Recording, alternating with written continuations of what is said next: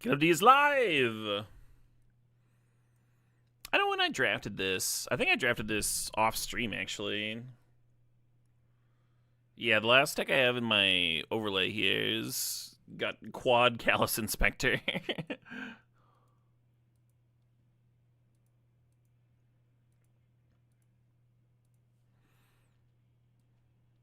I mean, I remember the main thing with this deck was wanting to fit that third Crashing Wave in. I've liked Crashing Wave a lot in multiples.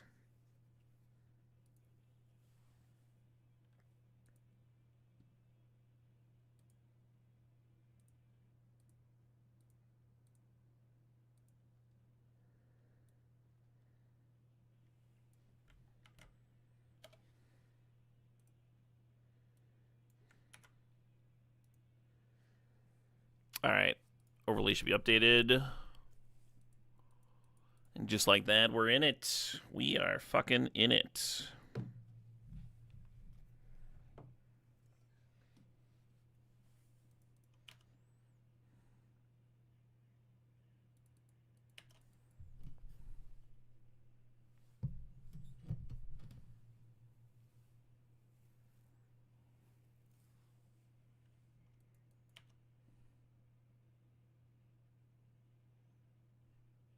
Sure.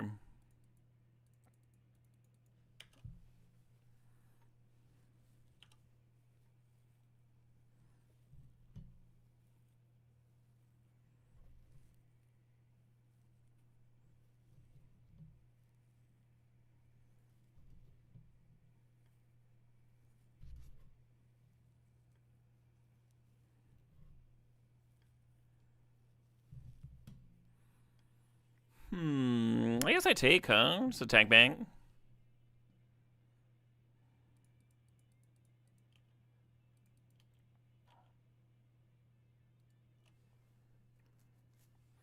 It's weird, but currently we lack a black source. I guess I'll keep it.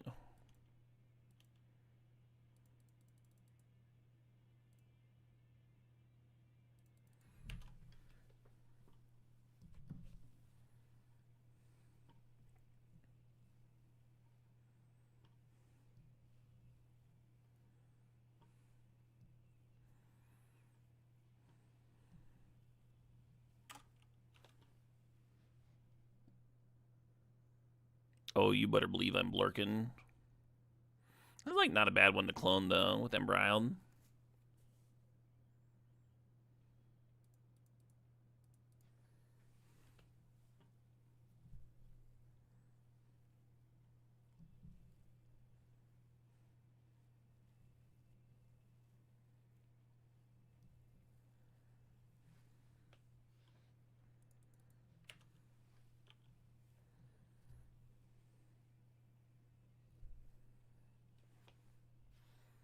Enthusiast into Warriors is kind of cool. Oh, they're Naya. Naya allies. Sure, sure.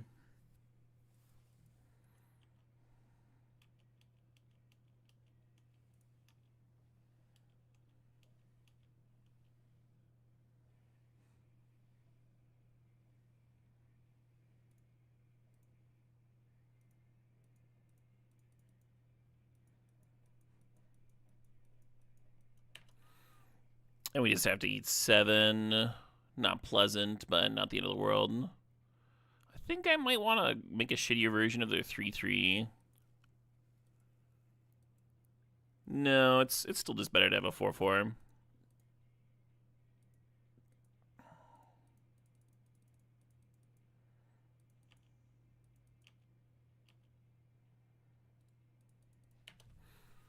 We'll make a couple giant serpents and hope that does something for me. Hey, good evening, Ultiman. How do I feel about the format? I've been having fun. I do wish my win rate was a little higher, but I'm sure I'll get there. Hey, sup, I am 3-3. Well whispered. Hey, your face, thanks for the sob, thanks for the 7 months there.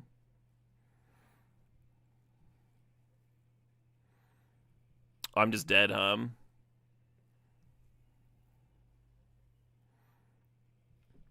Well, if I trade 4 4s, then I'm taking 12. from 13. As is not very alive, is it? That was a good ass play. We know we're drawing a serpent next turn, so there's no stabilizing there.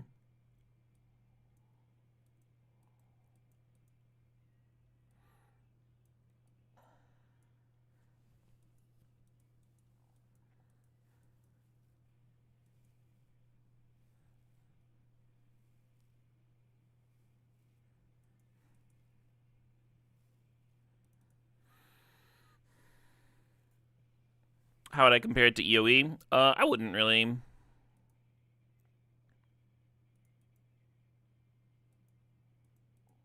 Yeah, no white mana of this opener, but it is a mono blue opener. And we got like Water Grasp into Tylene to make flash this in or clone Tylene.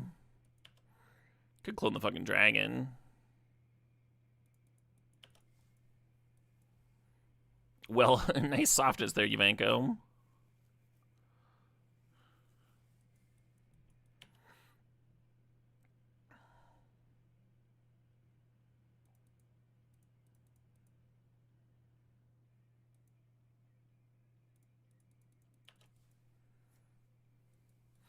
Oh, they could do this. Gain a life and scry because I tapped it. Sure.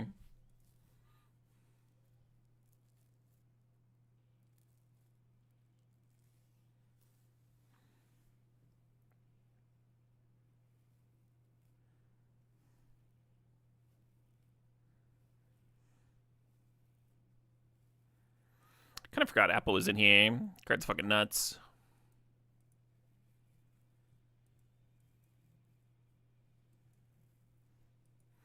Bison Ally.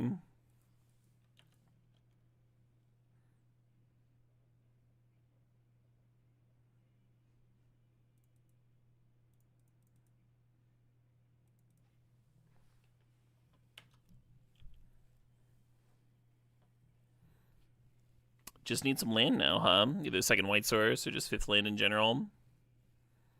Elite Troll says that 57 months of Magic goes by way too fast. 57 months deep? Hell yeah. Appreciate you, Troll.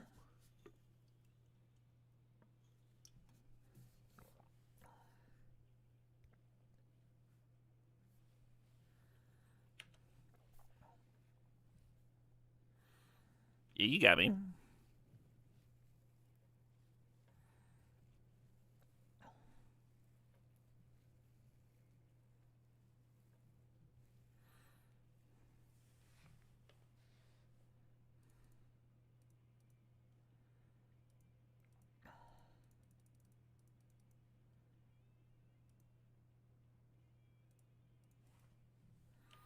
I don't know why people don't like this Ember Isle production thing. It seems nuts to me.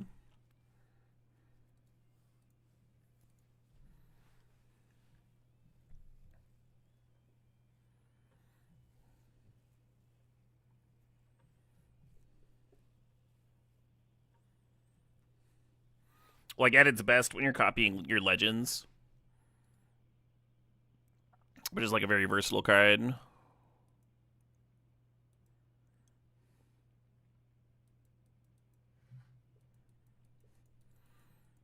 Man, I had such a good day yesterday. Yesterday and today. Saw a sick metal show. Had some extremely good Italian food for lunch.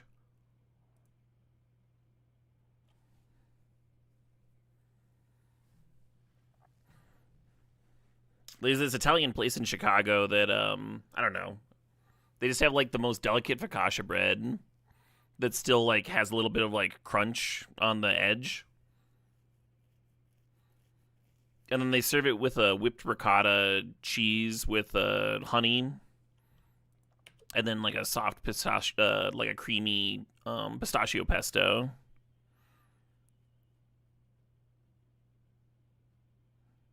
Anyway, point being, I had a dope lunch, and I'm excited about it.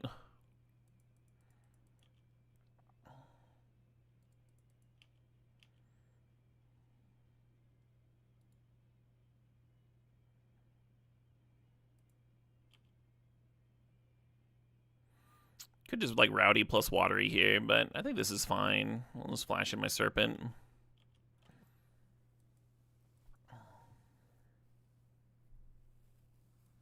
Cycle Renewal, you got it.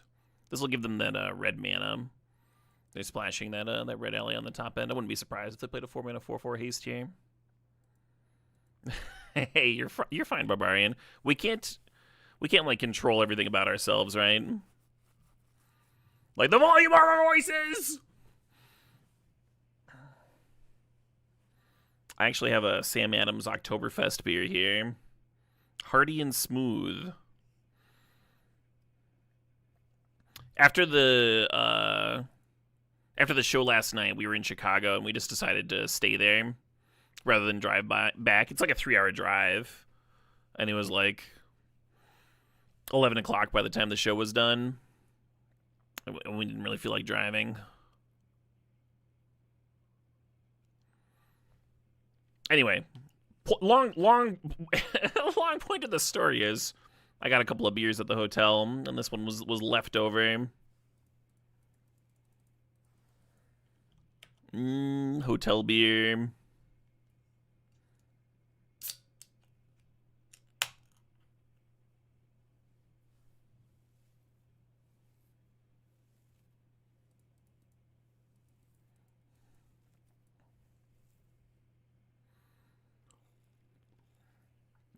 The venue was fun. If any of y'all ever want to go to a rock show in Chicago, Reggie's is pretty dope. Really good vibes. They've got a sloped floor, so like I don't feel like I'm like blocking the view for the short people if I like stand up front. It's kind of sweet. They just played double Origin of Metal Bending. Amazing. Amazing.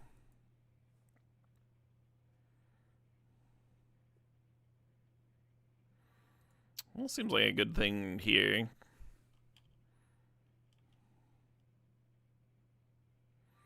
And then we can either Snowballers or hold up Appa. I kind of like holding up Appa.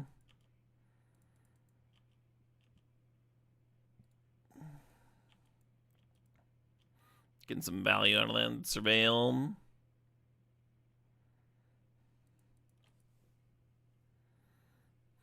And after the show, there was a guy just like waiting outside the exit of the show, handing out free flyers.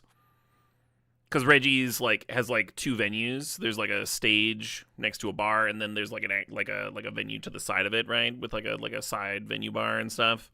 It's a smaller venue, but there's like two stages for live shows and whatnot. So after that, the metal show that we went to, there was a guy handing out coupons for $1 beers at the main bar. Tallboy PBRs. Can't turn down dollar beers, right? And they were still serving food at like fucking 10:50 p.m. I was so happy. I had a hot ass grilled cheese with bacon and tomato in the middle of the night. Loved that shit.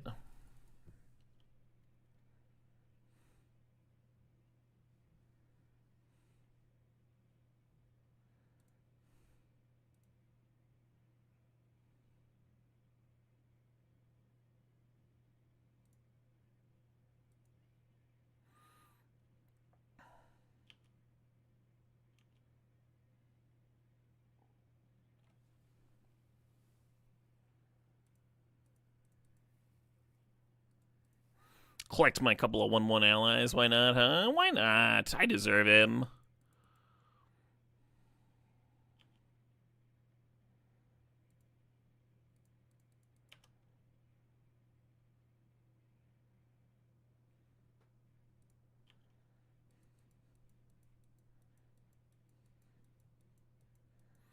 Yesterday, you also had a good day. You had a nice beard trim, hung out with some friends you hadn't seen in a year. Good days are good. Good days are the fucking best. I need a beard trim. I need a haircut, too. Blue Ribbon Hangover, been there, your friend? Yeah. The bar at the show has tea available as a mixer, and I was really looking forward to having like gin and iced tea all night, but they were out of it. So I had a couple 3-1-2s and some gin and Sprites.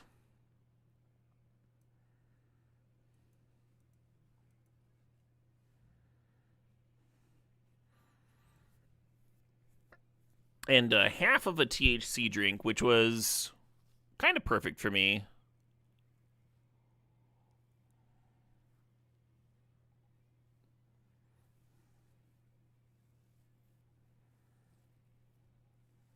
Do we just eat 5?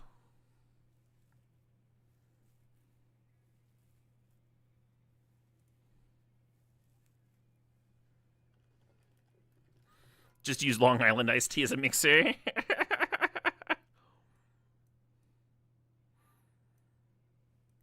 The most drunk I've ever been in my life, well, one of the times, involved crazy deals on Long Island iced tea.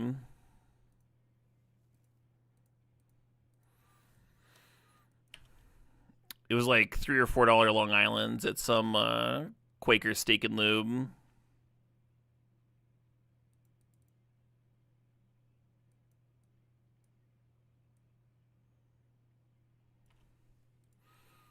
And I remember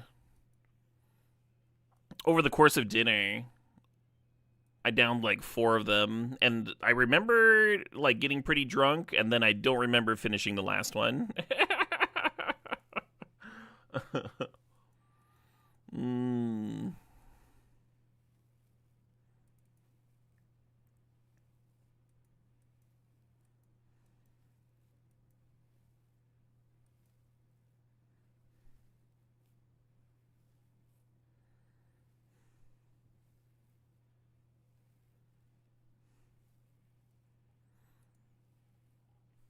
I'm gonna keep this hand. It's very sketch, only like having no blue sources, but the curve of reversal in the eagle is really good, actually.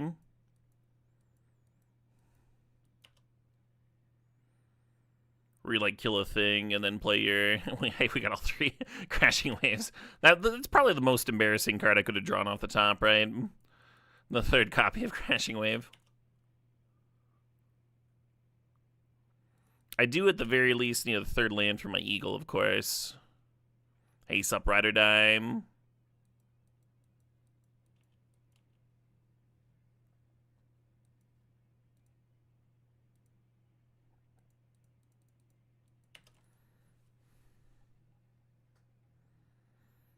Interesting cannot win. I'm glad your gambit paid off. All right, island off the top. Let's go. Fuck. What was I thinking? Keeping a 2-lander on the draw. What's wrong with me?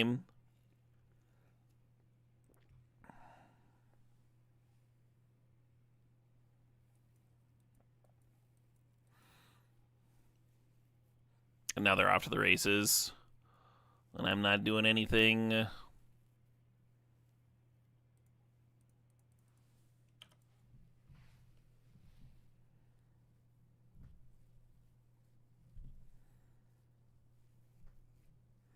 Yeah, I was thinking turn 2 removal spell into turn 3 Raven Eagle would be solid.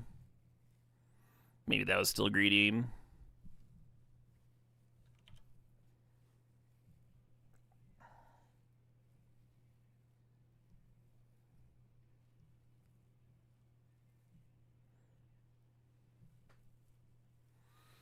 Seismic found a Kyoshi Warriors. Oh, another one of those. Kind of a big deal because even if I have my 3rd land, like snowballers and stuff can't really deal with a 3/3.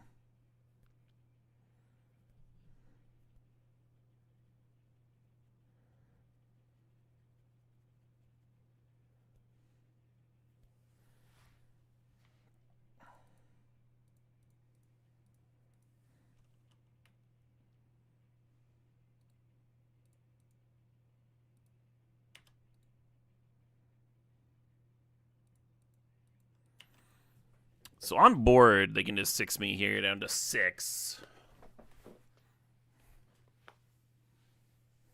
Oh, the 7ing me, shame.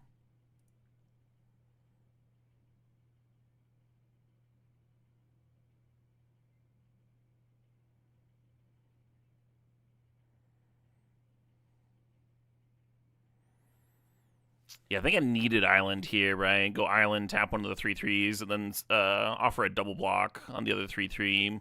They kill one creature. I take 3, go to 2.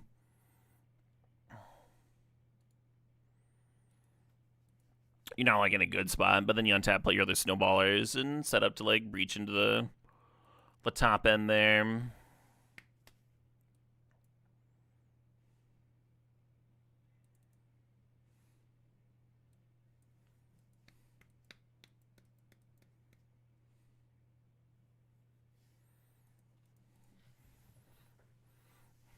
Certainly a greedy keep, but like on the draw with 11 blue sources in the deck, I thought there was a solid chance it would work out.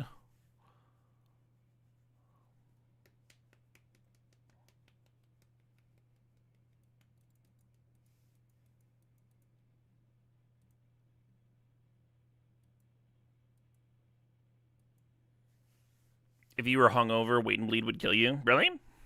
I used to know the drum part to that one.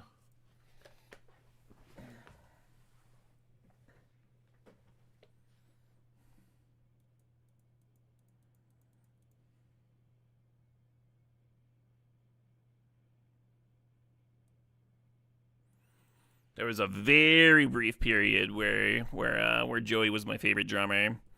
I think it was only like a year or so.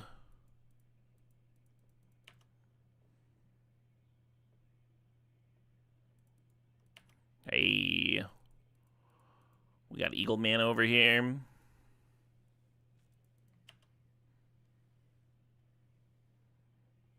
We could downgrade their Mana Dork.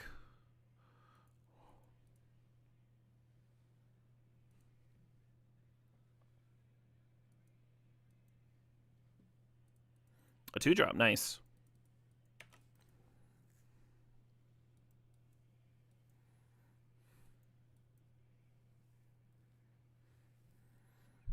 You went to an all-you-can-drink event yesterday? Oh, wild.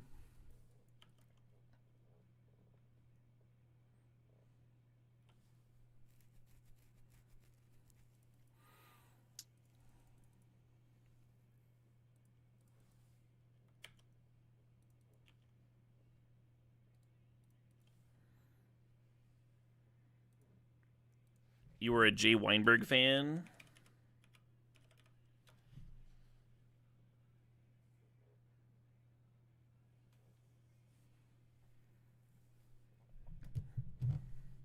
Oh, yeah, there's Slipknot drummer.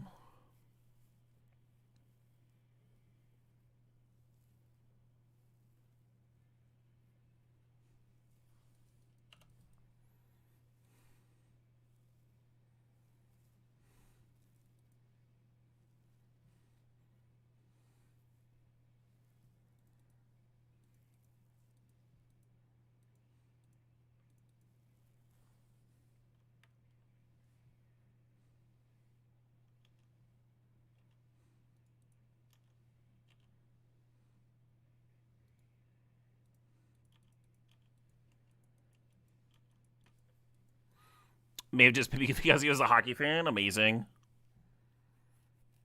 Yeah, Chris Adler was my favorite drummer for a very long time. Maybe like a decade in there.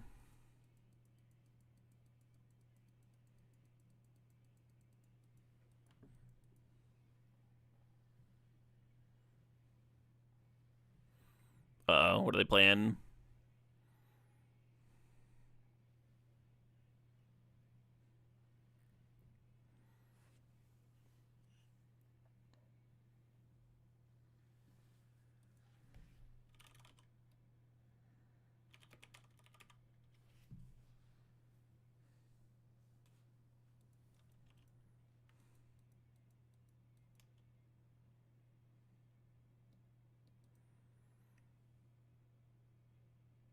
Wait, they have 8 mana?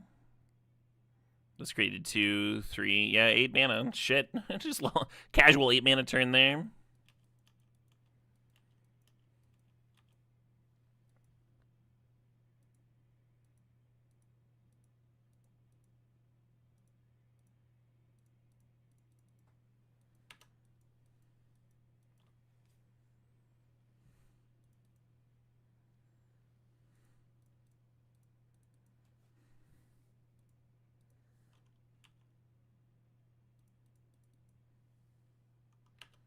Ooh, the other Airbender's reversal. If we draw a land next turn, we can play high buy and then also reversal something.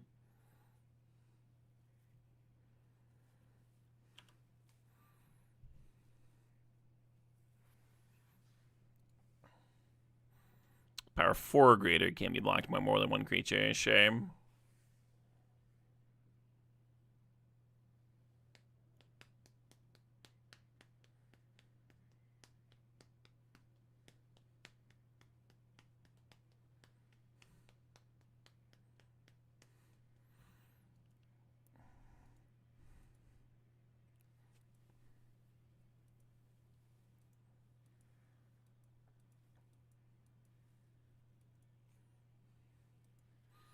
Speaking of Chris Adler,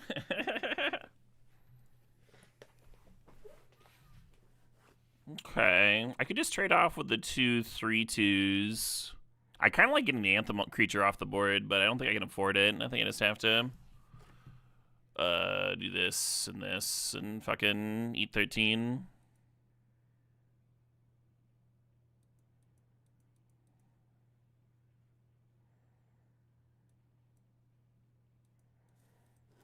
Oh, I shouldn't have played this land.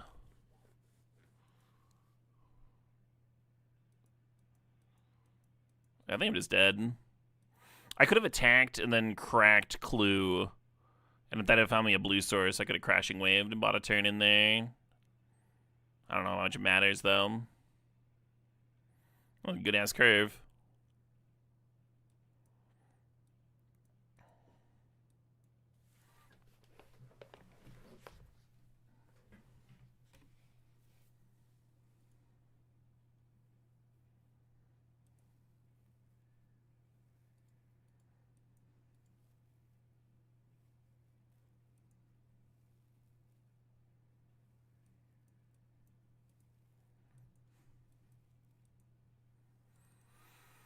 All right, let's try this again.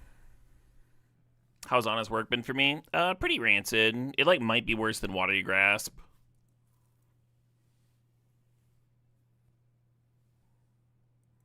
Hey, good evening, Dobbs. Everybody, all the folks tuning in.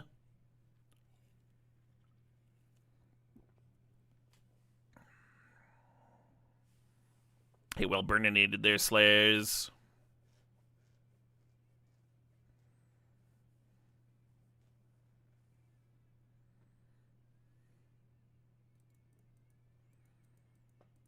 Lost Days hitting lands has been nutty for you. Yeah, it's pretty good, I've liked Lost Days a lot overall. I just wanted something that was like a little bit more efficient against my hard aggro opponent.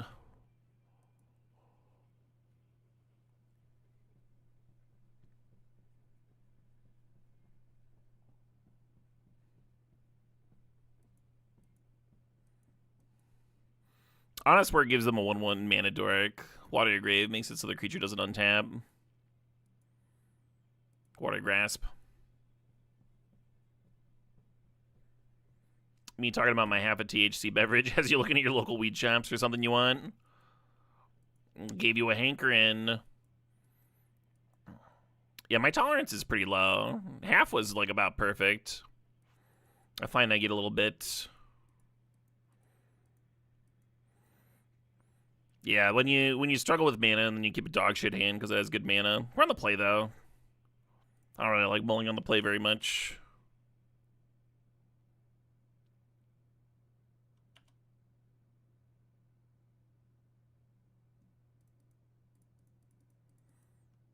Yeah, I got one of those paranoid brains that does paranoia stuff if I have too much. So it's good to take it easy.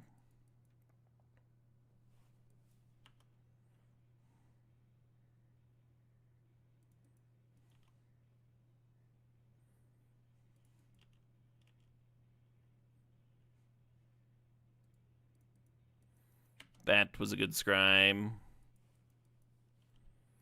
Like killing my thing? Sure.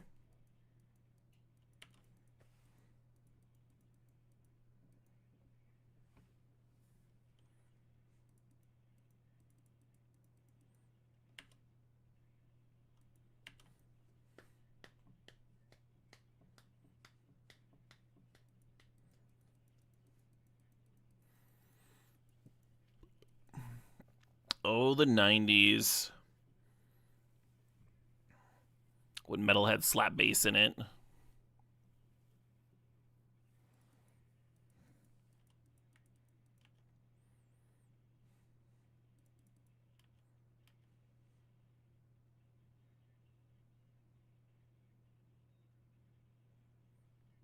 Fucking rude, eh?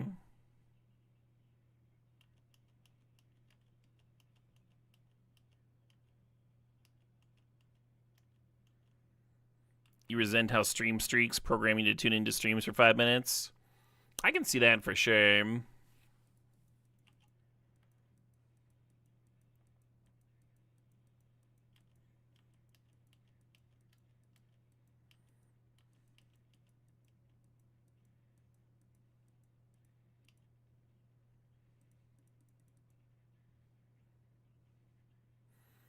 The submerge a creature, get a clue would have been a lot better in this game. But they're also like curving out with removal spells instead of creatures, which is very different from how last game went.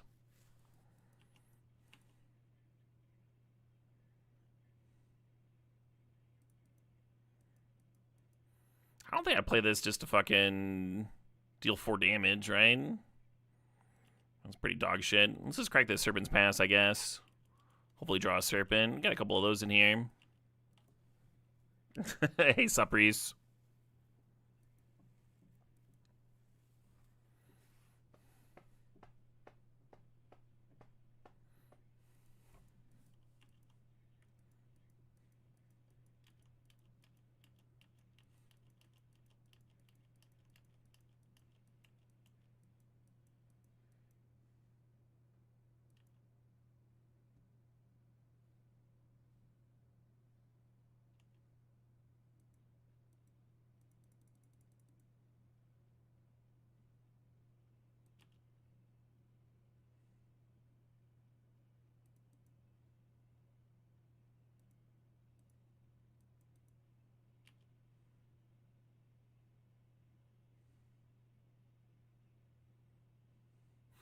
Oh man, I had a really rewarding conversation with a fellow metalhead last night about Children of Bodom.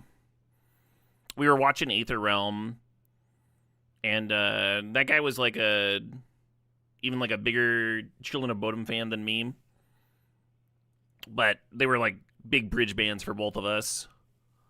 And we were pointing out, oh man, some hexproof nonsense. God damn it. Like the Children of Bodom inspirations in Aether Realm. Some of the scream singing, some of the chords, that sort of thing. It was just very rewarding that somebody else heard it and noticed it.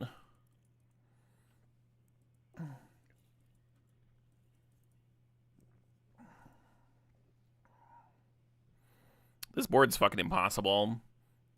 We got the Earth Kingdom preventing Airbender's reversal from answering this guy, and then this guy is just going to play ally spells from the top of the library every turn. The only way we can come back here is if we somehow get a board presence and then like chain some crashing waves together, but right now we have fuck all, right? Because they spent their first few turns playing removal spells.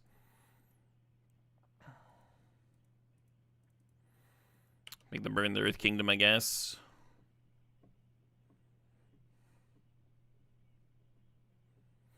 If we had 4 power, we could go in front, force them to crack, and then respond with the removal spell.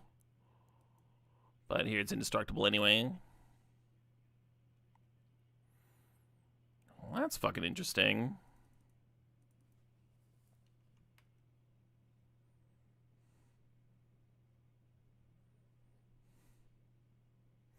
Yeah, we don't have a lot to stack in this deck, but we also don't have like a lot of like win cons or beef or whatever. And now we have a 5/5, right? It's not nothing.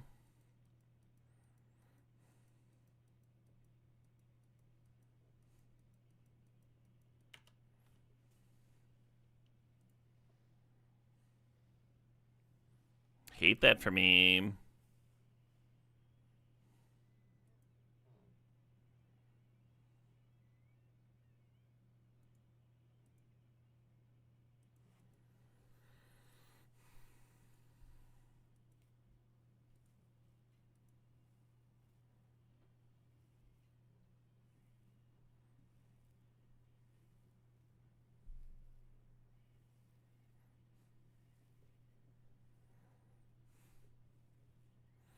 They need a lot of value, right? And they got this, the Master Trigger, which found reinforcements. God damn it. It's just like a pile of more allies, and they're gonna get a draw card off that. I take 11, drop to 8.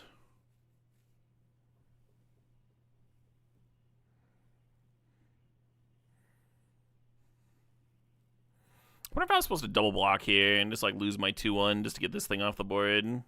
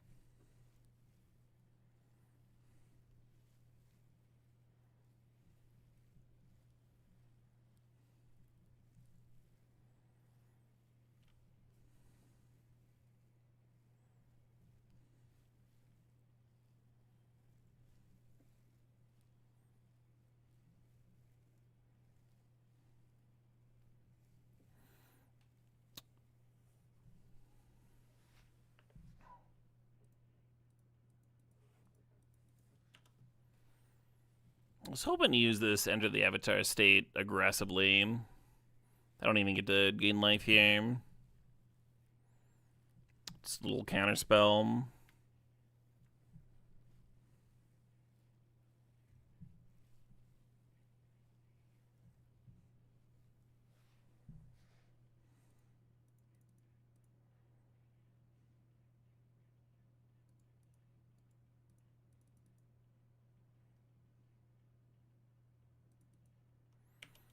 I think I am dead.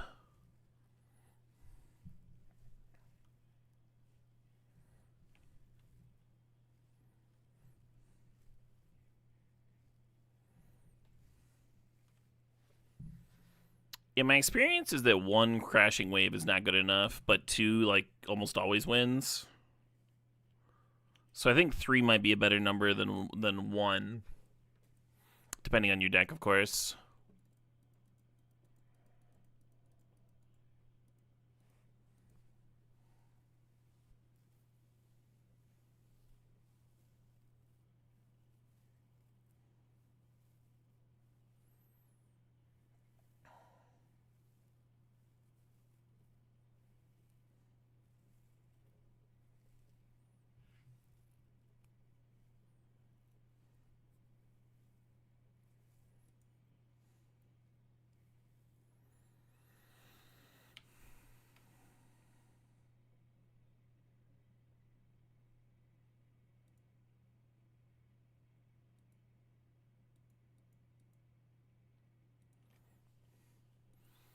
We kill a 2-1, they get another 2-1. They draw a card, sure.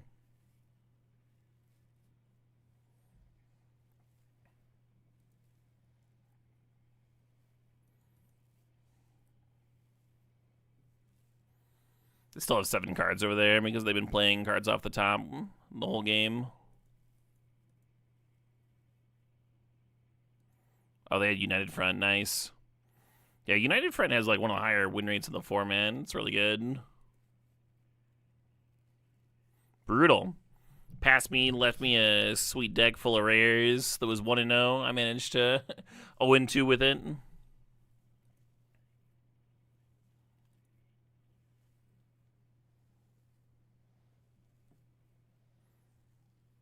The deck's ridiculous, I guess. We met him in the 1-1 bracket, so.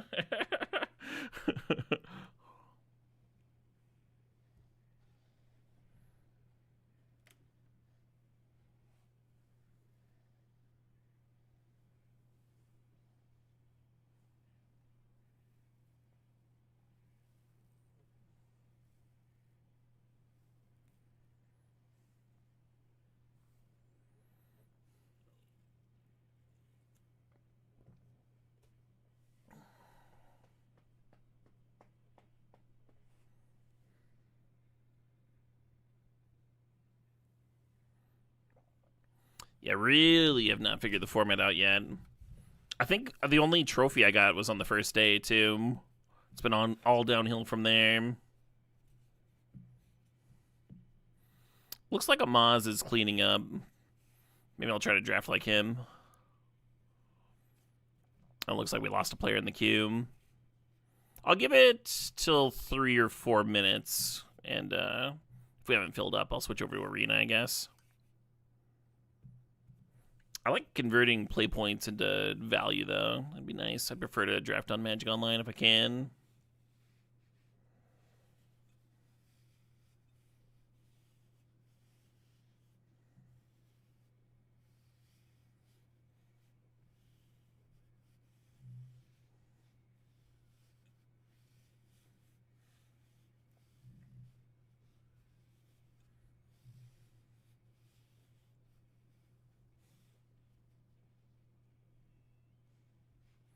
He does, Generico, yeah.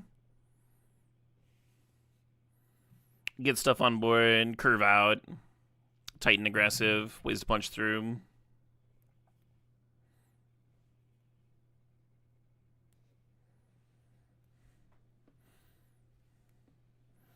I've been thinking that the 1-drop red creature that has fire breathing is something that I should be picking more aggressively. It's looked really good for a lot of my opponents.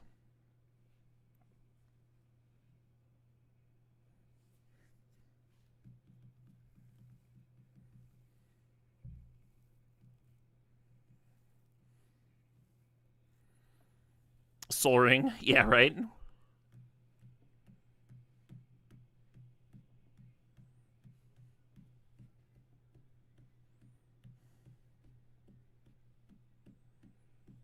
There's some good lanes. Yeah.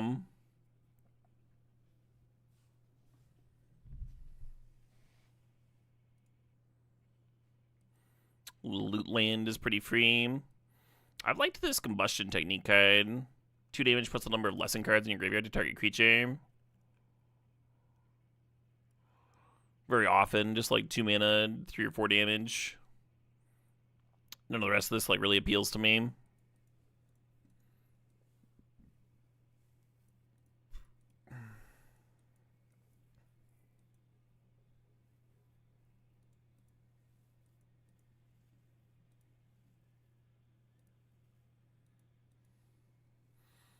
Oh, wow.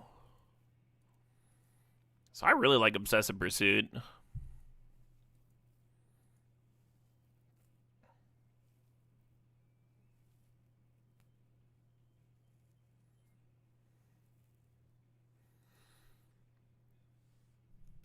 But the Bold Boomeranger sure fits with my combustion technique pick,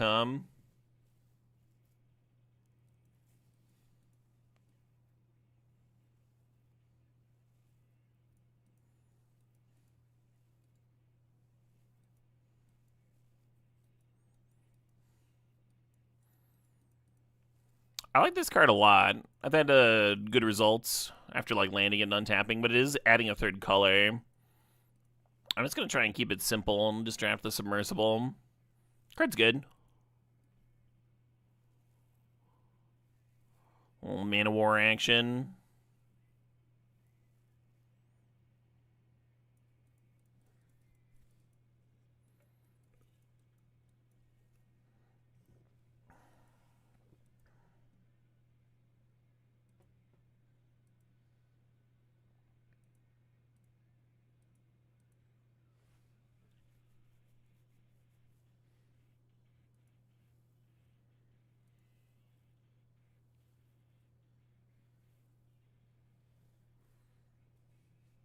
Hell yeah, GNS. Glad you're having a good one.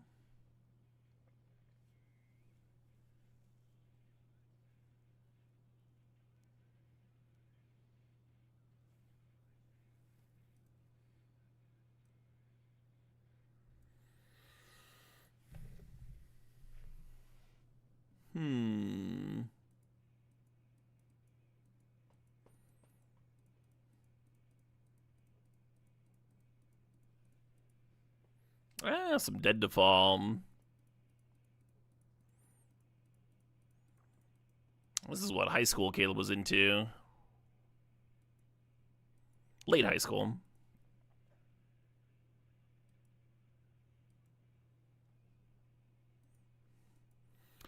I'm thinking about that Boomy Bash. Nice removal spell. It's not a lesson for the Boomeranger, but maybe that doesn't matter. The Borcupine has been pretty impressive too. Like, I could see either of these being solid. We did see a Boomy Bash earlier. It being 4 mana in sorcery means that it's like not the hardest to grab. I'll grab Borcupine.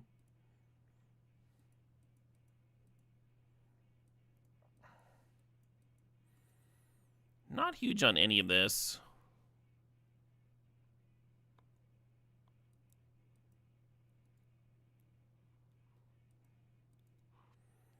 I guess Twin Blades is an artifact. I haven't really played this card much.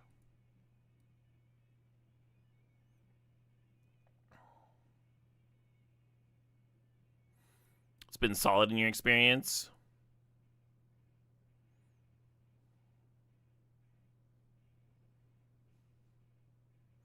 I mean, it's got flash, right?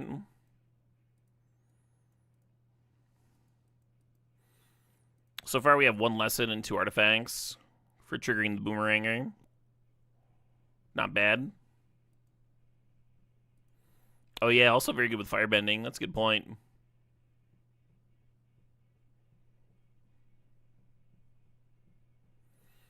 Looking at the Cunning Maneuver and the Giant Koi.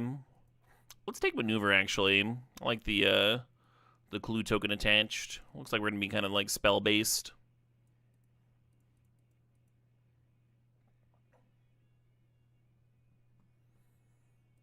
So I like that the Quench is a lesson for a combustion technique.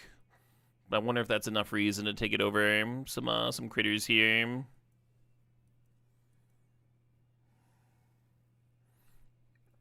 Yeah, let's get some 2-drop action.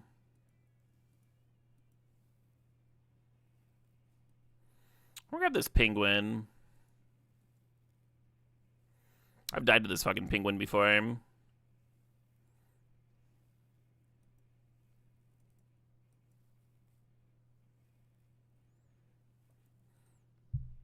Quench is like a 60% win rate. Quench is good. I like Quench. I've had decks with like 3 of them and stuff.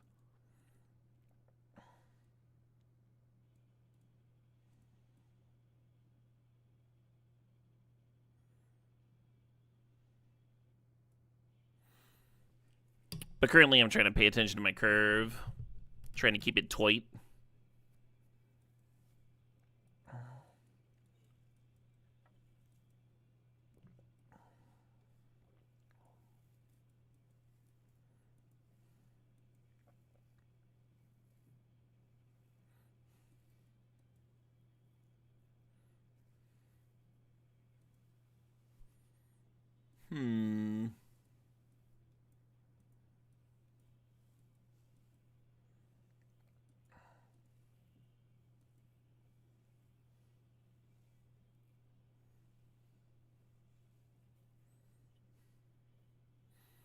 Waiting for next booster pack.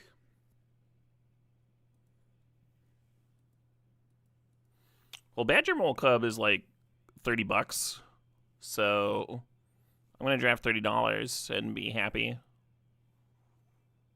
Cool. Note to self: sell Badger Mole Cub. Free draft. Draft was already free. Well, then $30 in the old pocket right there. Food for the day.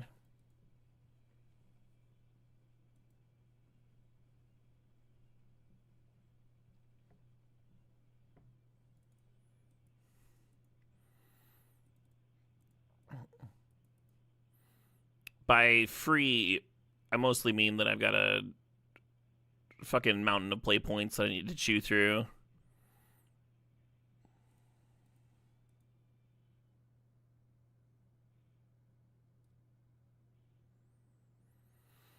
Kind of a gross little pack, huh? Let's grab a Lost Days.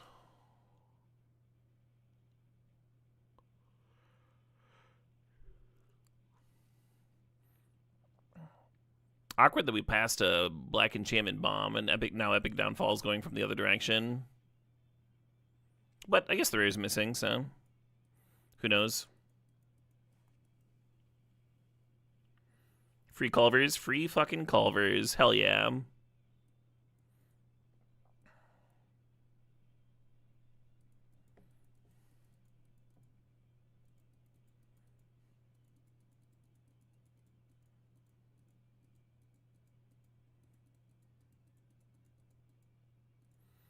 Another combustion technique. Nice.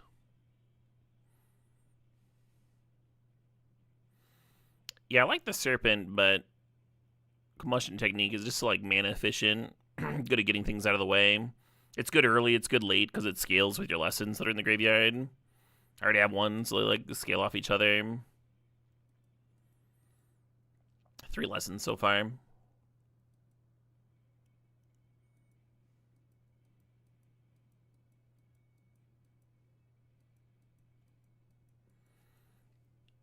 Go bots are buying regulars at 52. Oh shit! A lot's happened in the last 2 days. A lot of moving and shaking in the last 2 days. Hell yeah.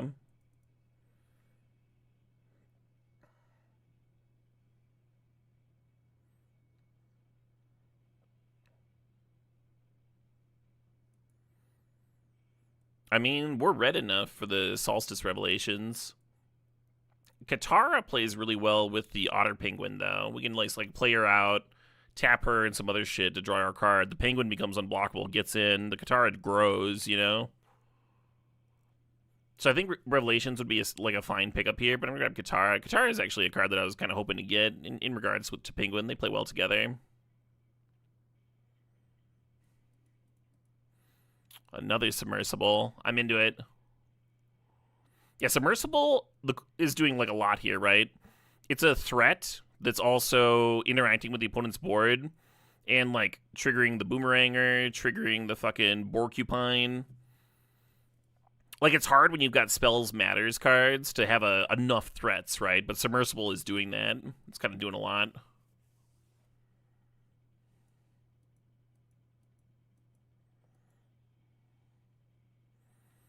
Yeah, I'll grab an Octopus Form, sure.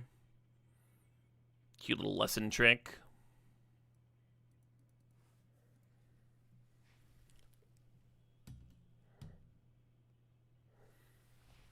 I like a second Borcupine.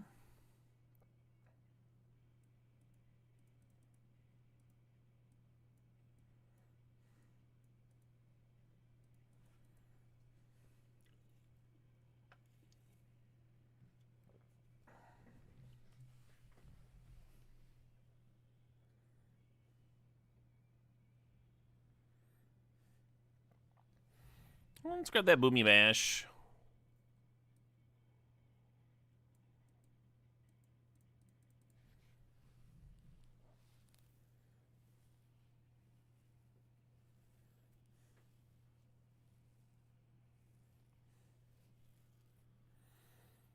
It's nice to have like cards like Boomy Bash and Lost Days. Like, obviously in blue-red, you're not going to have just like a hard removal that just answers giant green creatures, but having like some ways to manage them.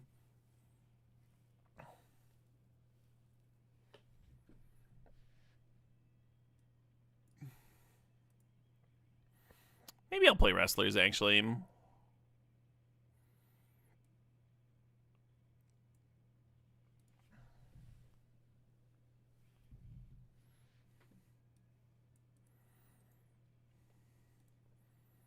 What's the math on Cunning Maneuver on Otter Penguin?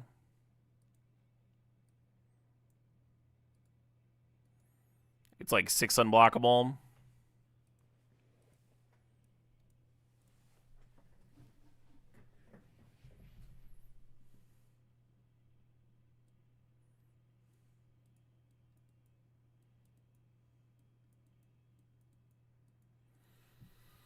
So 2 options for us here, the Fire Sages and the Firebending Student. I think I'm going to defer to 17 lands here. I like that Fire Sage has its own mana sink.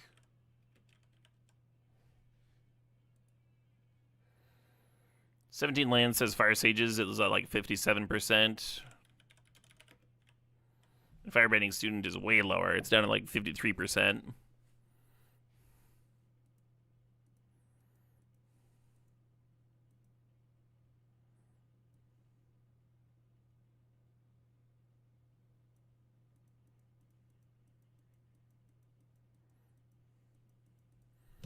There's a lot of sick cards here.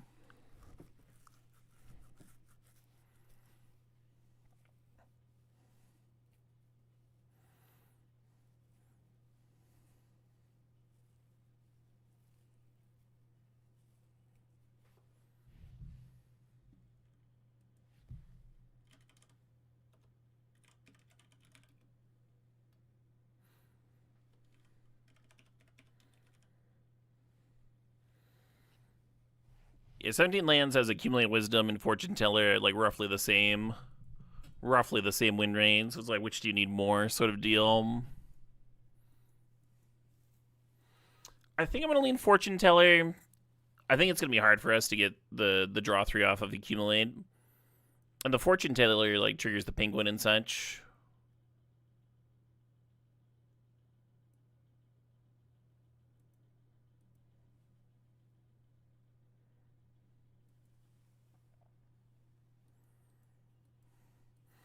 Fortune Teller, nice with Submersible too, right? Yeah, really good with waterbending. We have like Katara here. We're having multiple permanents for her is really nice.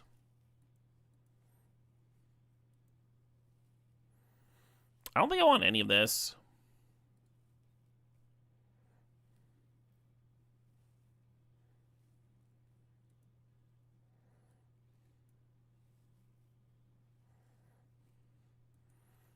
White looking stupid open impact 3, of course. Knowledge Seeker.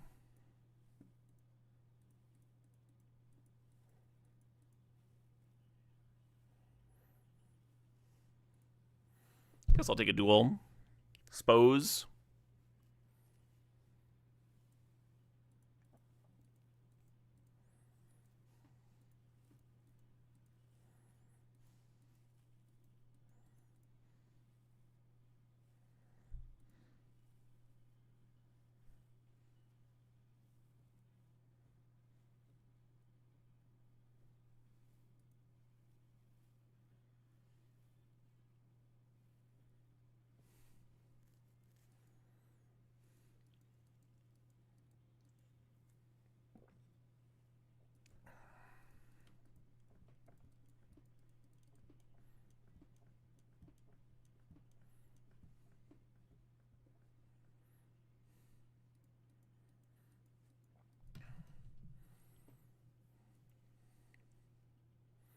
I guess I'll take the Raider. The issue with Watery Grasp is it's so expensive to get a creature out of the way, and then, like, I think we want efficient things to get the opposing creatures out of the way. Like, I think it's worse than Lost Days in this deck, where I have 2 Lost Days.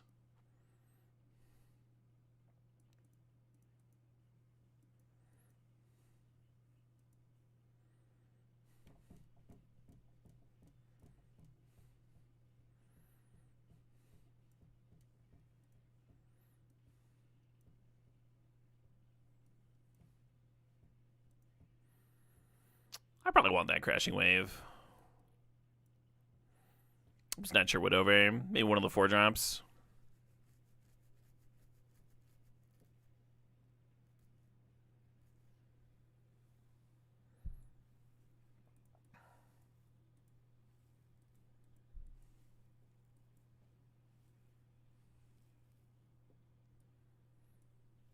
No thought for the War Fan.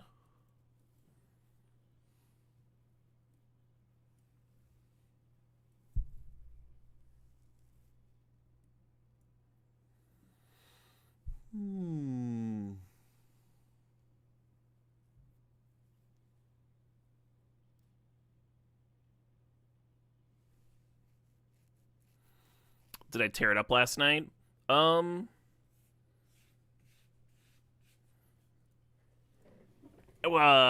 went to a metal show, saw 4 bands, had some drinks, did a lot of headbanging, no moshing.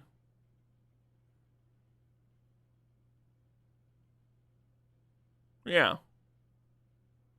I don't know if tear it up is the word I would use, but it was a good night. It was a great fucking night. The openers were great too. Yeah, everyone just like put on a good show and really like high energy stuff. The very first opener came out and there was like a crowd of like 10, 15 people, and they were still acting like the place was packed, which is like, you know, the way to do it, right? I think what was the line?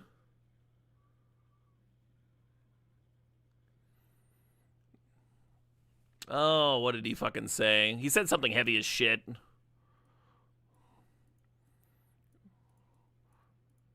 Like, Chicago, your pound of flesh is due, and now the price will be paid or something. They're trying to get like the 15 of us standing there groggy-eyed to fucking mosh and stuff. Like, not happening, friends. Sorry. Excellent show, though. Oh, fun cheeseburger.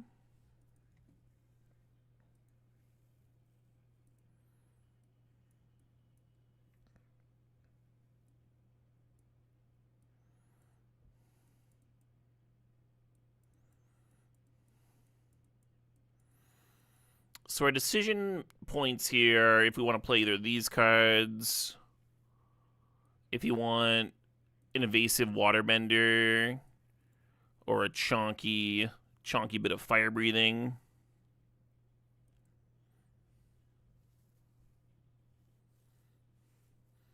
I think I'm going to lean Cavalry just because he's like a solid blocker and attacker, whereas Leaper is like only really attacking. The loot on Leaper is good with the Penguin, though. That could be good. Yeah, maybe leaning on the Porcupines for our fat makes more sense. We have a lot of like clues and stuff to crack, though. I don't know if we're going to be waterbending this.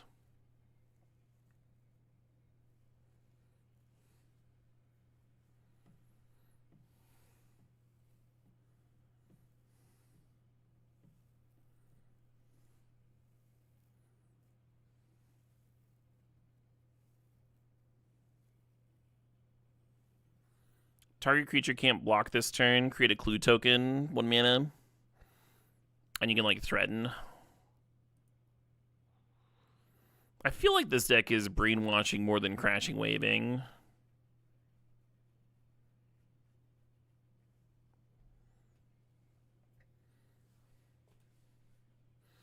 When I go to shows, do I wear ear protection? I do. I keep my ear ear protection in my battle vest, so I never fucking forget it, actually. And that's worked out really well for me.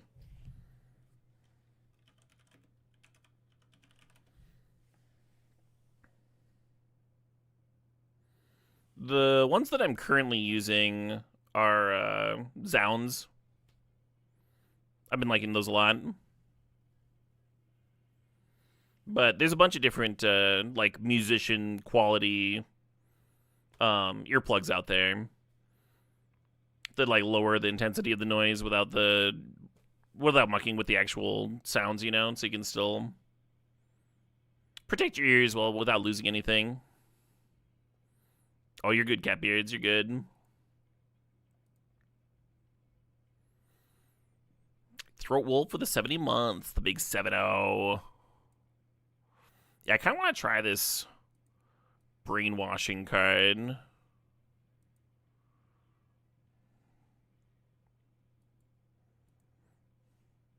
But then I gotta cut something. Maybe this Raider.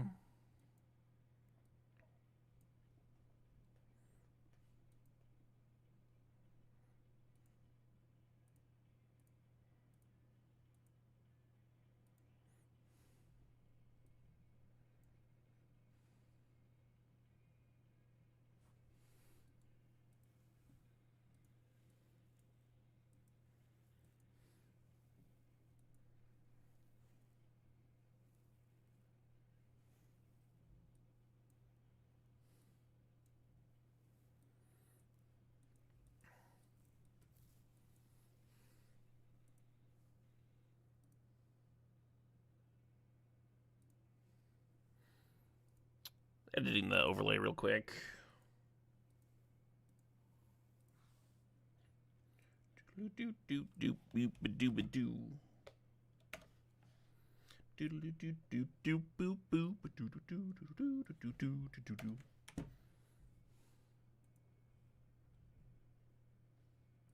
This is the track they had in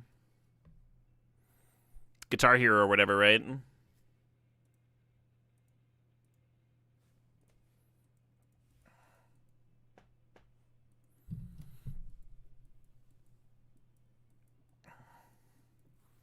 Alright, let's see if this fucking otter penguin does anything for me.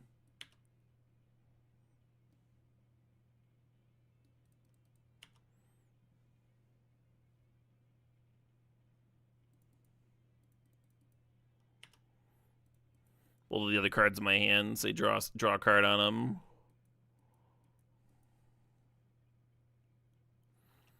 Guitar Hero 2. That's the one I played the fucking Ever Loving out of.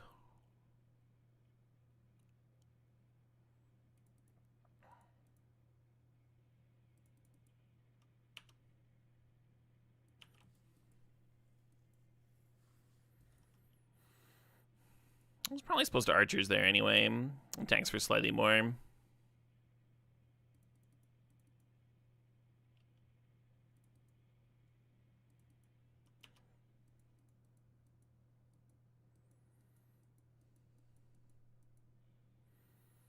Mono black removal over there. Oh, I'm missing land drops though, huh? I'm missing land drops. This track fucking takes me back.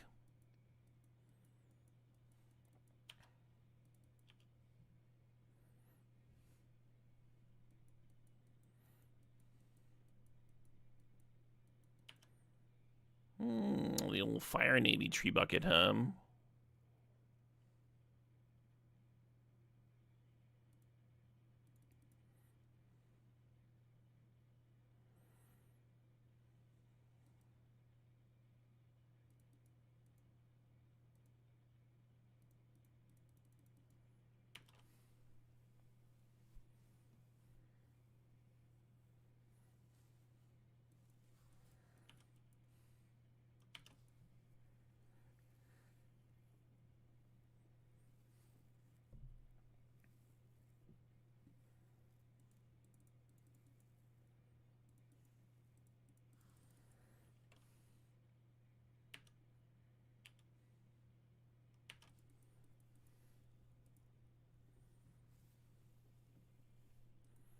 Opponent still has 3 cards in hand.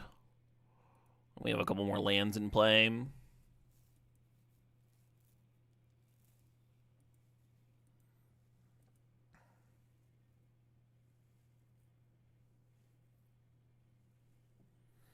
Have I had good support from YouTube chat? A little bit.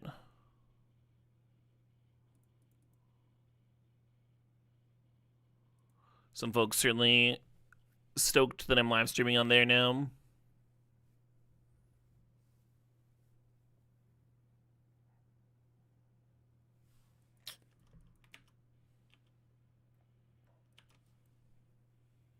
Gil talking to ghosts again? Yeah.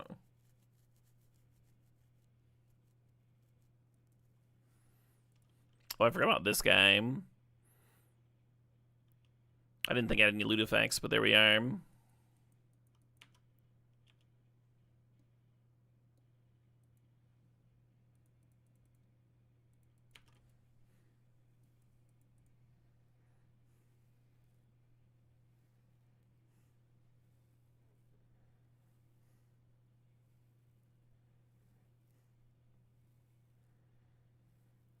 Yeah, I kind of regret not waiting a turn on the boomerang aim.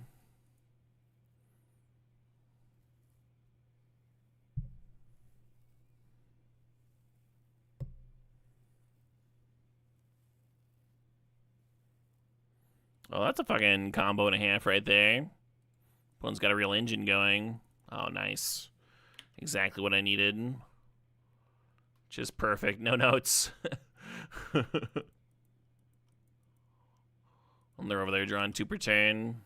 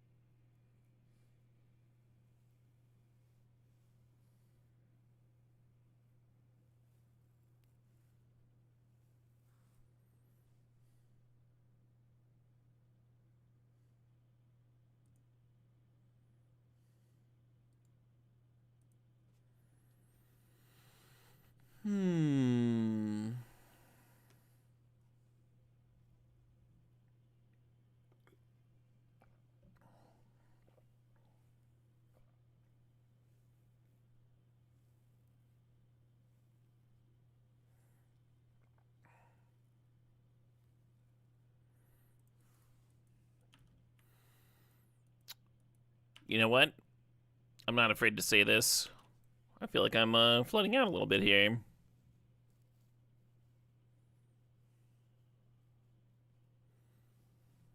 Six lands and 14 spells left in the deck.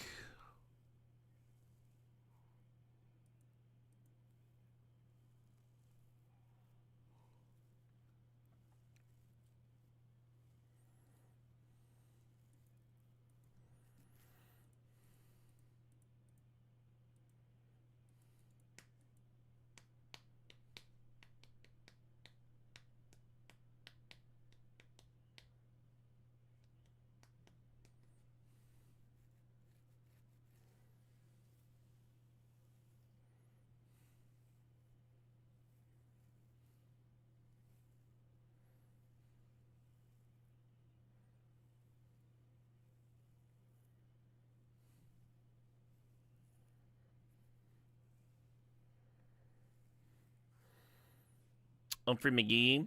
Isn't that... Oh my god. They'll make games. Like Humphrey McGee's Alice.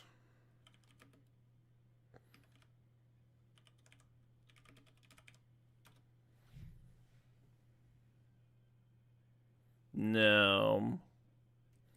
Who made Alice Madness Returns?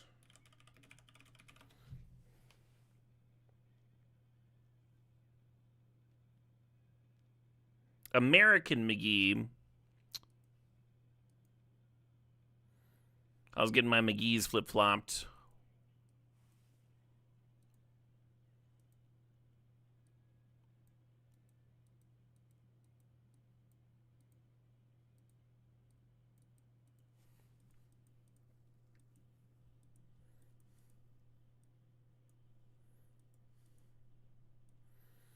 I mean, a cunning maneuver would have been real nice.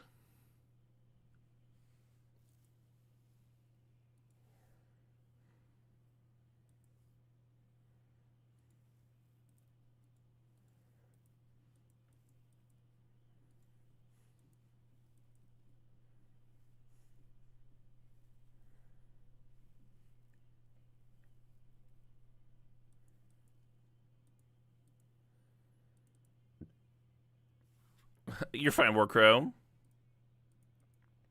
How's it going?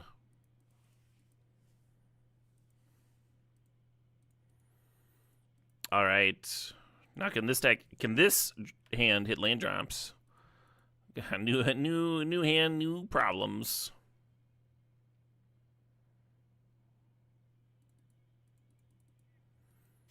Oh shit, what up? Hey, Roto Bagel. Say the line, Bart.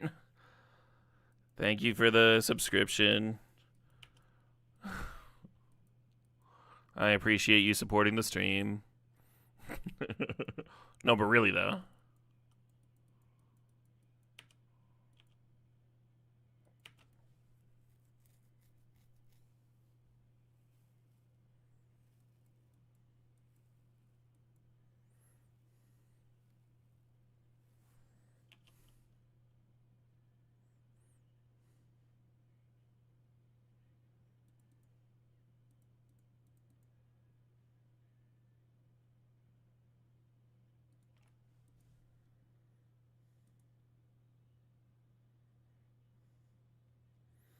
Kind of don't want to discard anything, but I'll do this one, I guess.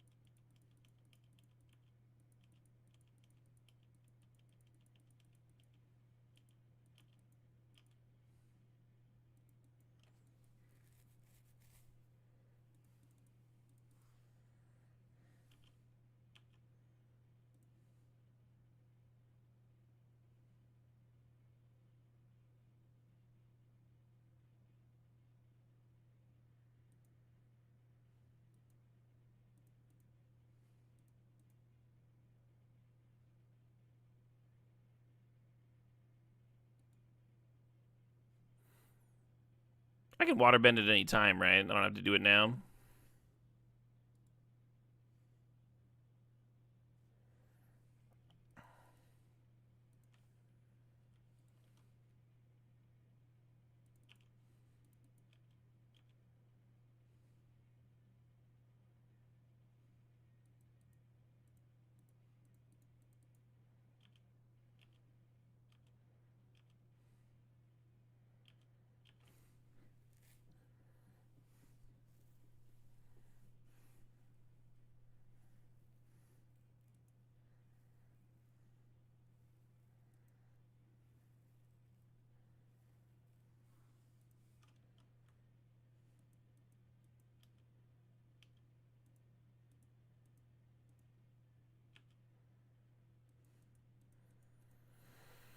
I'm pretty sure that's my only loot effect. I'll play the land out, I guess.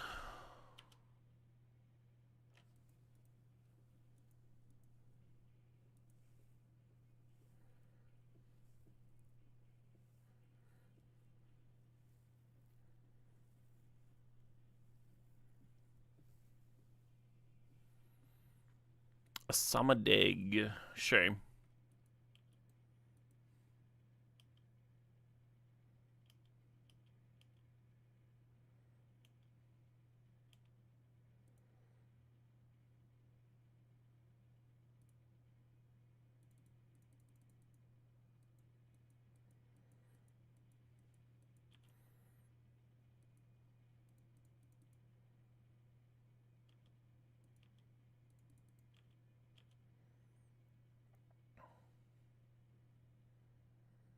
If we'd known we were going to draw the wrestlers, we would have been this so they couldn't get their double chump on, of course. But I didn't want them attacking me with the 2-2 and gaining life and stuff. How quickly are drafts firing on Moto? Medium. I think it took us like 3 minutes to fire this one.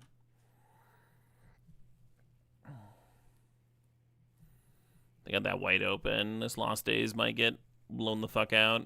Maybe I'll just offer a trade, Just Serval here.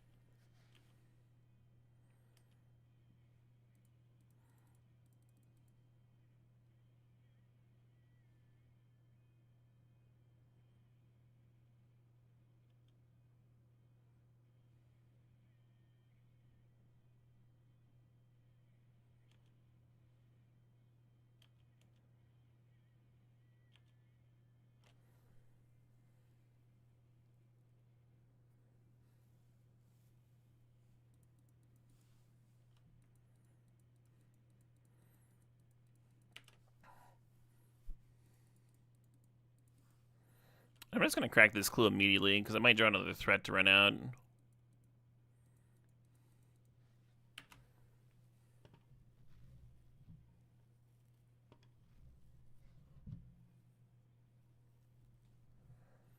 Sure.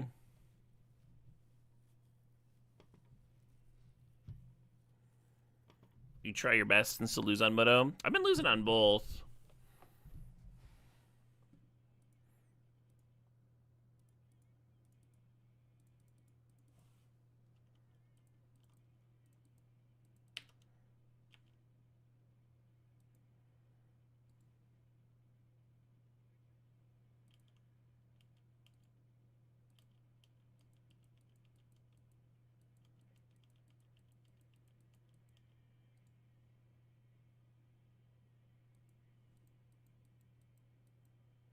Sure.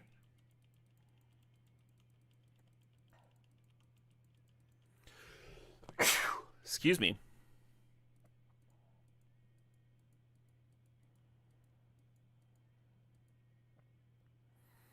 So if I kill the merchant, serve in, get 2 pumps here.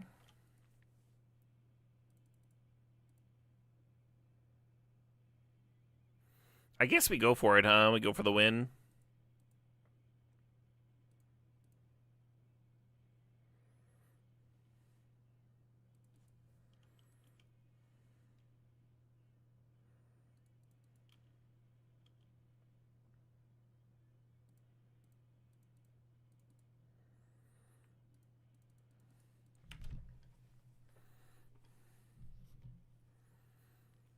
Hell yeah.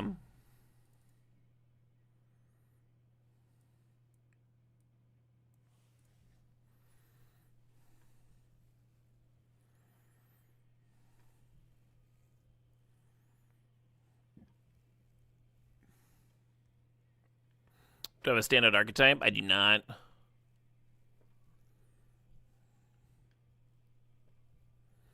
So far, I have only trophied with 4-color allies, and I've had a lot of decks that I thought looked quite good not get there.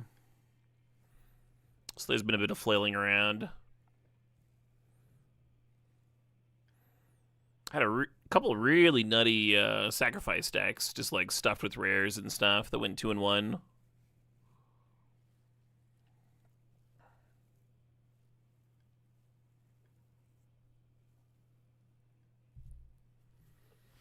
I think I'm gonna play a lizard over a mountain. Basically the same kind.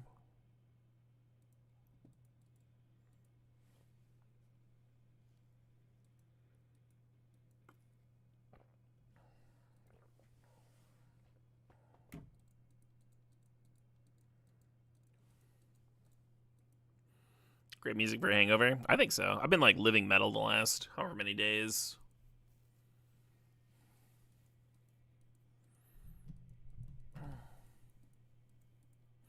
No 2-drop here, but Submersible is your first play is pretty solid. We have Combustion Technique too. Do need to hit our third land, of course. Yeah, I haven't drafted United Front yet. The card looks nuts.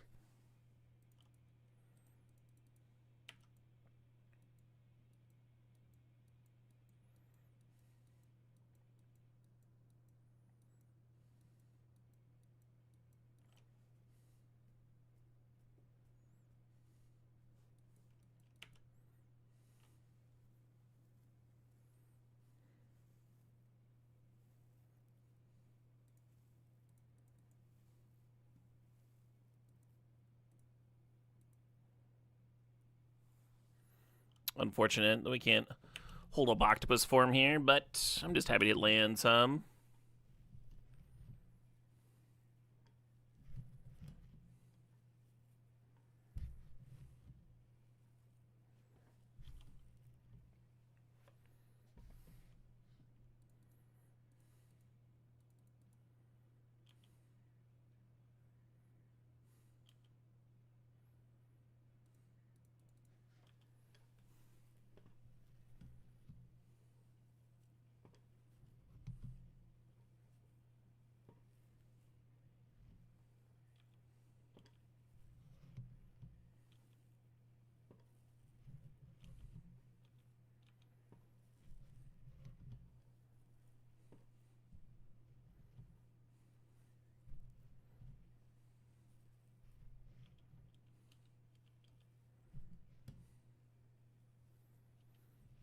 Could try to trade Soka for the pirate here.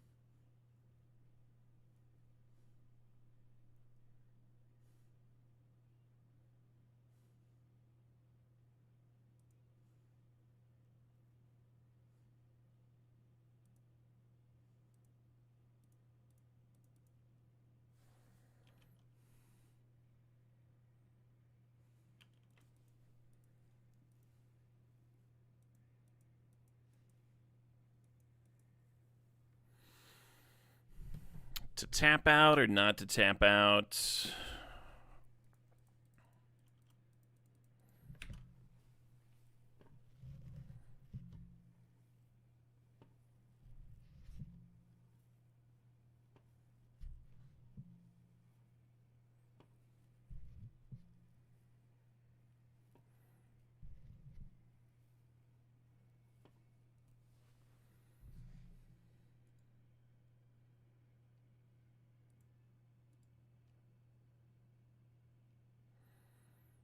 Sure.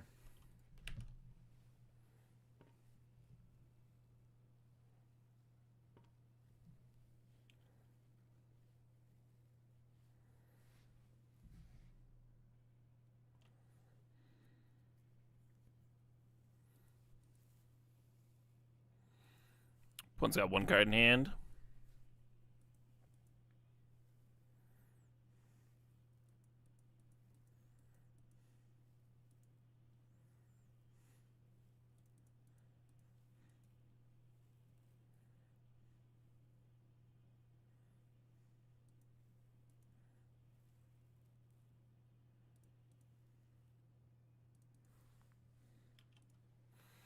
Kind of hate cracking the clue because it's going to make it harder to draw cards with guitar later. But I did get the extra 2 damage off my bird there. And that's something.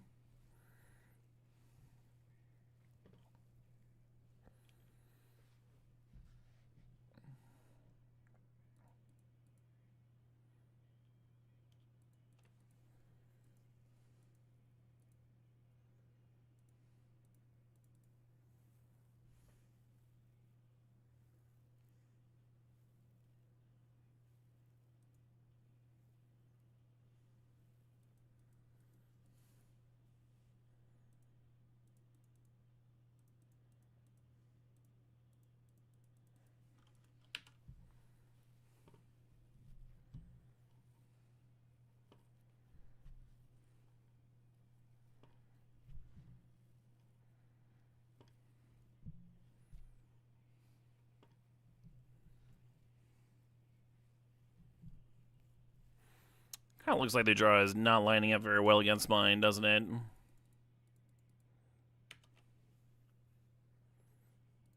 I see Stone. Thanks for the sob. The 106 months. Time flies when you're having fun. That'd do, huh? That'd do. Speaking of time flying, this is day 200. 200 to 365. That's pretty sick.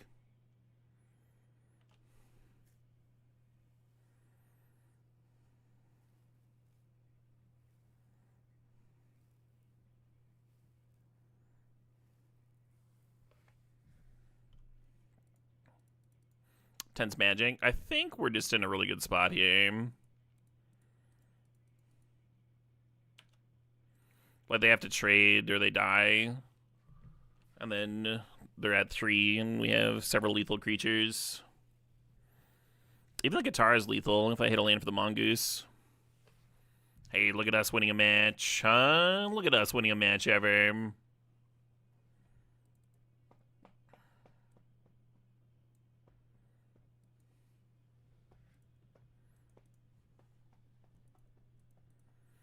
Sure.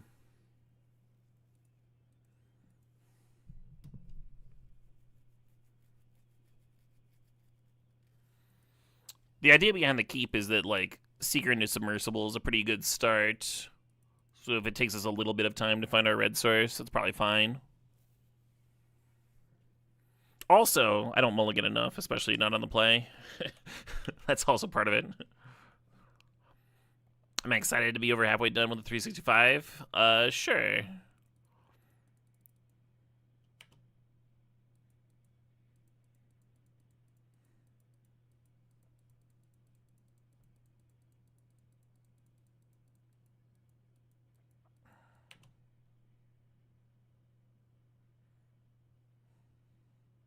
Fuck. Well, this is kind of a worst case scenario. Just straight up don't hit any kind of third land.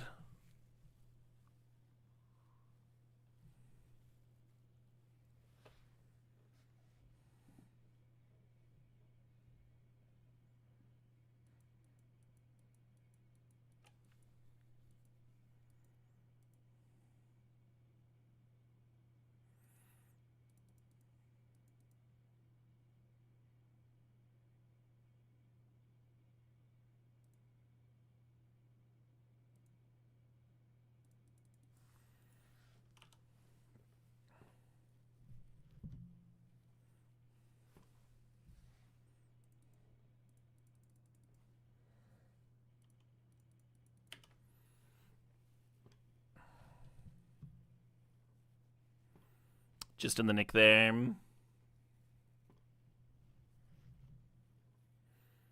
Next turn, I think I like playing the archers. If I whiff on my land again.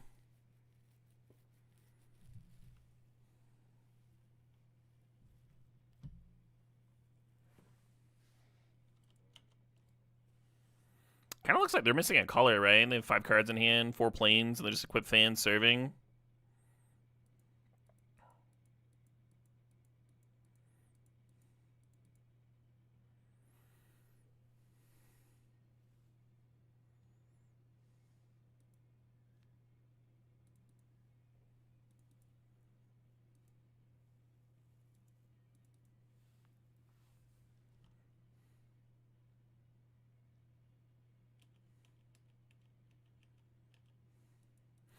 We can waterbend up the submersible here. Have ourselves a nice little 3/3. Hey, there's their second color.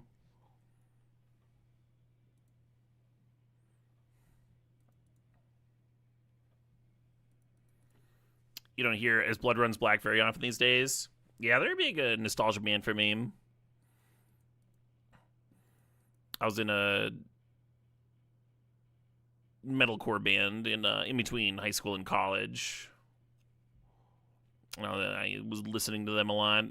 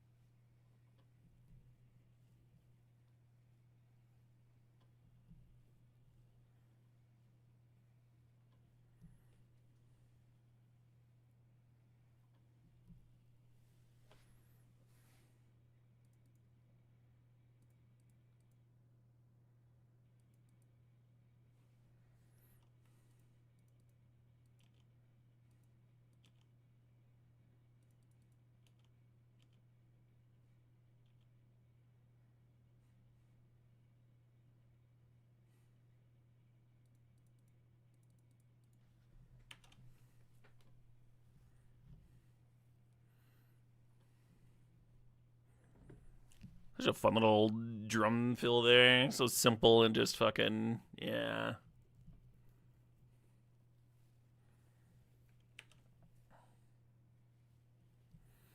I'm not fucking dead, am I? Explains why they didn't want to triple block my my shit there. So they can 12 me to 5. Guitar is so nuts. What a nuts fucking magic card. I don't have a lesson in my graveyard, so I just have to do this.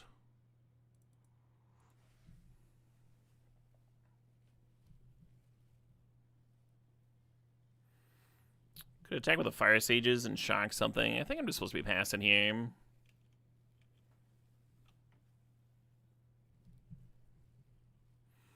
The fan's randomly good because you can tap the fan. Oh, the fan in like a waterbending deck. I can see that. I can see that being solid. Just it being 2 permanents. Alright, alright. I buy that reasoning for sure.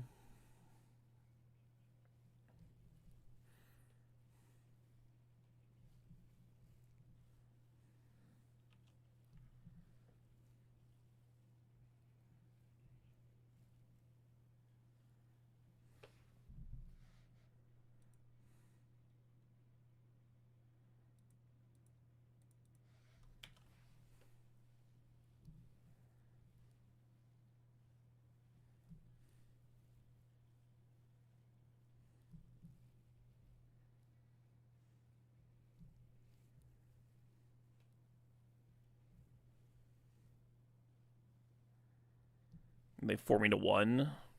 Don't love that. I need an untapped land here to survive, I think. Or actually, that wouldn't even do it, right? Even if I played Wrestlers and Combustion Technique, I'd still be dead. Oh, and this one stays tapped, yeah. Well murdered. That was such a fucking brutal Katara turn, right? I just died to someone once.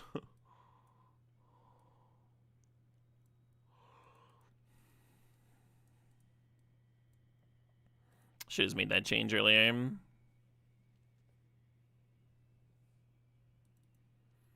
No pyroclasms chilling in the sideboard. Brainwashing is probably real bad, though,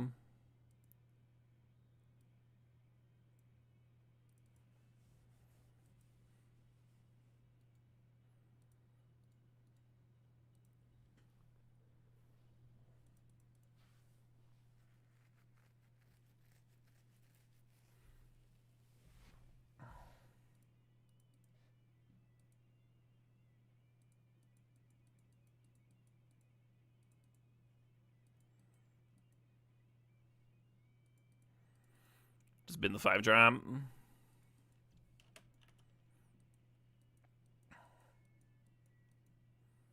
Certainly a hand with some nice cohesion,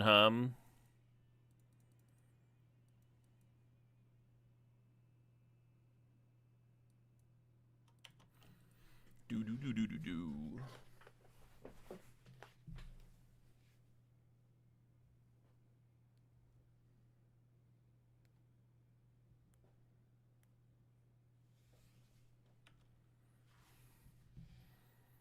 Fucking 2 mana, 2/3s. Where do they get off?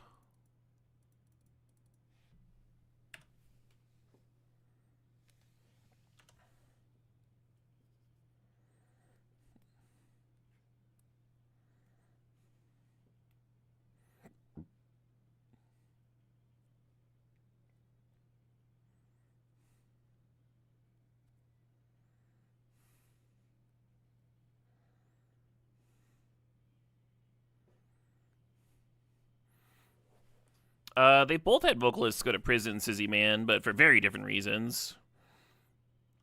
As I Lay Dying for putting a hit on his wife. Lamb of God. There was a very unfortunate death at one of their shows in a country that had very stringent laws for that sort of thing.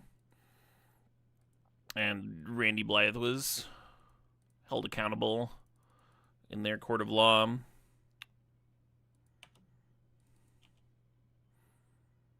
Tragedy for sure.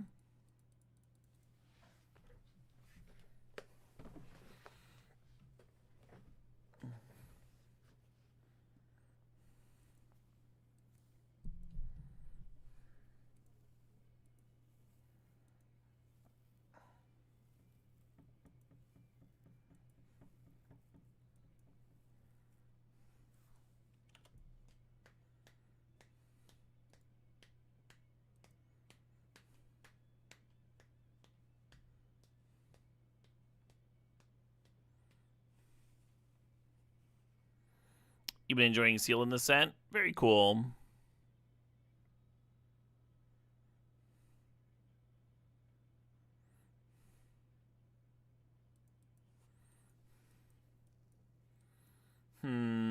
So you could serve in and like cutting maneuver and stuff. I'm a little worried about all the mana that they have up, A little annoying.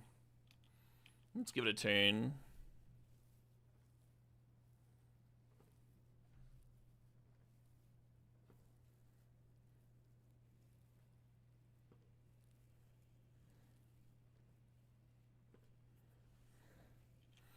Yeah, so if I had gone in they double block and I played the cutting maneuver, I get blown out by the iceberg pretty hard.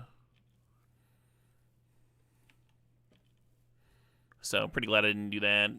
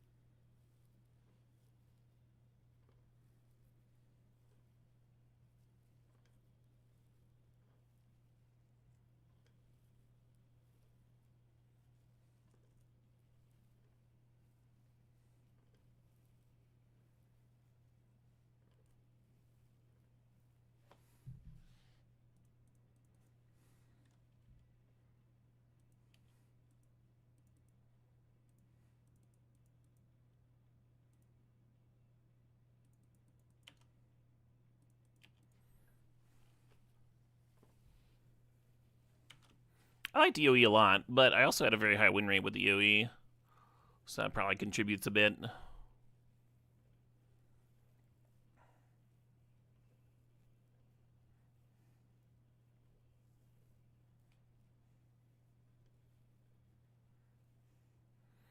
You feel like if you go down on tempo, you have no way to come back? I've been feeling the same about this fucking format, Sirfetch. I don't know. I've been losing while I'm up on tempo, losing while I'm, yeah, just everything. Losing while I'm down on tempo.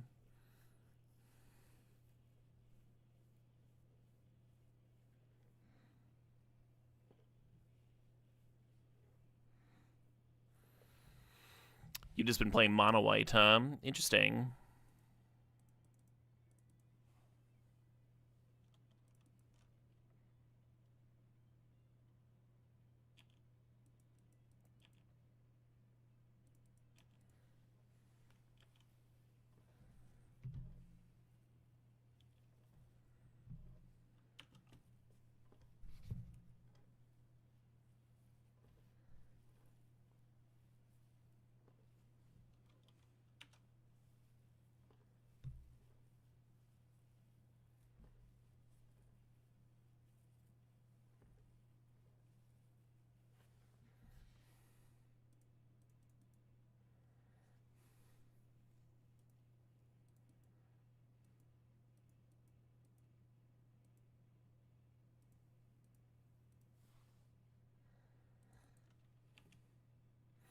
I don't think I should have put that land down.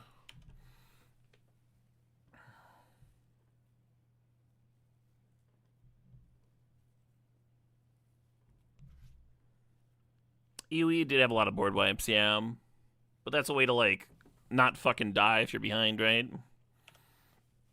That's a way to come back.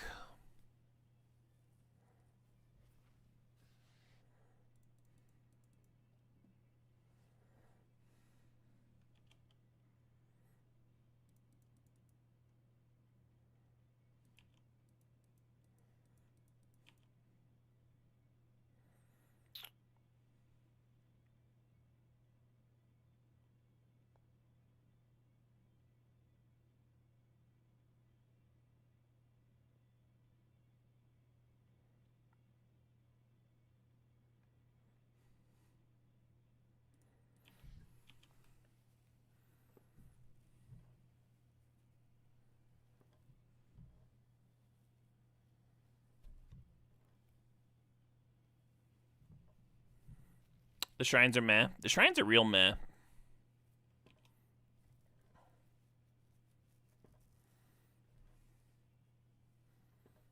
I could see playing the white one in mono white, right? Like you make 5/1/1s, and then you anthem them.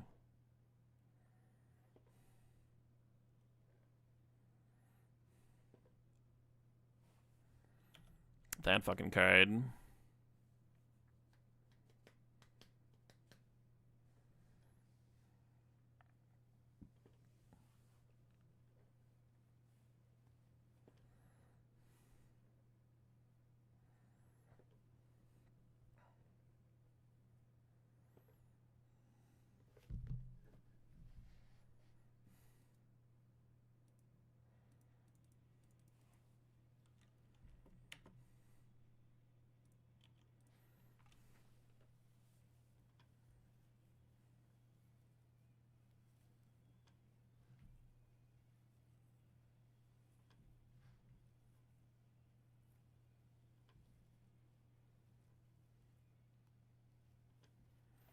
This is kind of what I was expecting their blocks to look like in the first game. Then that didn't happen, and I just fucking died. That was much worse.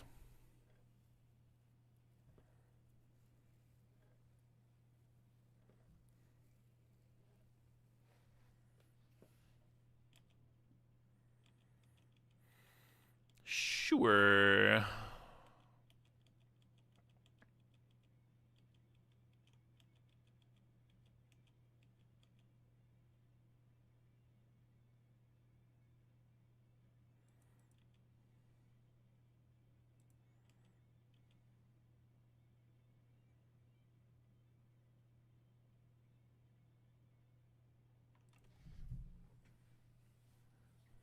Nice draw. I don't think this draw matters. I think they're like already planning on chumping my flexible critter here.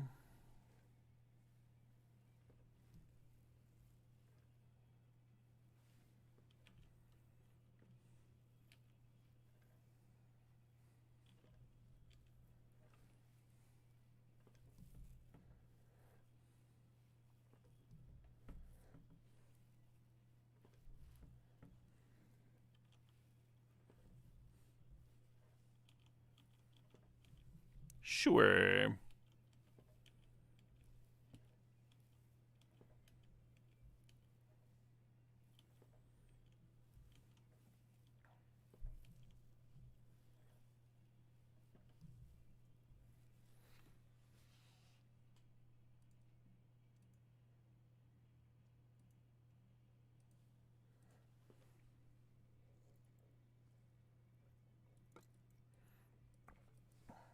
Brutal.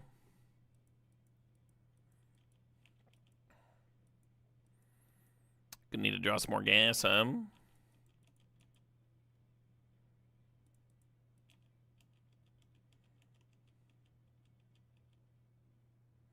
good evening, Mark Beach.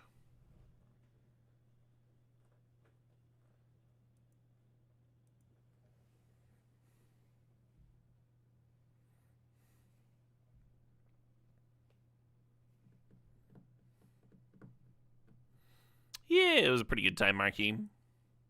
I'm not like seriously hungover. Just a little bit. Just a little sluggish, just a little sore. Just an itty bitty headache. Overall, I feel very good. I had a great time yesterday. The weather was gorgeous today, too. We went on a walk, saw a museum, had some like really dope Italian food in Little Italy.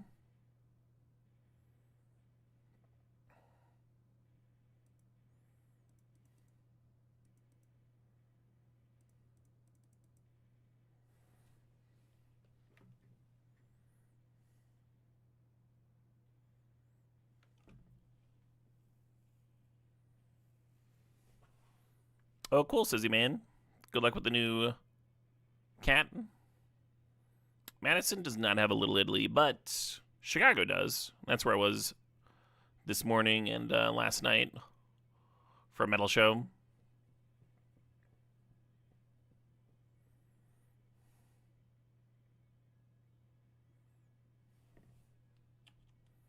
That is very annoying here.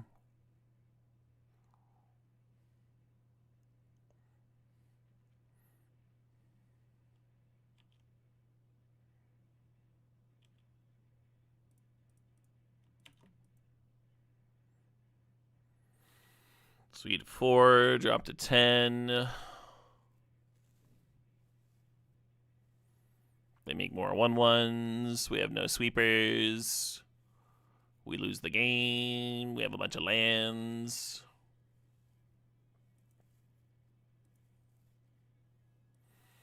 Yeah, let's leave Mongoose in over a mountain. We made that board swap both times.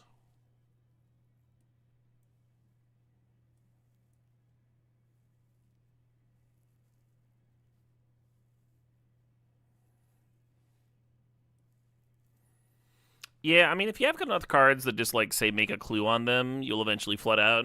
If you draw enough cards, you are going to draw some lands eventually. But there's filtering in here, too, right? With the archers and the boomeranger and such. Should help with that. I'm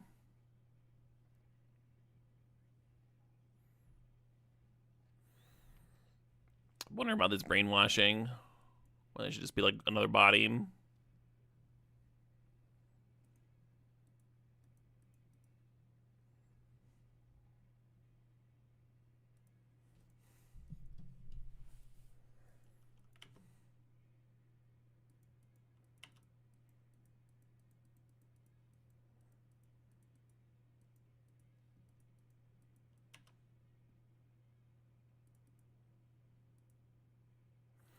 Probably don't actually want to do that,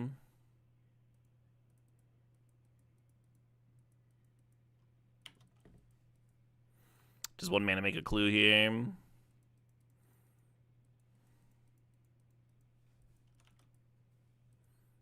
Another green-white opponent. I think green-white was my round 1 opponent, right? Or no, that was the previous draft.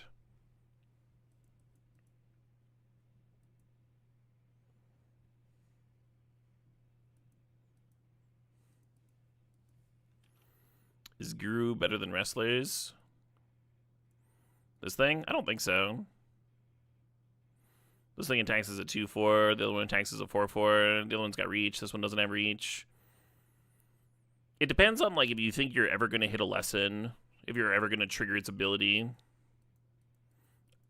I think we're on, like, what? 4 or 5 lessons in the deck? Like, it's just not a consistent thing.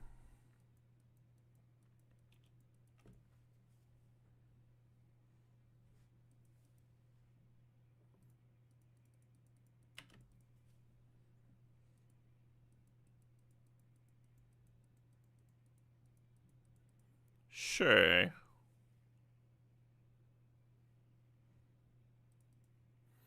Yeah, I don't think you need to, like, hit every single time for the Guru to be better, but I think you need to be able to hit, like, 66% of the time. Or half the time. I don't know. Because if you're hitting half the time, then you're probably triggering it a solid amount of the time, too, even if you're not hitting.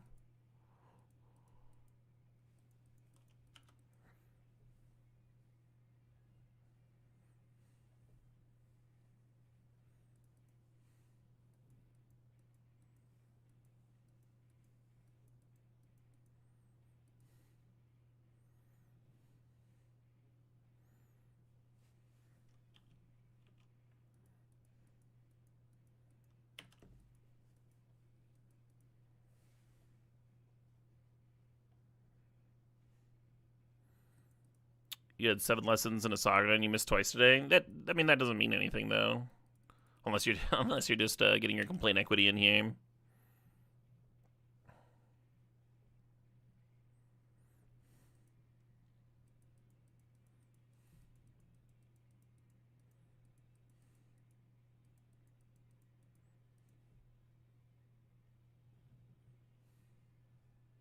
Just venting, fair enough. Totally, that is our right as Magic players to get our vent done.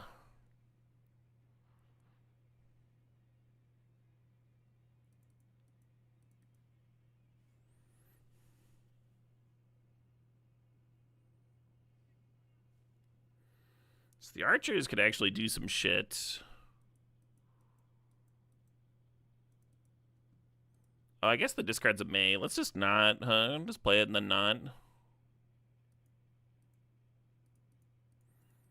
I'll play Fortune Teller too. Ace up Cougs.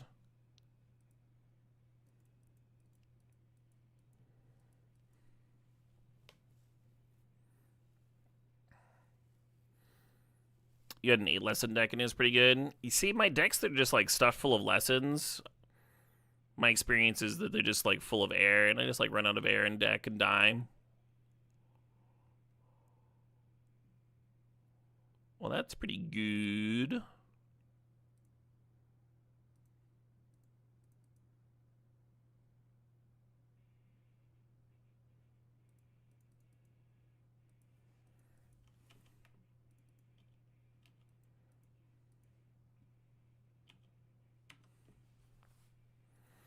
I think I want to hold Octopus Form for when I've got the Porcupine down.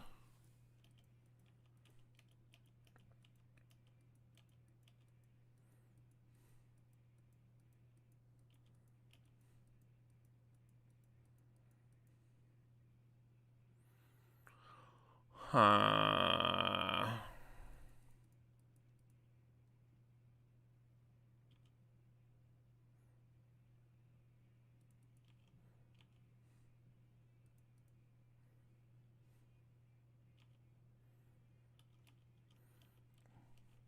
Opponent's like, whatever it is, I'm gonna play around it. It's like, fair. Some 1/1s, sure, get those 1/1s.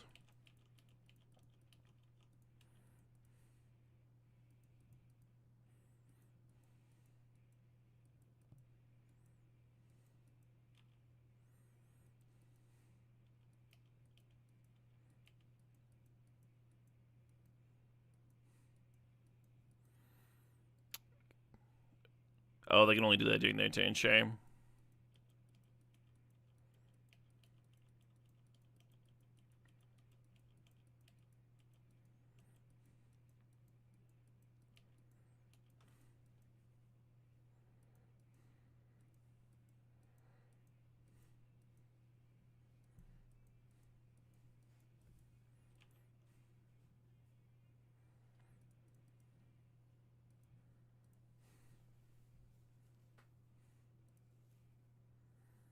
Opponent's like, absolutely not.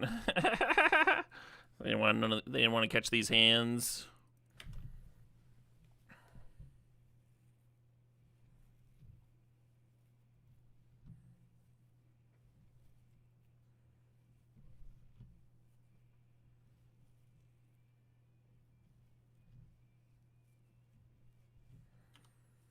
Another Foggy Swamp.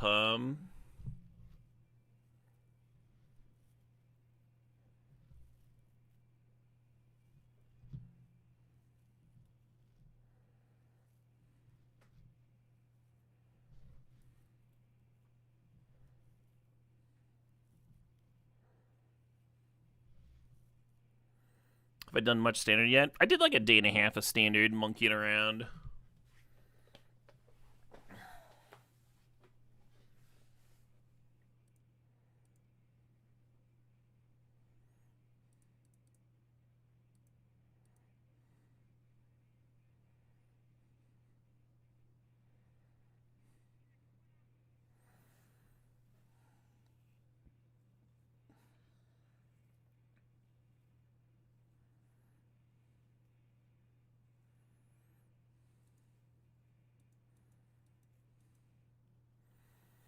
A little awkward. Because just playing 2 spells makes the boar have 4 toughness. Well, that's got 5 power. So I think I need to... I could like play 2 spells on the boar and save the boar in combat. But I think what's better is to just accept that the boar is going to trade. Oh, I could save my 3/4.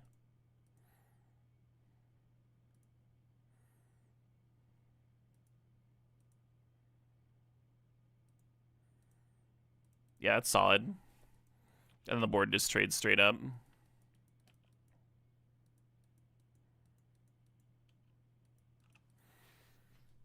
The Katara cannot draw a card for free. I guess I'll play this thing.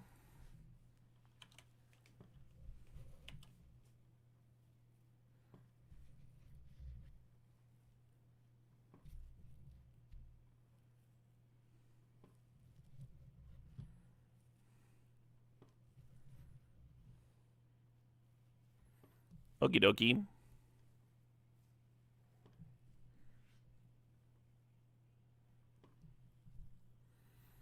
$11 damage is kind of a lot to take.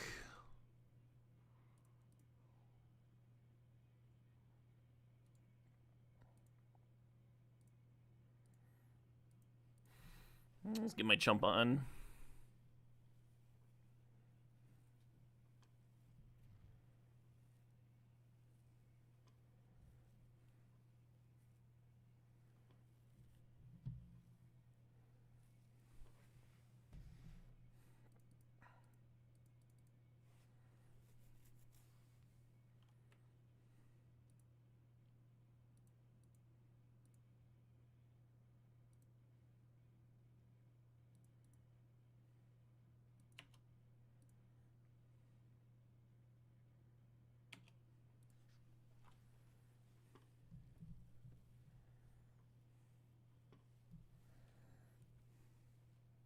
Hey, sup, Agnikheim.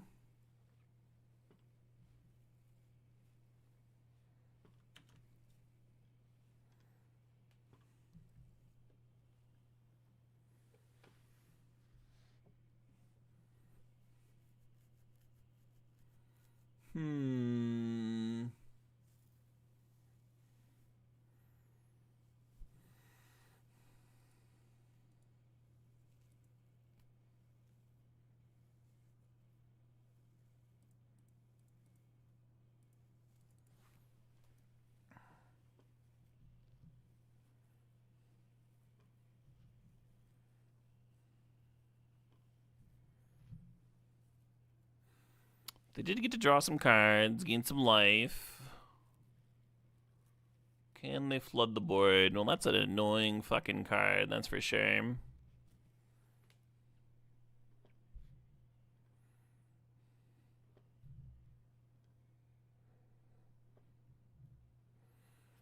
As the Death Toucher that gains life when it dies. Fuck.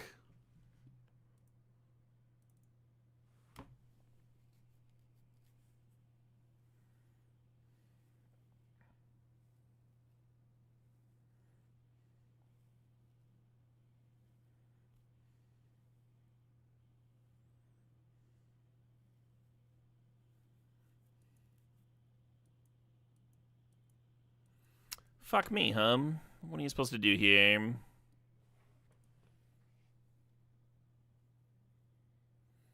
Went from looking so good to so bad with those 3 plays. Like land, serve in. They do have to block some stuff. What if that is like double block here? And this one can get blocked for free there. We get in 3 damage. Put ourselves dead on board.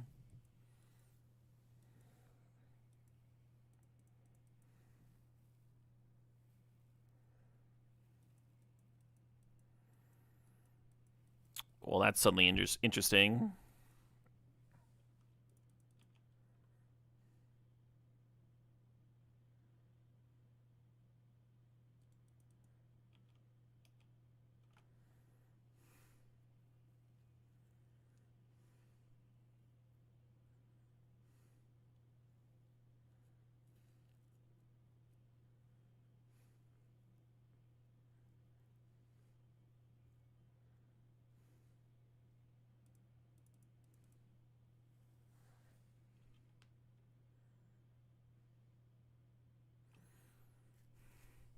Wow. Twin blades from the fucking top rope, huh?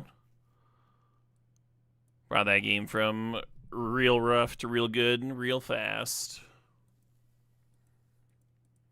I'm gonna cut brainwashing for Crashing Wave. Looks a lot better here.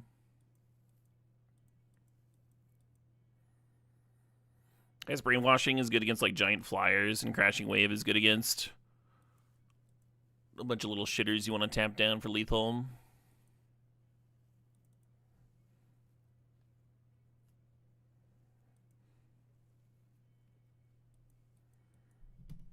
An exciting looking opener.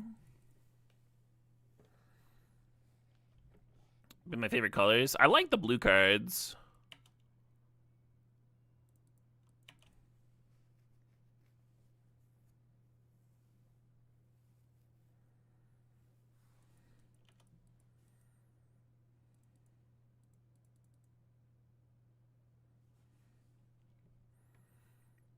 Just gonna bin 2 lands here.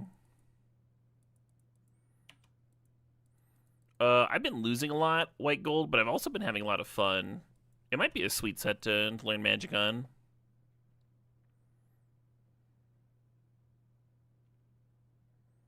Draw 2, yeah. Yeah, our curve certainly doesn't go to 7, so that was very much a draw 2.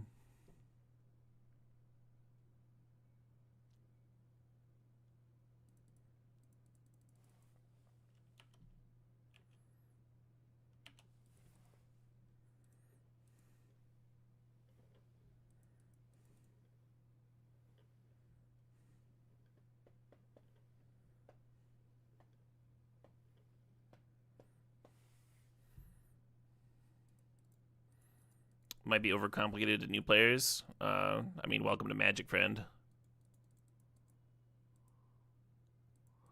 Welcome to fucking Magic.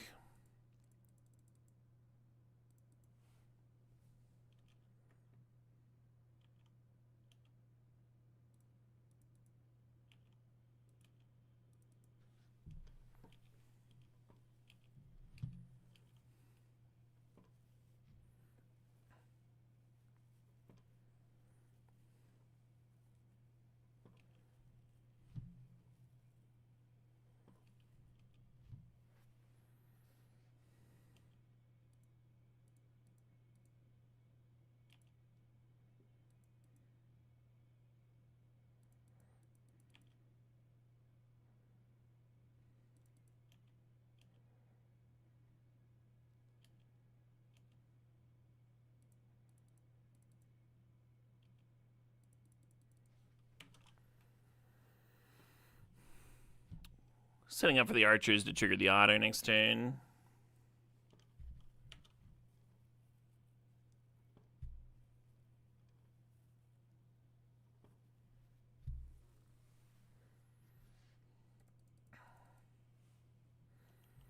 As a new player, you're a bit lost. I mean, you'd be a bit lost watching any Magic format, though. My stream's not exactly like set up for new players for sure.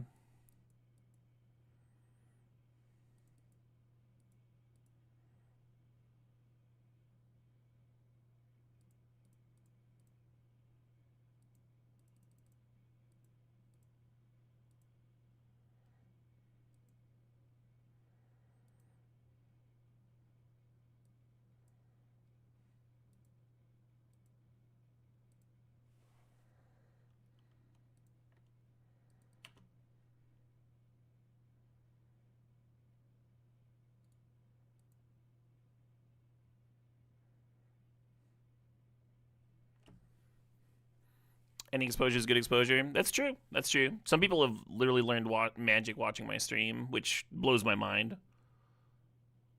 Because I'm not literally like explaining things from that angle.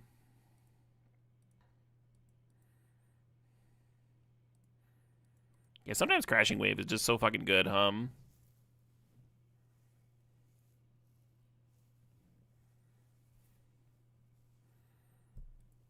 Another another 2-in-1. I mean, that deck was like very simple, like low to the ground aggro. A lot of board presence early on. I was trying to draft like a Maz. A Maz here tends to favor those tight curves. And he's doing very well in this set. His biggest criticism of me, which was asked for, by the way, was that I'm a little eager to splash. A little eager to dip into 3 colors.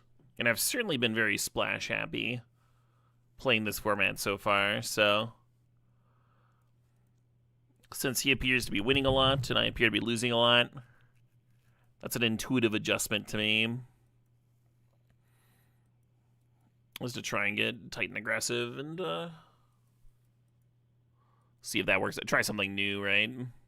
There's a few different ways to try something new. You can look at the 17 lands data and use that to like figure out if you've been overrating or underrating things based on like what everybody else has been winning with.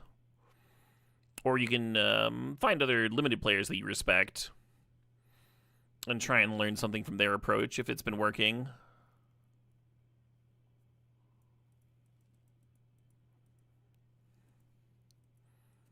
I actually like Zuko down on turn 2. Late game Zuko is pretty miserable, but turn 2 Zuko is pretty sweet. I don't know if you're supposed to... If you're going into Black-Red, I don't know if you take him over Fire Nation Cadets, though.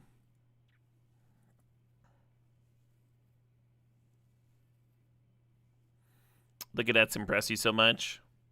They just do the thing. They really do.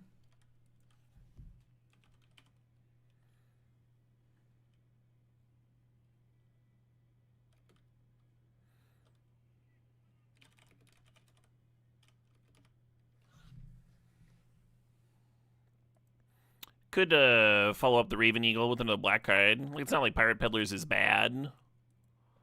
It's just not especially exciting, you know, following up a 3-drop with a 3-drop. I haven't really played with the Merchant much.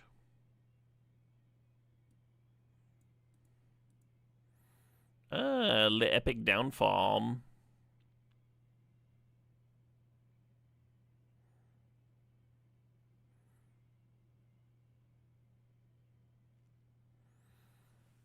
The data points to Peddlers being worse than I expect. Really?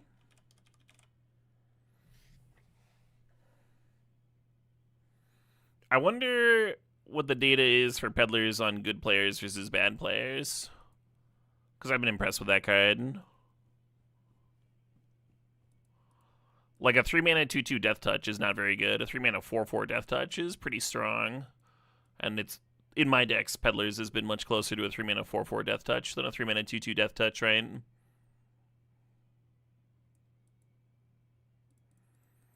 Oh, lightning strike action. This is a good start. This is a good ass start. Could take the 3-mana 2/3. That card's solid.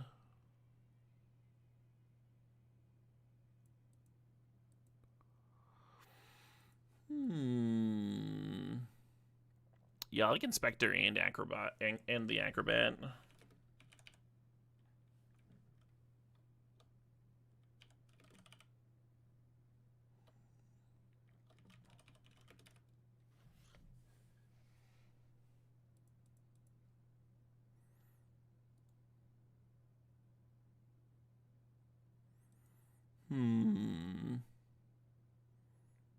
I guess I'll take the Inspector.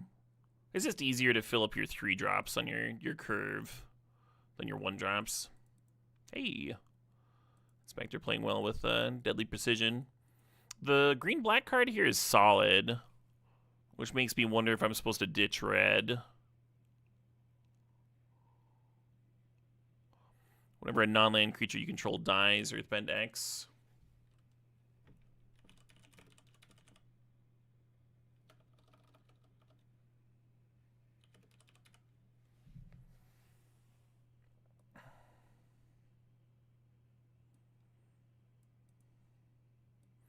Yeah, I'm just going to take that as a signal and abandon my couple of picks here. Which is... I was talking about, like, what would Anon do earlier? He would not do that.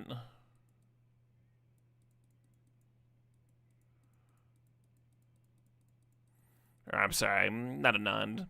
Fucking, y'all know what I meant. My brain's kind of pudding.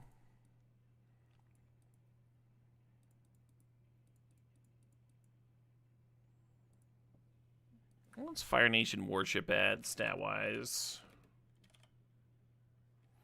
56%. Pretty standard. I like a Moose Lion. I think I'm just going to grab a Moose Lion.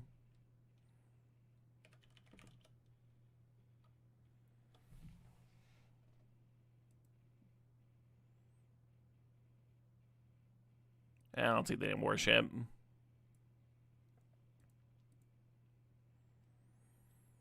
What about Origin, huh?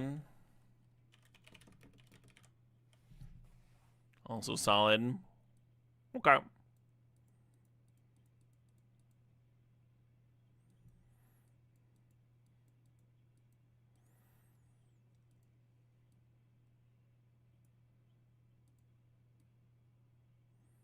Yeah, currently I don't like this Peddlers very much, but currently I also don't have any sacrifice stuff, right?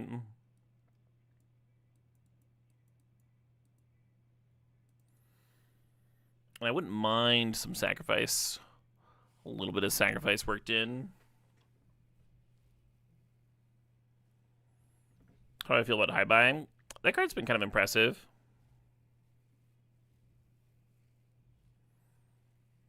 Yeah, avoiding splashing green. The Moose is a splash enabler? Sort of. You don't want to be... The land cyclers are better if you're intending to cast them. Just 2 mana, go search a land is worse than just having a copy of that land, if that's its main role in your deck. So I would not say that the land cyclers are splash enablers. I would not treat them that way. I would not think about them that way.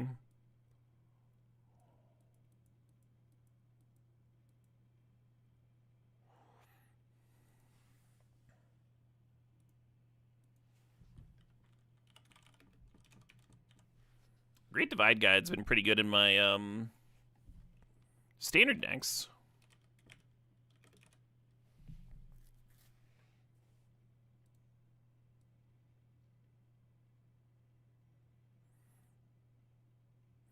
It's mostly just going to be a regular Mana Dork in this deck, but 2 mana for a 2/3 Mana Dork's really good rate.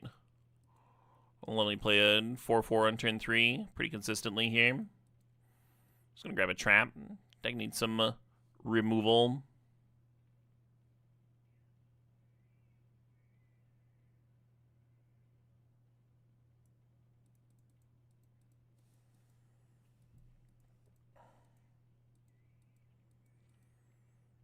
Thinking about the captives. So it finds lessons, sagas, and shrines. So just lessons, huh?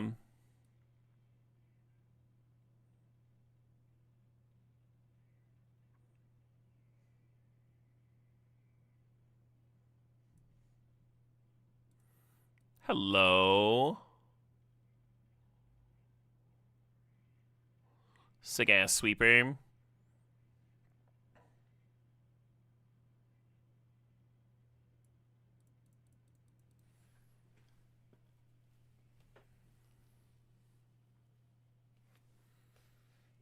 What's Day of Black Sun's win rate? 59%.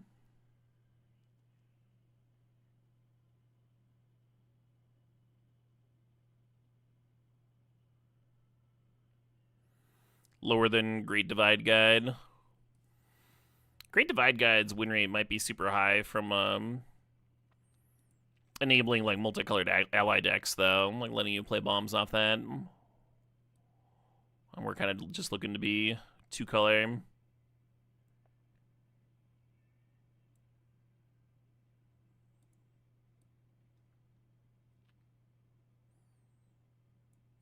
Badger Mole looks solid here. This card's kind of mopey, right? It gets +1/+1 for each creature card in your graveyard. As an avatar, when it dies, mill cards equal to its power. Return a card.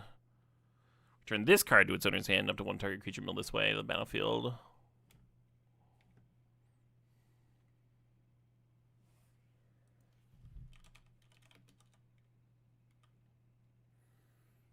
It has a win rate of 47%.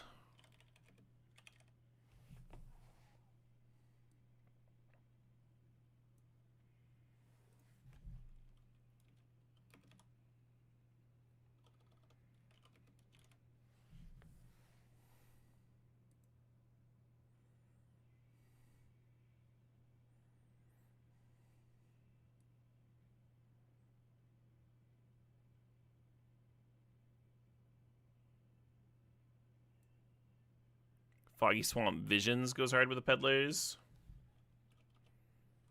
Visions.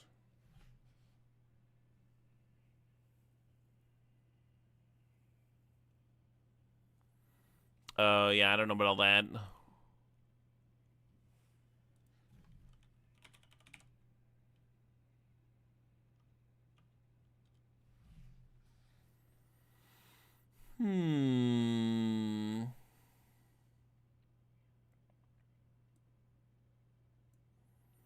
I might like Earth Rumble over the Turtle Duck.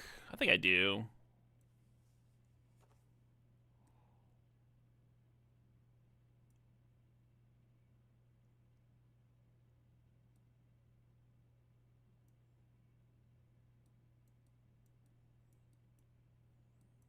I'm gonna play a Zombify. Why not? Why wouldn't I?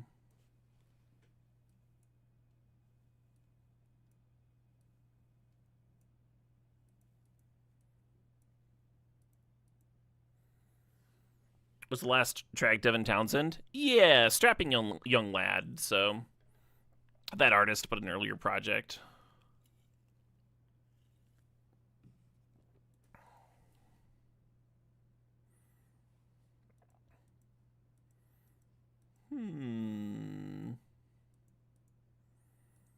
Little Heartless Act action. I think this Warrior's impressed me. It'd be good in my deck too.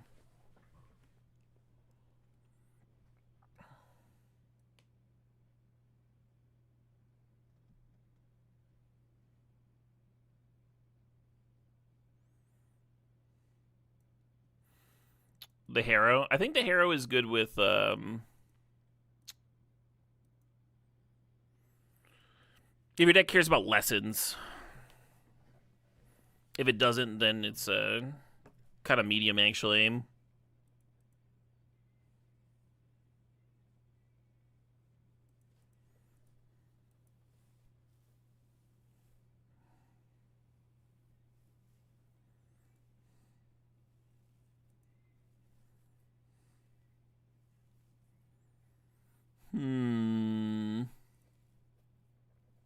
So there's four options here: the Leaves in the Vine, the Canyon Crawler, the Lesson. And wall top sentries. I've liked wall top sentries a lot. Real nice blocker.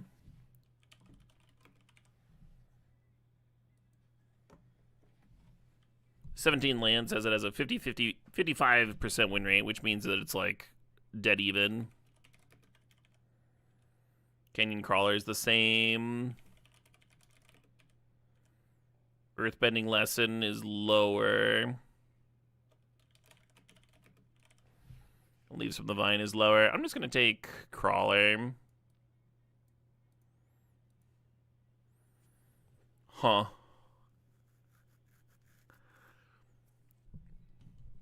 I guess I'm grabbing a Cat Gator. I've mostly played it in like mostly mono black decks, and that's not what this deck is at all. But I think we're gonna hit some late games where we have a bunch of swamps in play. And even if you're only dealing 4 damage with it, that's still good. It's still a good card.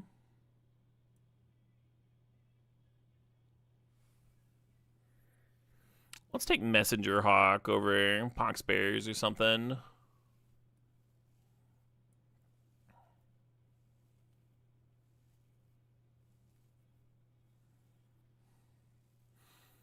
little rebuke action. Yeah, our removal here looks really strong.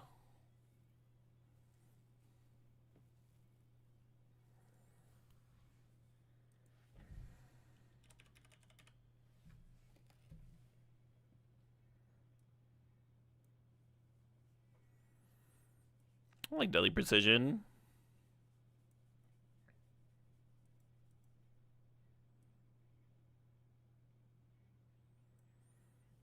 Earth Rumble looks great here.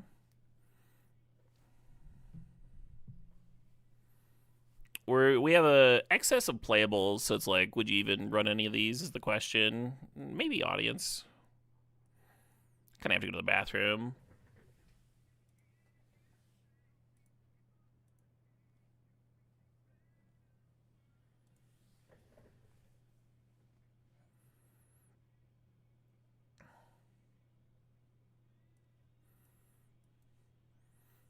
Do you have Black Sun's awkward with Earthbending? Yeah, kind of.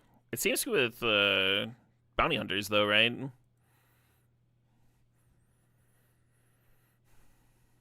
Like, I could see Sweeper plus kill somebody, maybe.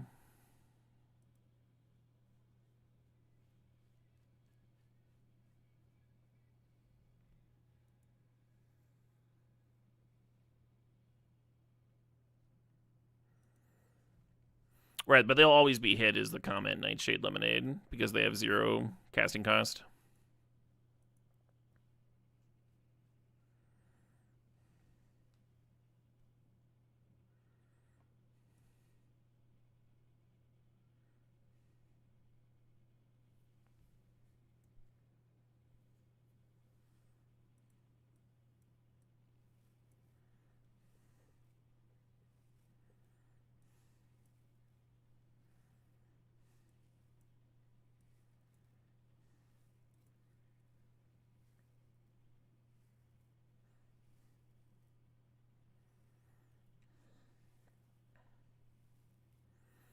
Hey, sup, Fred? Just days.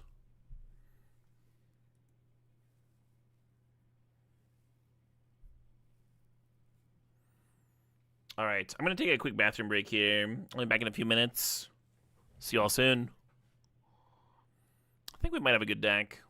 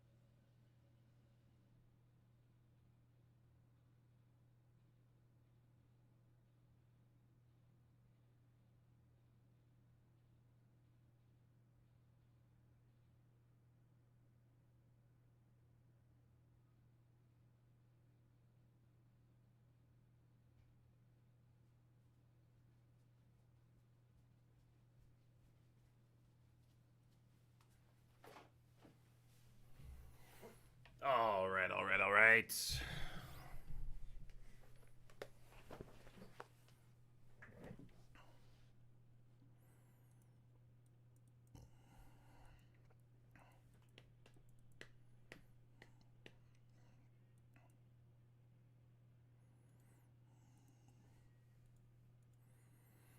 How much do we like rampant growth and just like a straight up 2-color deck here? It's kind of good with like the Cat Gator on the top end. It's kind of bad with the super's kind of bad with the Mana Dorks.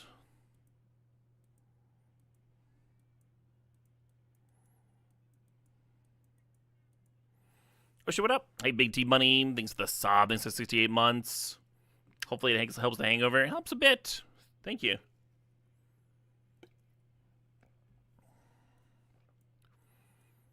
Let's pull out everything that we're not cutting.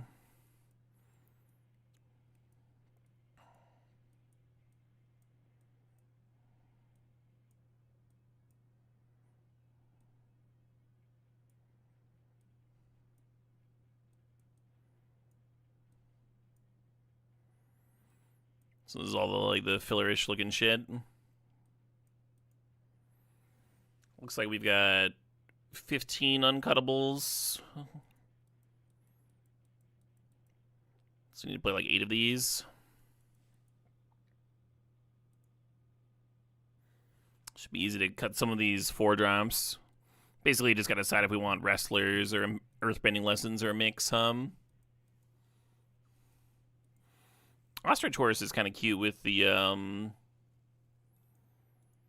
Zuko's Conviction.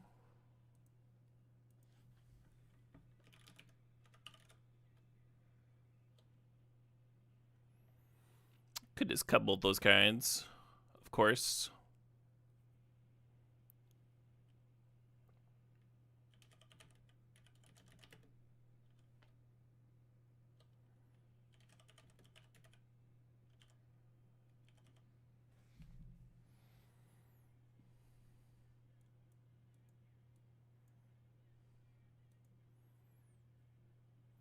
It looks like Wrestlers and Earthbending Lessons both have real shitty win rates. I guess the Wrestlers are a little bit better with Day of Black Sun. Maybe that's a reason to play them instead.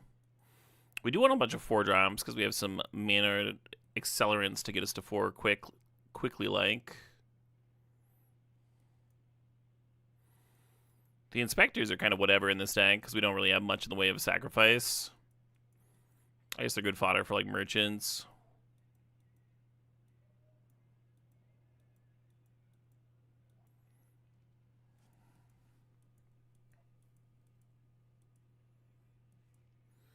I think I like Origin and Metal Bending. I think that's going to stay in.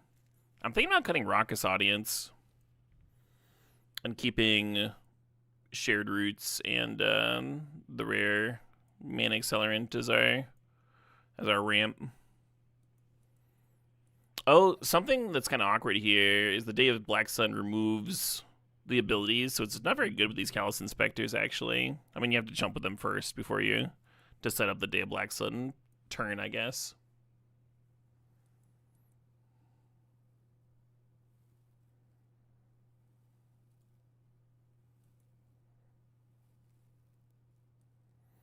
Captives is an ally. I don't care about that very much. But it does have like a mana sink attached. Use Deadly Precision. You're going to use Deadly Precision before you play your Day of Black Sun. You want to use that after you play your Day of Black Sun.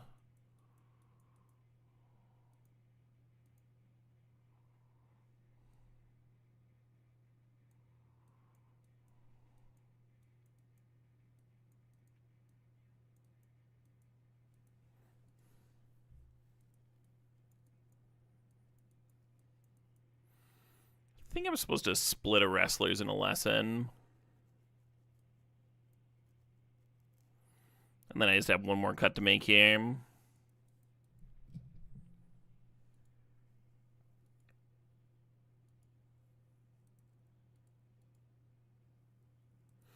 It's going to be an Inspector.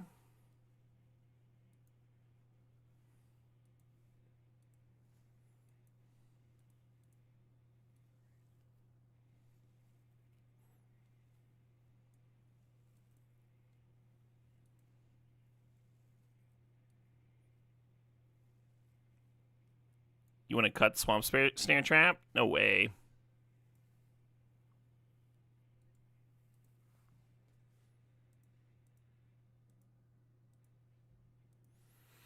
No way. We are playing green-black, kill all the things.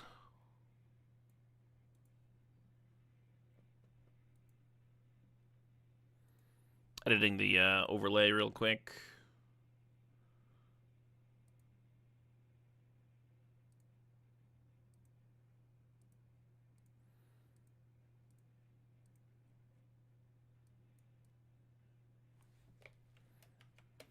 Normally you would hedge towards green in your mana base. Normally you would play more forests than swamps in a mana base where you need green on turn 2 for like your rampant growth and your ally mana dork that can fix for black.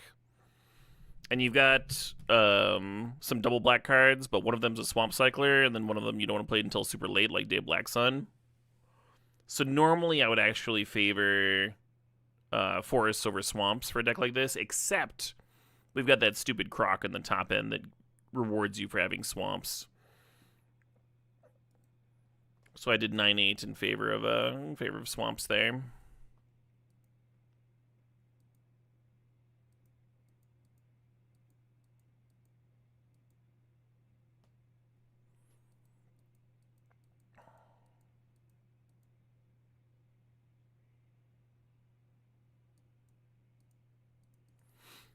Happy Sunday. Happy Sunday to you too, Darksomeness.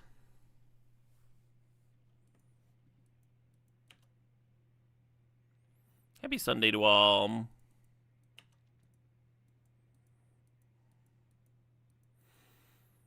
Yeah, if this was like a 1-1 mana dork, I would have kept the ramping growth over it, but because it's a 2-3, this is better, huh? Just a better card.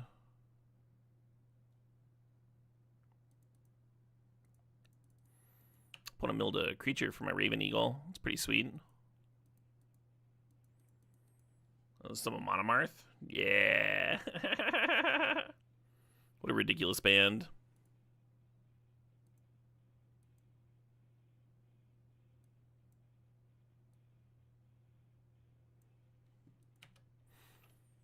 Dude.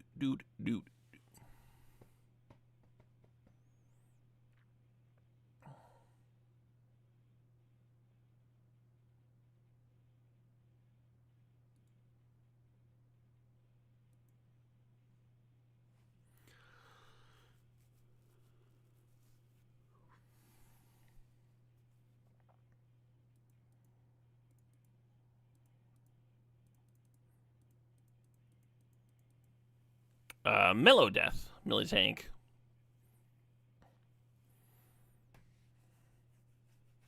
Actual death metal, you wouldn't be able to understand anything here.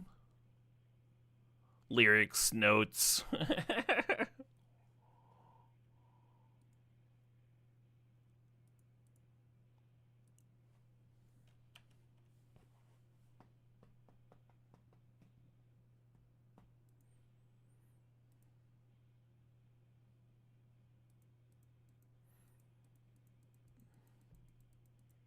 Not dumb, actually, but actually.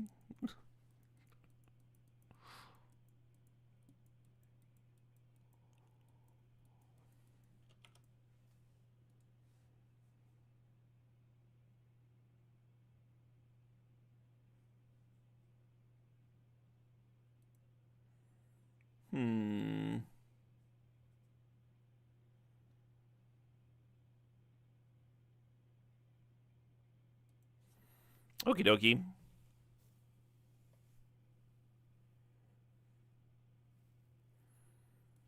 Any new metal bands that I've been digging recently? Yeah.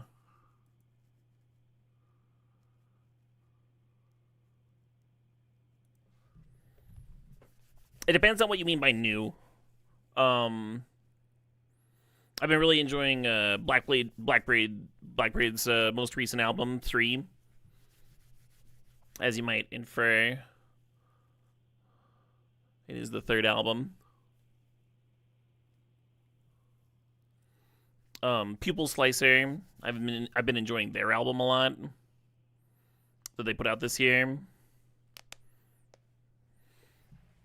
I think it's fair to call them newer too.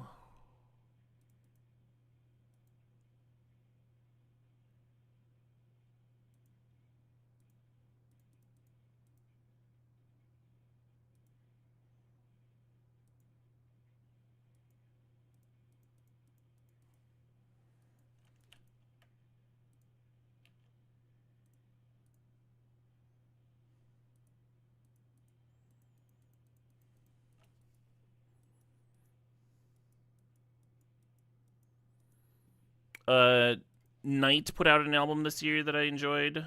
It's just NITE.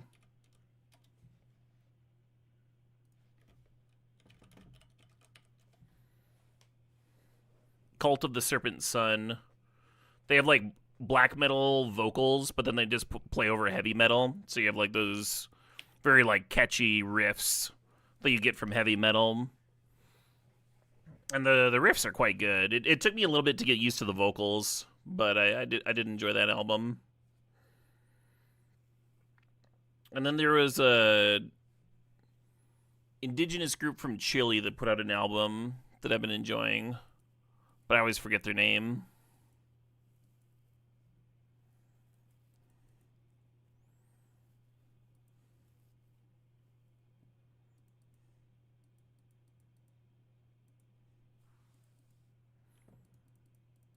Who is that, Millie Tank?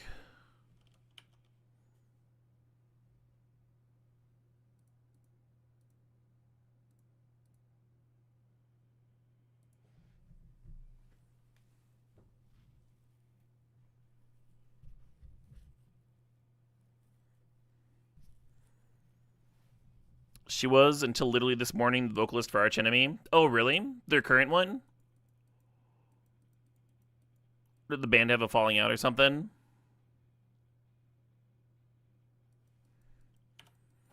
I thought she was very good. Like, I was enjoying New Arch Enemy, which I was surprised by.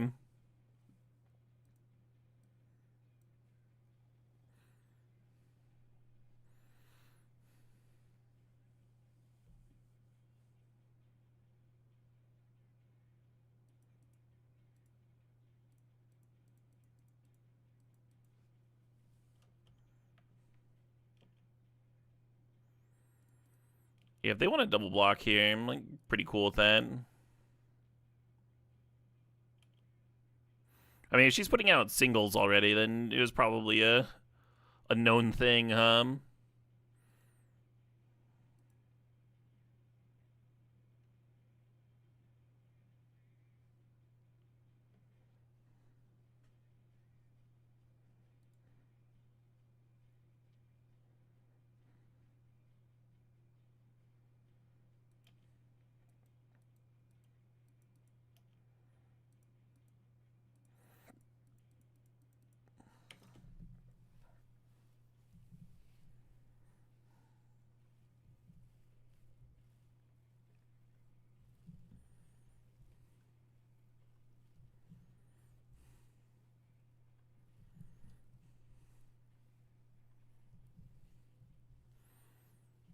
Who needs another mess?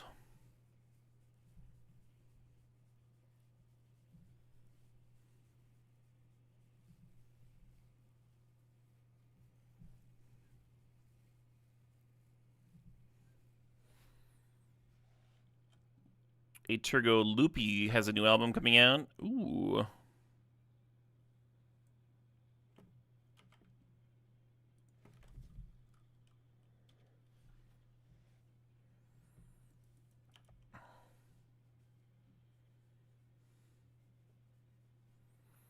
Highline adjacent. I have a Highline patch on my my battle vest. I'll check them out for sure.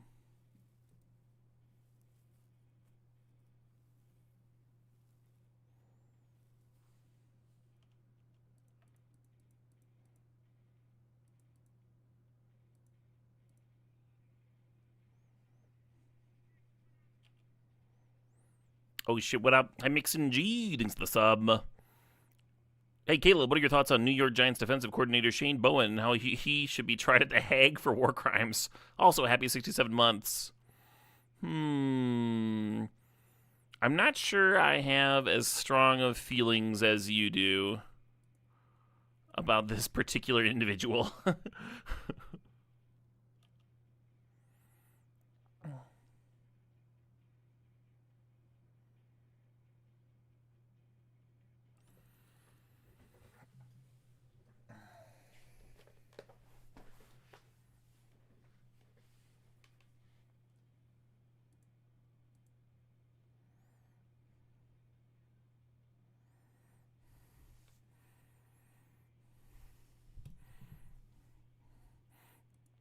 I'm pretty sure The Hague only prosecutes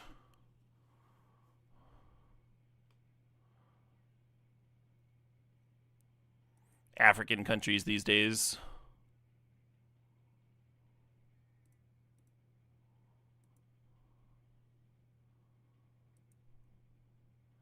You know, places with very little political power, which is depressing as shit. I should have cracked a clue on my turn, huh? Got the drain in.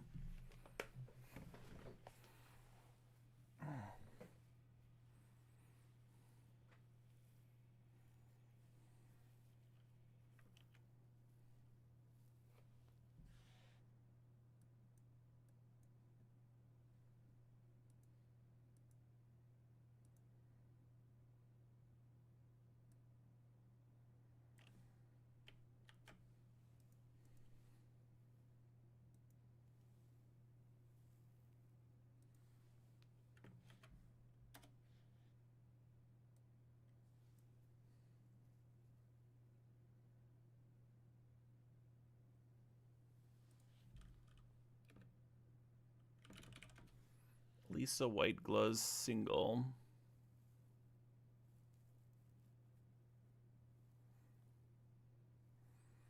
Announces split from Arch Enemy an hour ago. The metal world is stunned. Yeah, I don't know if that's true. The room where she died by Alyssa. Oh, that appears to be the right thing. Oh, she had a collaboration with Dragon Force. I didn't know that. It's probably sick.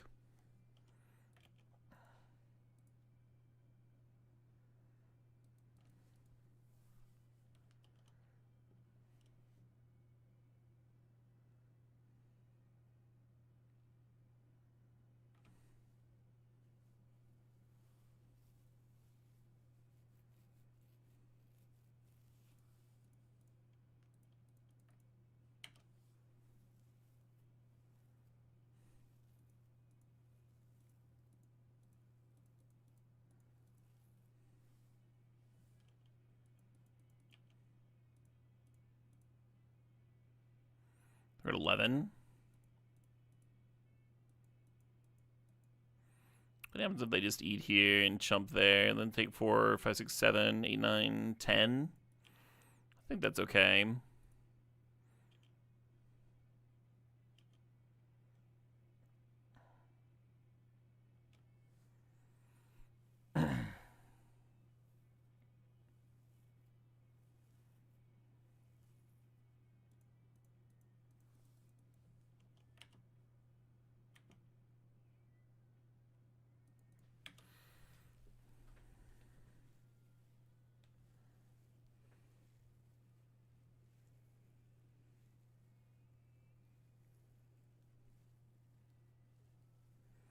How about Dim Packers? I know nothing about Dim Packers.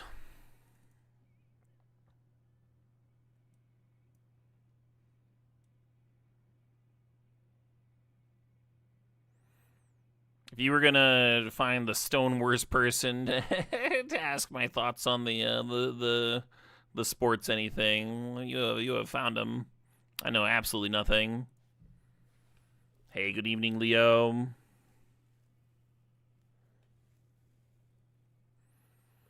No 2-drop in this hand, but I think you still keep it. Some solid board presency type cards.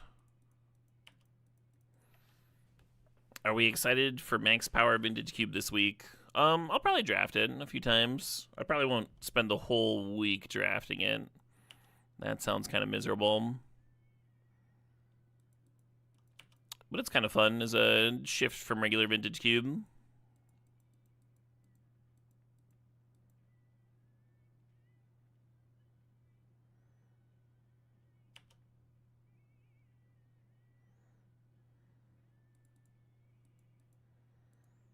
I guess I just do this.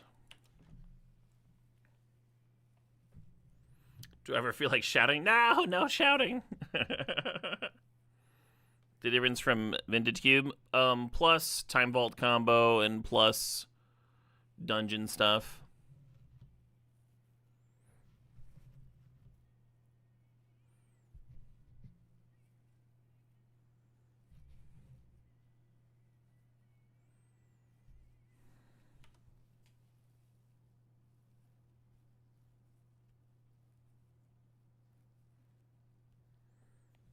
Did they buff green?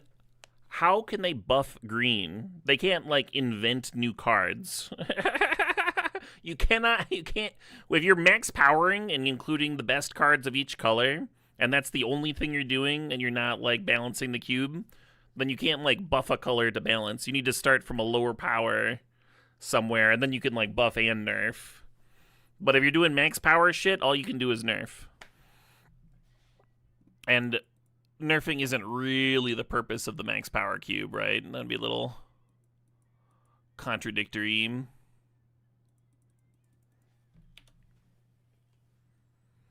Color shift Ancestral Recall to green, yeah. Or Guide of Souls. Color shift Guide of Souls to a green card. It almost works as a green card, too.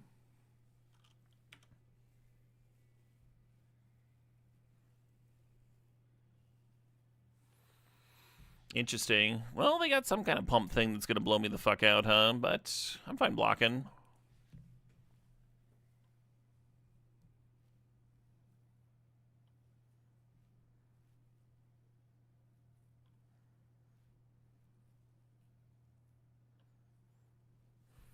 They just wanted to convert a thing into a thing, huh? Sure.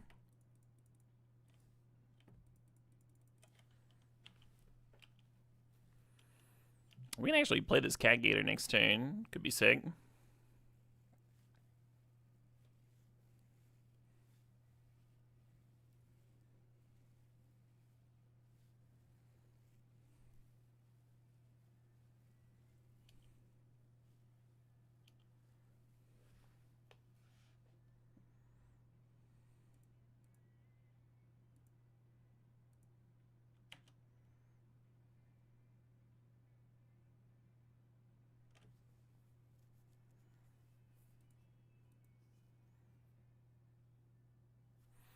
Trying to think about what I should be trying to play around, if anything. Is there any downside? They could have just like the straight up +2/+2, which this would cover.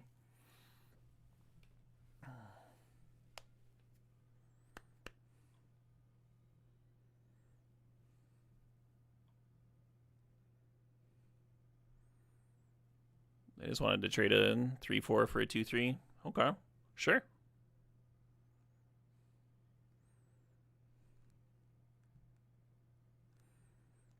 They got a moose. I don't know why that Sabretooth has a bad win rate. I bet people fucking cycle it all the time, and then that throws off its win rate. 7/7's so fucking big.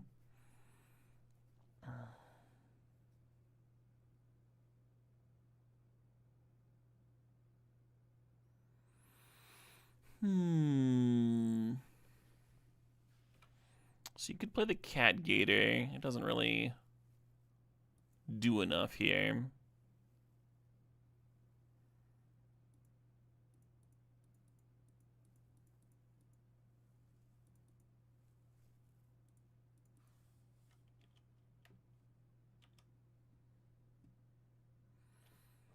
Yeah, that was kind of just okay, huh?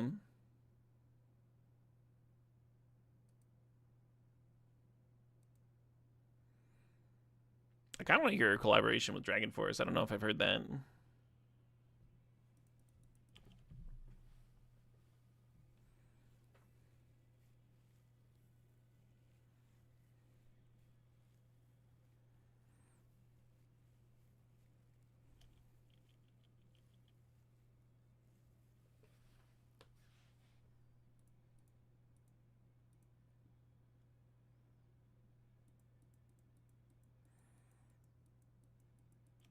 And once again, I'm going to overblock.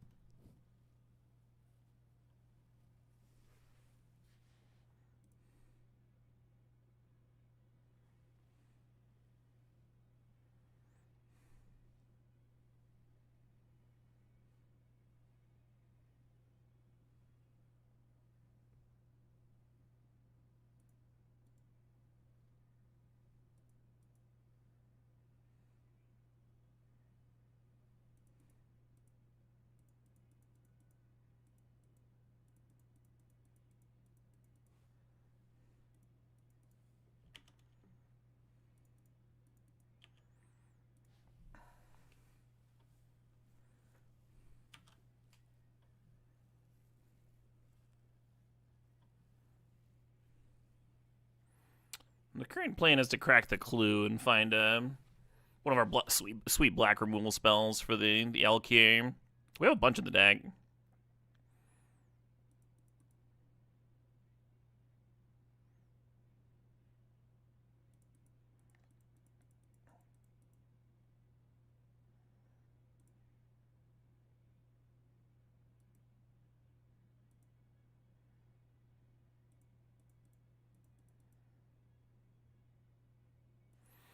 If I played the Raven Eagle first, I would have gotten a Drain there, but I wasn't sure what I was going to draw off my mana. Potentially something that I would want to play over the Eagle Ray, like if I drew the Crawler instead of the land or what have you.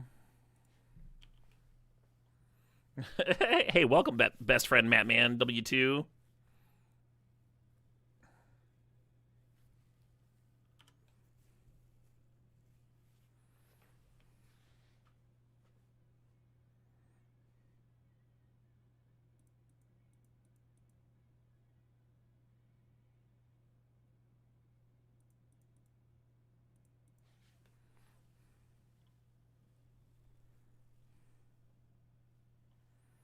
My things, my beautiful things.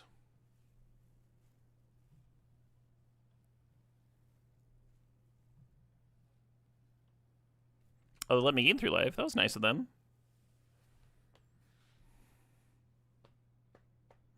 At least it wasn't a fucking trampler hub.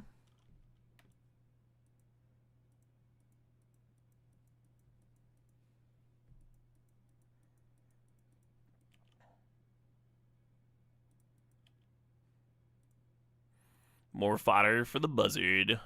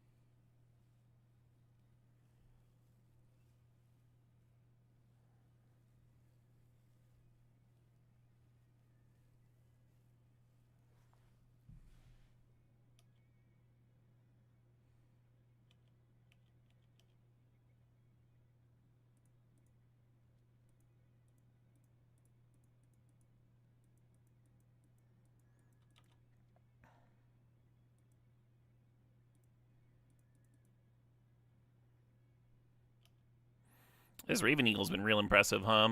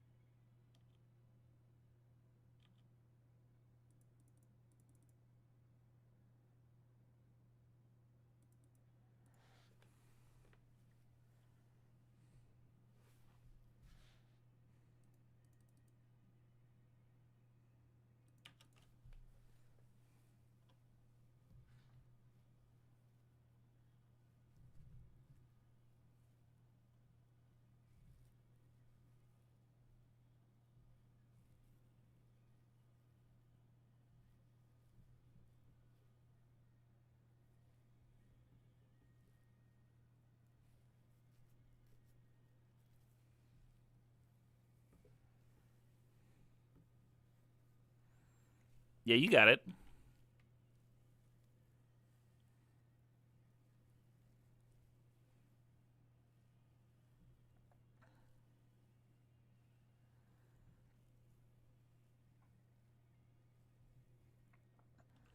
How's Dragon Force treating the hangover? It's all right. I've been kind of breathing metal for the last 4 or 5 days.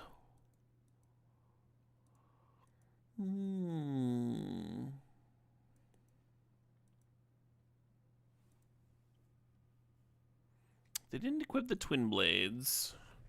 Kind of interesting.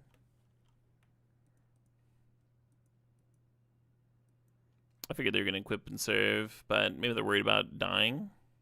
I could see that.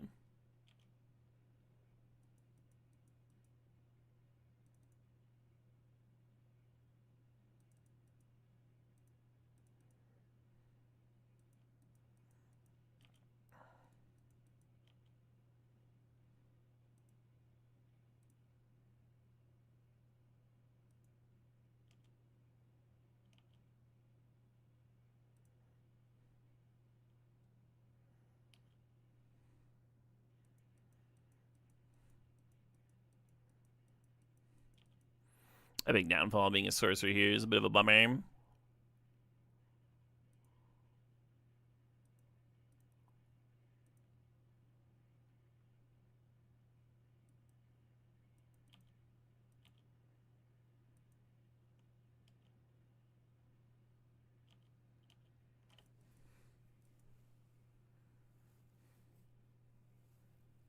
Did I go to a show over the weekend? I did, yeah.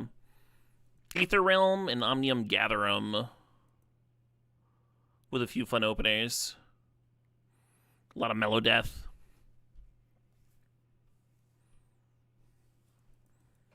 One kind of black metal band.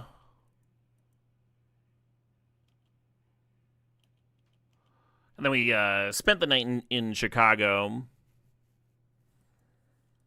And then today had some dope Italian food and drove home. And basically, as soon as I got home, I got ready to go live. Been a good ass day.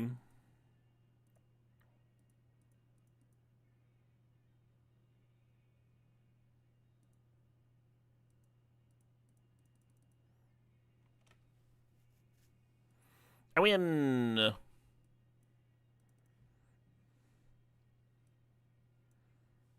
Do I still drum at all? Not much. I want to. Every once in a while, especially when I'm at a live show, I get the hankering for it.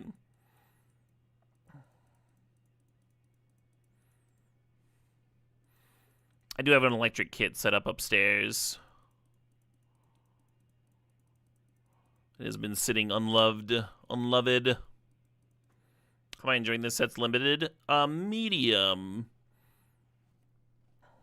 Still kind of getting my my legs in the format, as it were.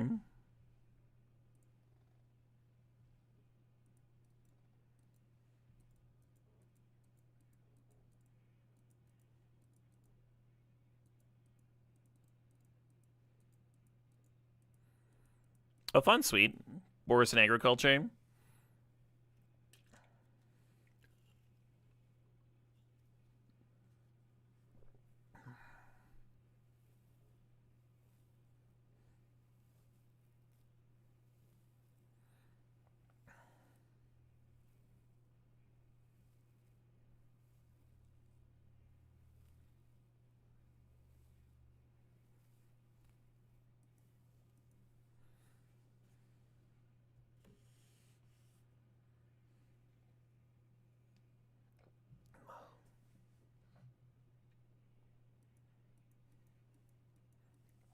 Interesting.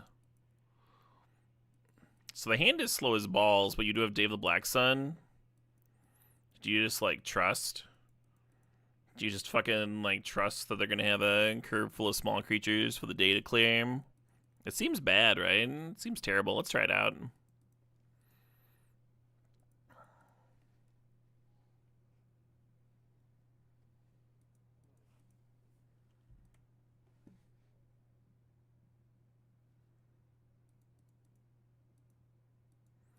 You went to a hardcore show on Friday and some fights broke out. That sucks. Sorry to hear that. The bands didn't say shit either. Yeah, I've had that happen. I've gone to... I saw the Devil Makes 3, who are like a kind of folk, almost like bluegrassy sort of vibe. Or outlaw country, whatever you want to call them. And several fights broke out, and they just like didn't blink. It was just like part of their live show was people were gonna be assholes. One of my least favorite shows I've been to for sure. Yeah, I thought I was gonna play out the Warship this turn, which is a lot better than playing a Mana Dork into your own Day of the Black Sun, but the Mana Dork lets me play a 5-drop next turn, and that appeals to me.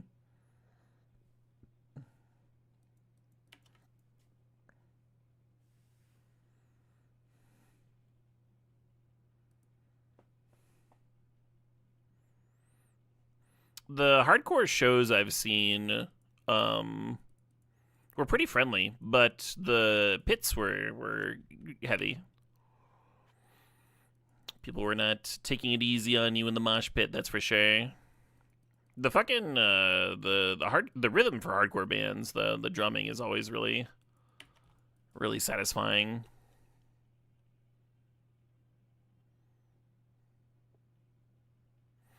Always makes me want to fucking move. They're really good at amping up the crowd.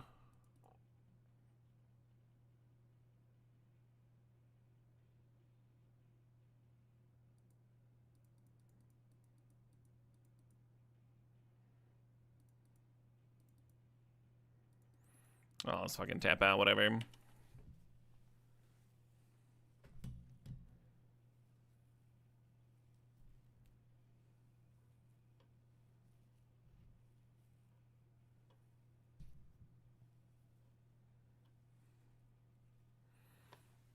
The nicest pit you were in, was it an outdoor venue in Austin? I think the nicest pit I've ever been in was here in Madison, actually, during Mad with Power.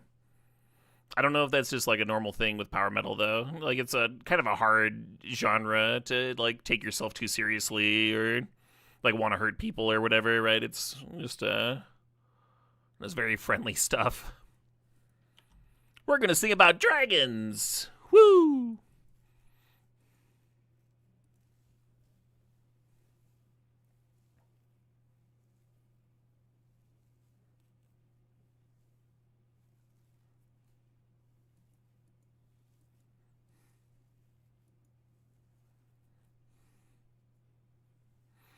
Yeah, Gogo Bordello gets some rowdy crowds for sure.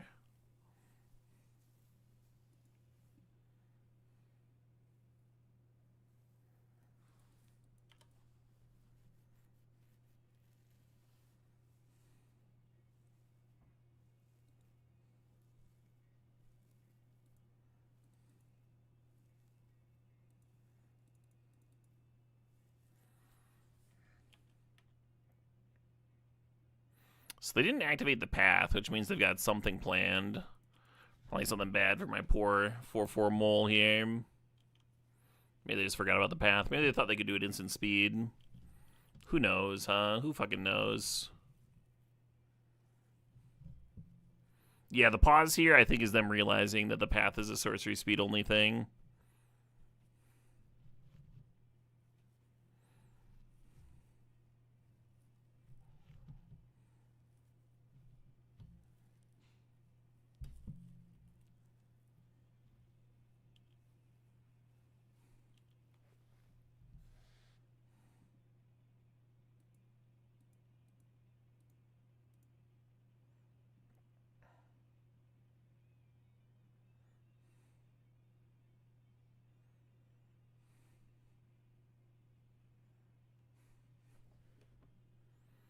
Oh, they got plans. Okay. Do get a clue out of that at least.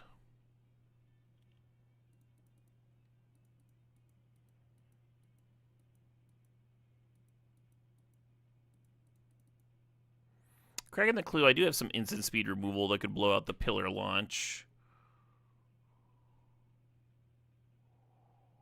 Might have to leave my 4/4 back next turn, huh?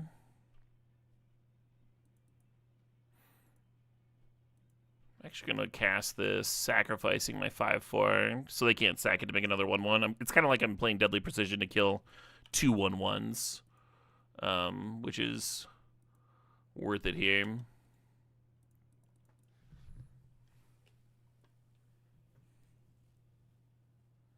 Sure.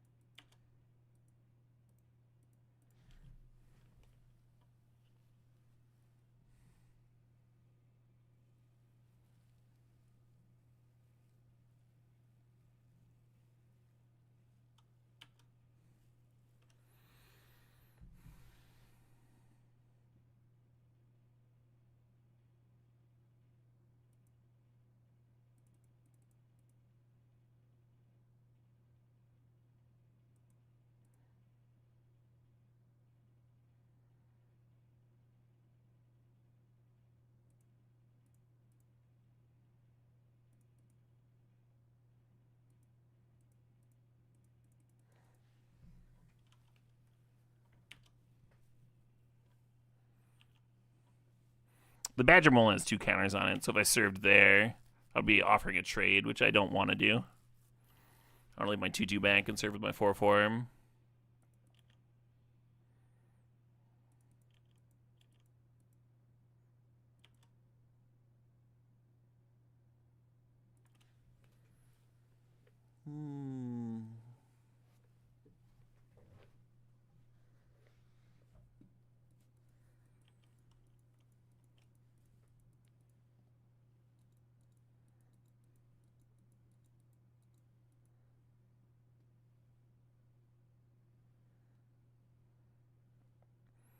Yeah, I mean, our deck's all removal spells, so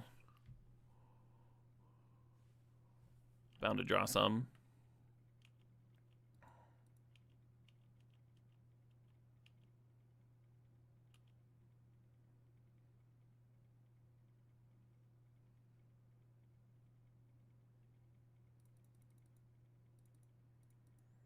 This takes 2 removal to kill the 2/5, but that's worth it to me. Well, yeah.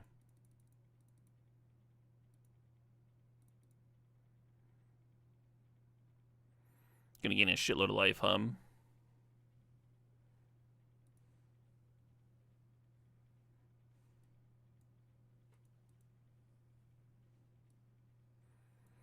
Yeah, the plan was for this to shoot the 2/5, gain 4 life, and then play the Rebuke again on the Cat Gator and gain another 3 life. Go from 7 to 14. Get a nice chunky attack in.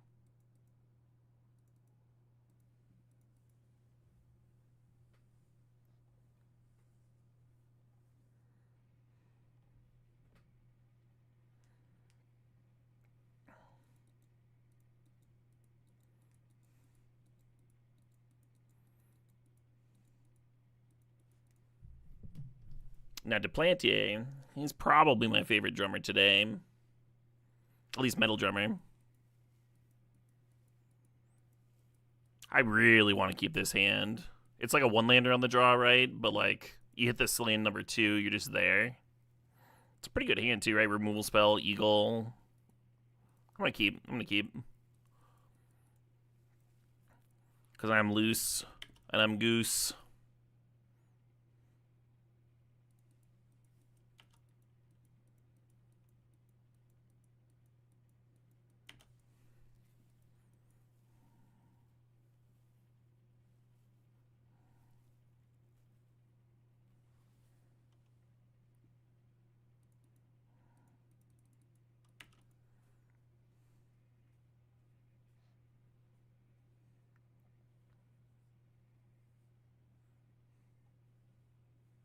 Who's the artist? We're listening to Gojira right now.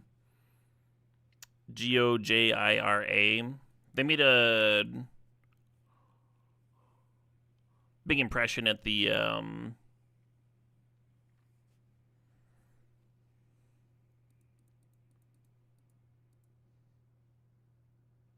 The Olympics. They when France hosted.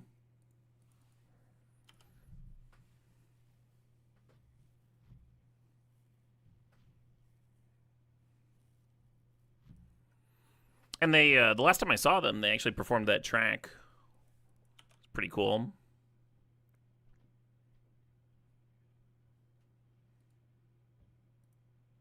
This enters. So if I block here, they'll both get a counter. As much as I want to make that trade, if this thing gets a counter, I can no longer Heartless Act it. So I'm just going to eat 5. I could jump the 3/3, I guess. I'm just going to eat 5. Run on tap and Heartless Act and Epic Downfall and have a swell time of it.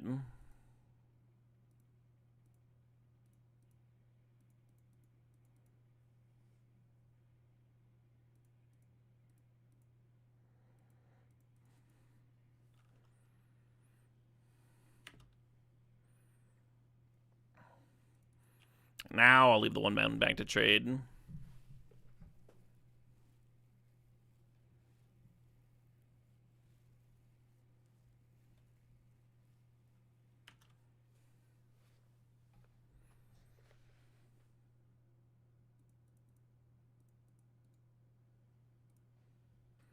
So I get a clue. They get an Earthbend 1. We have to decide if we want to Eagle or play one of our 5s here.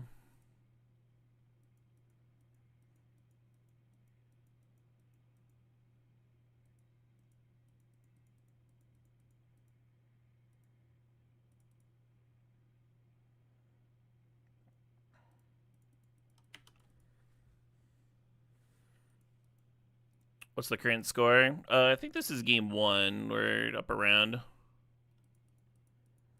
You love this Raven so much. It's a fucking great card. Bird Assassin.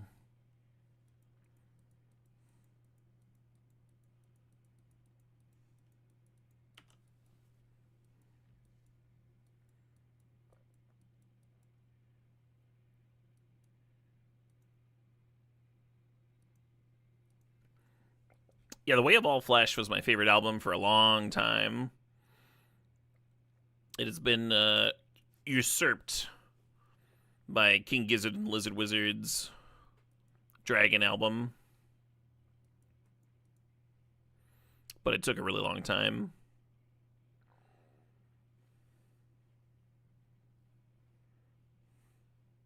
Birds with jobs, yeah, right? I wonder what the pension plan is for a Raven Eagle.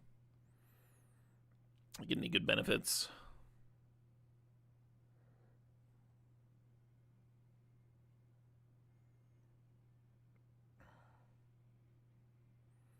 I don't understand this attack.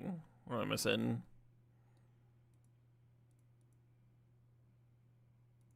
Oh, they've got a green up. That's right. They were just going to trade here with a combat trait. Sure. Fine with that. I kind of have the same decision as last turn. Like, do we play a 5-drop or do we play the bird? I'm going to play the bird this time.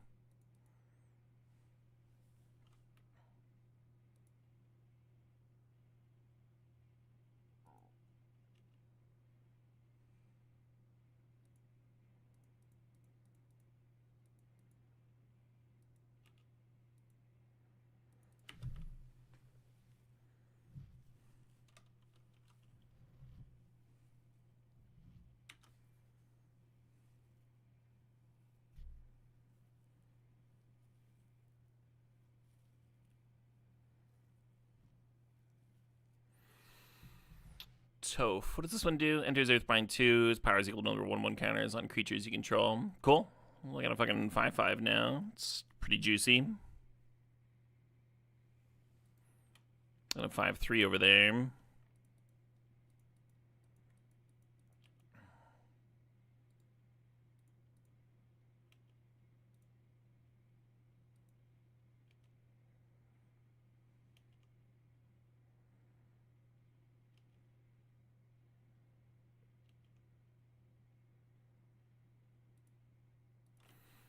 Kind of want to keep on cracking my clues. I'm just playing the warship and passing. Ooh, hold on. Fights a creature an opponent controls. I guess I do that.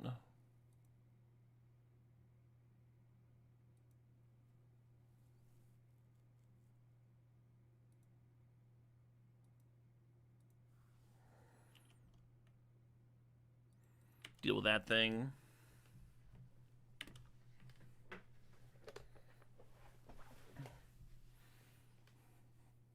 And then in an ideal world, we get to trade the 4/4 for Toph here, and then we'll just have a 5/5 to deal with. Which we could do in a couple different ways. Nice.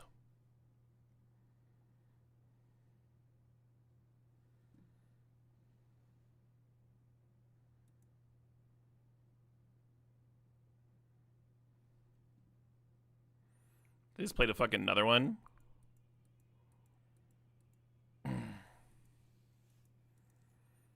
That's an interesting draw.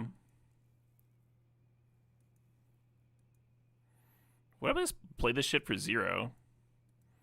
Just kill the fucking land stuff.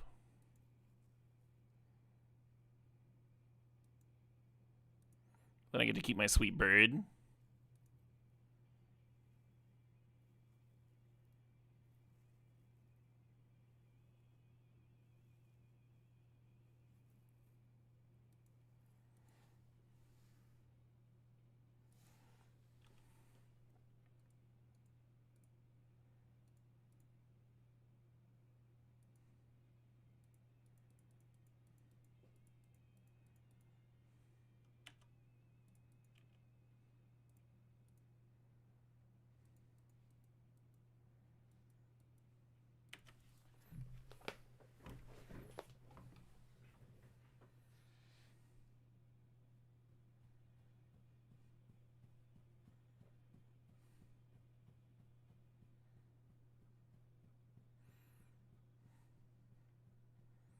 Okay.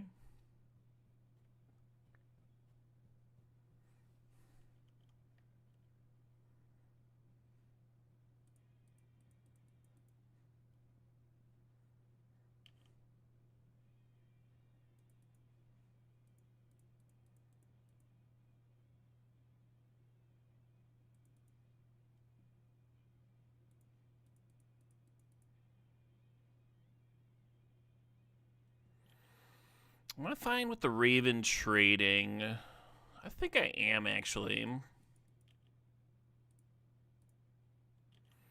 Only being like a 7-for-1 or whatever.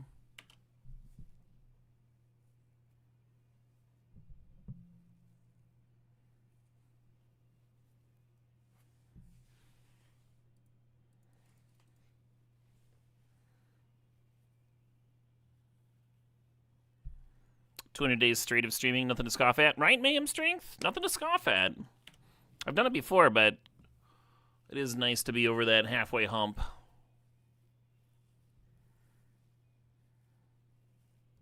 The last 65 days or so are going to be a party, that's for sure. Hey, we got ourselves a little finals here. This deck has not been dropping games. Meshuggah is one of my very favorite bands to see live. They have a way of just like fucking hitting in the zone. I'm just riding that vibe. Just playing their instruments very, very well. They're very vibrating music too. Feeling the notes hit your skin.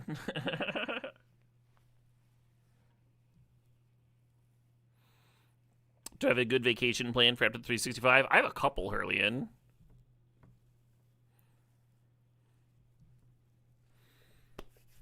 My wife found out that she has like a full month of paid overtime, or a paid, not paid overtime, paid vacation days.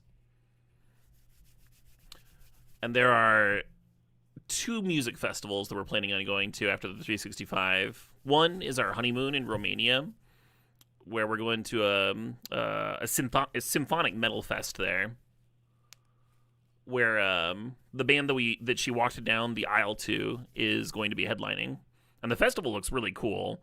The venue is like this old, like thousands of years old monastery.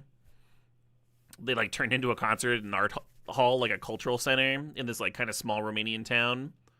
And the looking over the pictures from last year, they had a bunch of like art workshops and like experimental song creation workshops. Just like all this cool shit going on. And the more we look at Romania, the more interested we are in traveling there and trying the food and checking out the castles and just like having a grand old time of it. So we're really looking forward to that trip. But we also scooped Fire in the Mountain tickets, which is a metal festival that happens in Montana on a. They're partnered with the Blackfeet tribe there, so it's held on a native reservation, and it seems like the Blackfeet culture is like really mixed into the vibes of the fest. So it's as much like a cultural exchange as it is a typical metal festival. And that area looks gorgeous, like really pretty. Montana is one of the prettiest states in the U.S. And I haven't been in a very long time, so I'm pretty excited about that. We'll be camping out for a few days.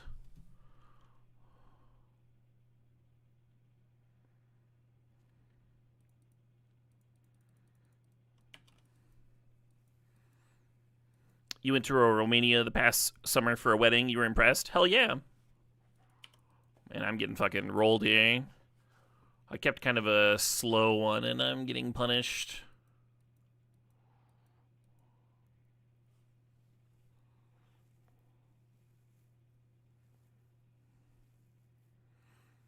So one line here is to play the bounty hunters. The other line is to deadly precision sacking this and just like run out my bird. I think I like that better.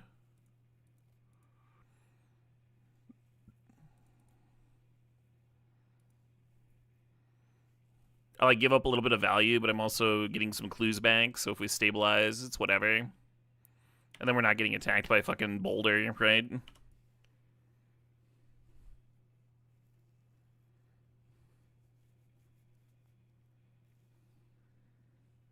Cool festival grounds make the experience so much better. Big agree, llamas. The venue really fucking matters.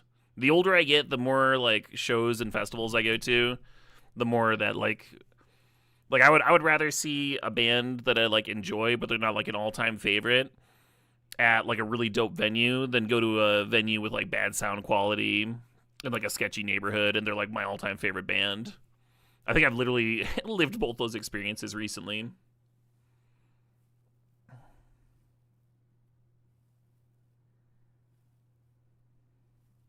Brutal.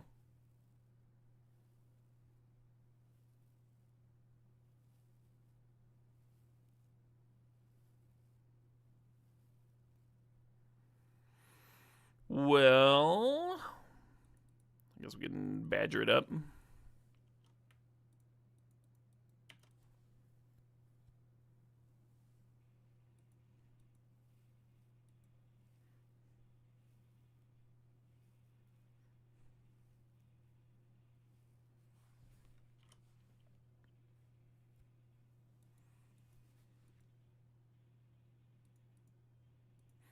Little low to just take chip shots, unfortunately.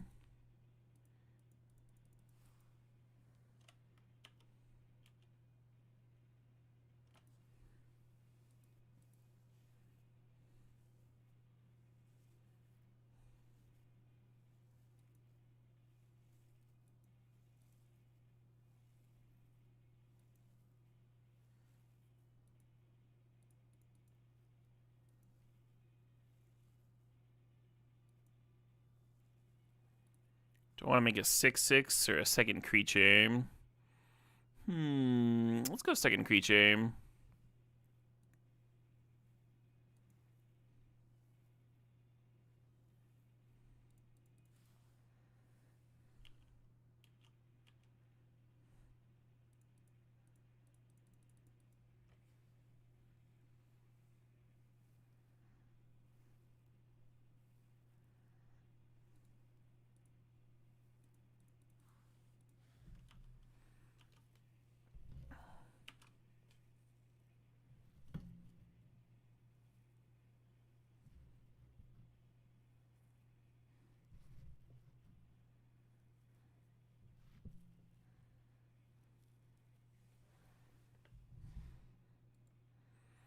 Exhaust to get a double strike counter on it, and Prowess.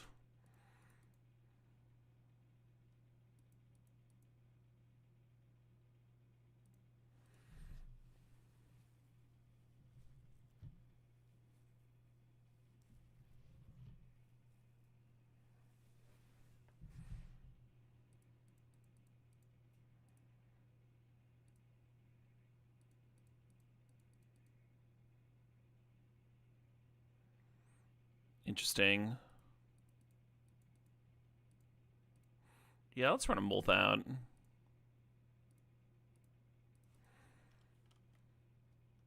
No trample. I'm actually going to serve.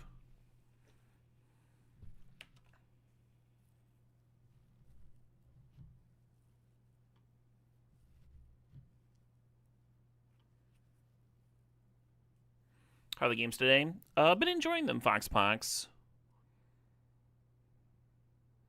I've been trying to adjust my draft strategy. And this is the first time, like, focus more on, like, 2-color decks with clean curves and be less, like, 3 or 4-color monstrosity. And the first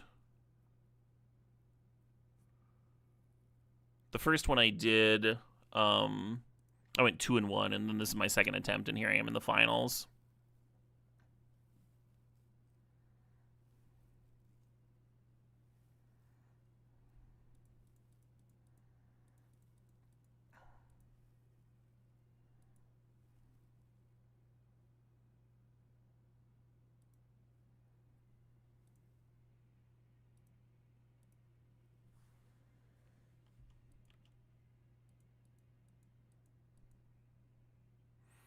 I think Heartless Act wants to remove counters from the forest, which makes it a 2-1.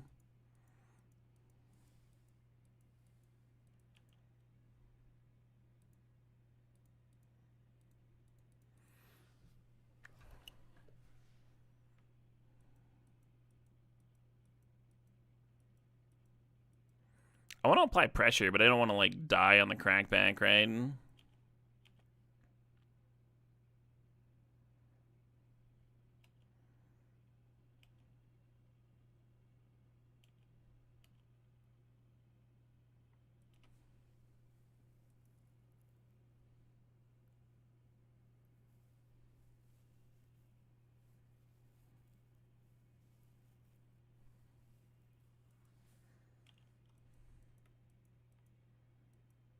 Do I let them draw a card is a question.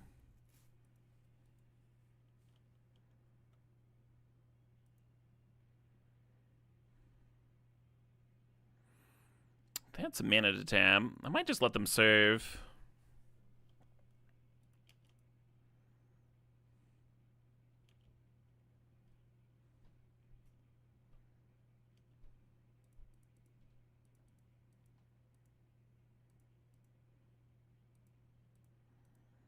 Last time I tried to do this, I fucking failed it. And, like, clicked through. There we go.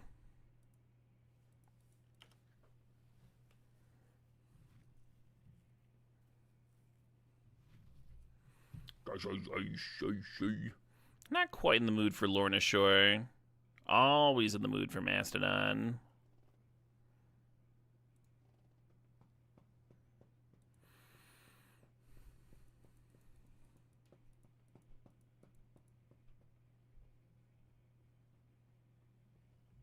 Couldn't they earthbend onto it with this?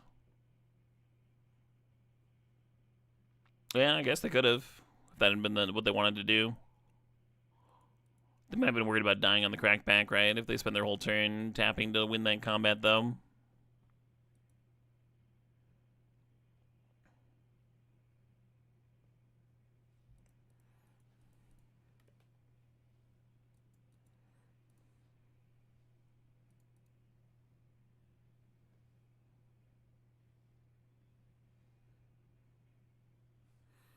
You tried to play this song on Guitar Hero Metallica so much on drums, it's hard. Oh, cool.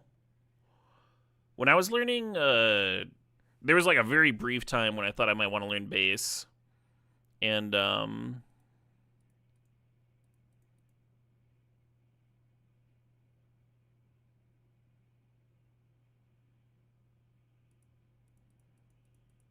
And I was playing a lot of Mastodon tabs.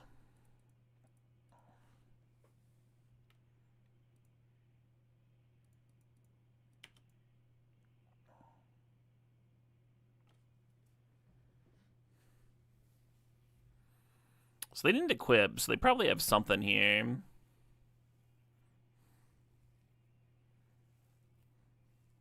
Possible I should have just served all.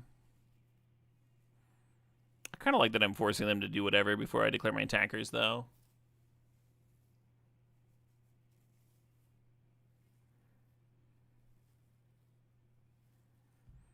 No, it's not uncommon Embercleave. It's it's Embercleave at home, but that's like still quite good, I think.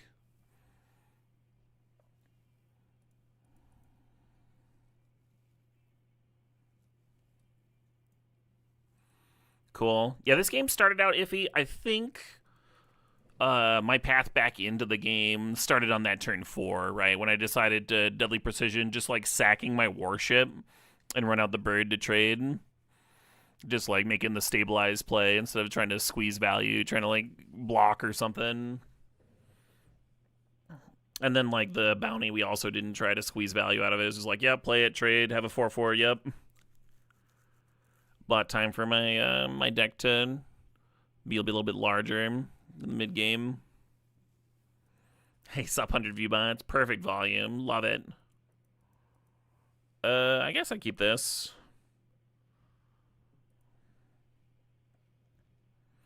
What am I gonna do? Mulligan? Gross.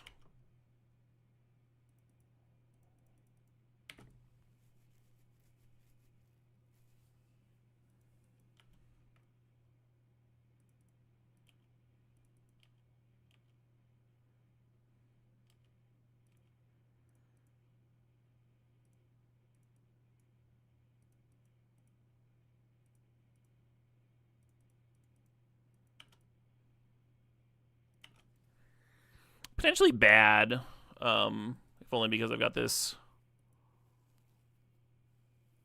Long Fang that could have benefited by waiting. They didn't do anything this turn, though, so feeling okay about that at least.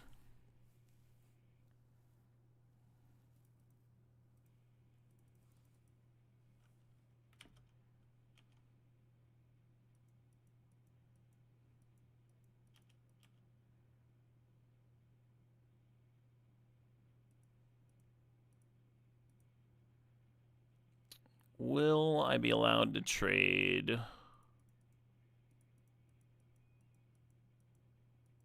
I will not. But I get a clue and a 1/1.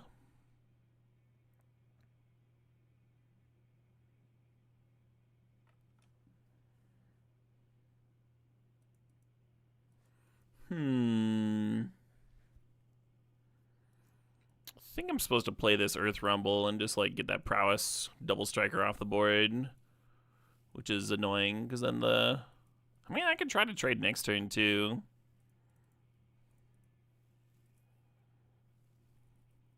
Yeah.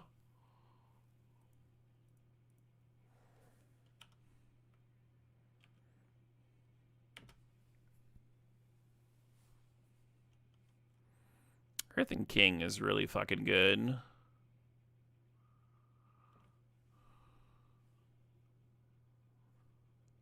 If I can rip a removal spell for the bear token, my sweeper would be strong here, huh?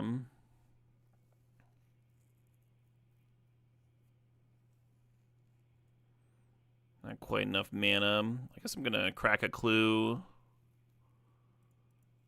Then tap out for wrestlers, or do I just play guide and crack the other clue? That's probably better, huh?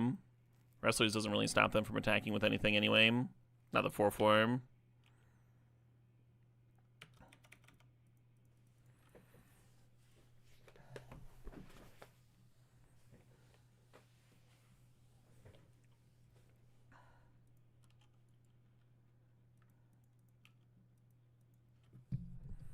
Sure. I'm making it in for 7. Put me down to 12 here.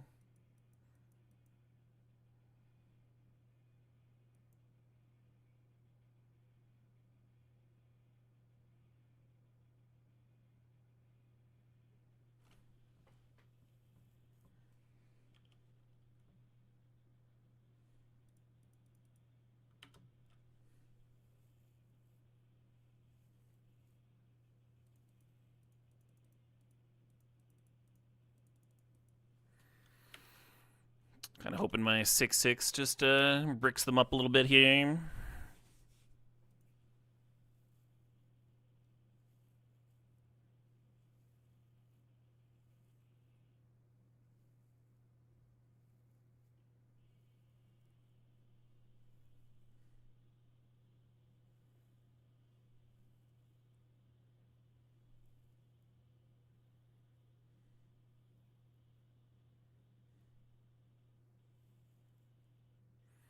Hmm.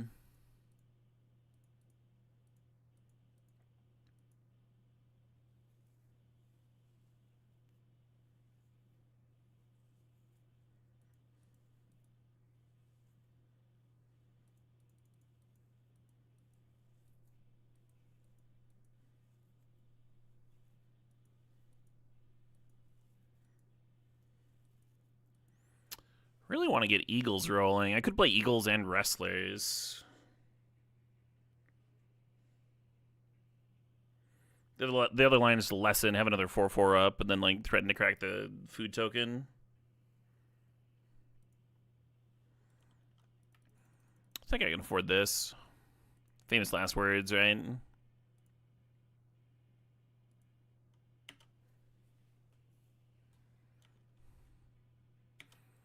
Yeah, I was glad I got to see Wayne Static perform. Core high school memories there. More Badger Moles, huh?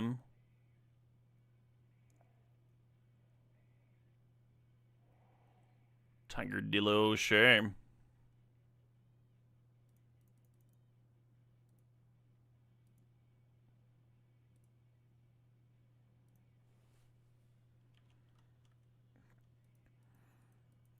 I actually don't know if my bird attacks. They kind of have a lot going on over there.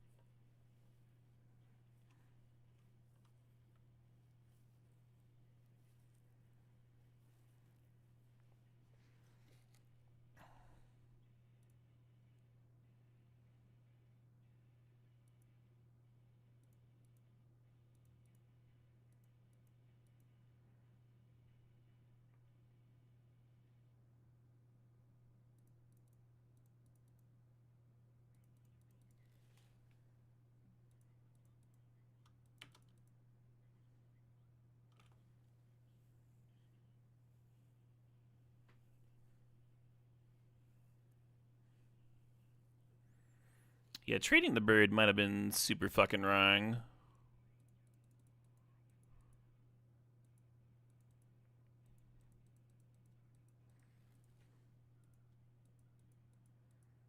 I'm at 15.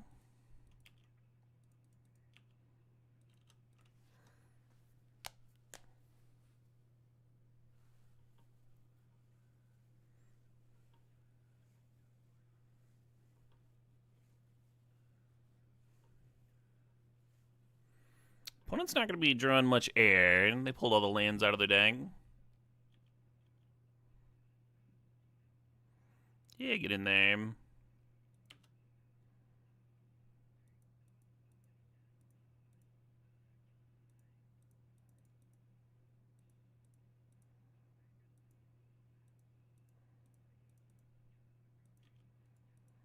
$13, you say? Nice. Yeah, so I heavily adjusted my draft strategy, and I went from not being able to buy a win, no matter like how many rares were in my deck, to going 2-1 into a trophy. That's a good sign, I think. It's a very good sign.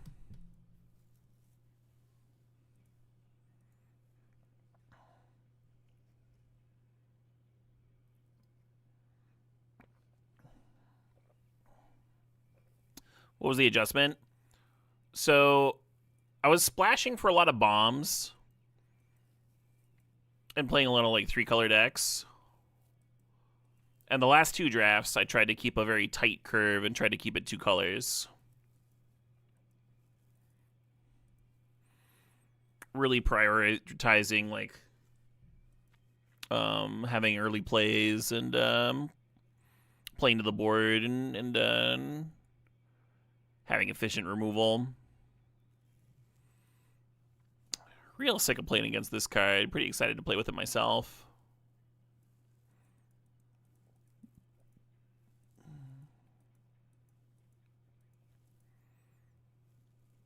I think Demonstration is better than Firebending Lesson. I'm going to check out what 17 Lands says. I'm kind of curious about that.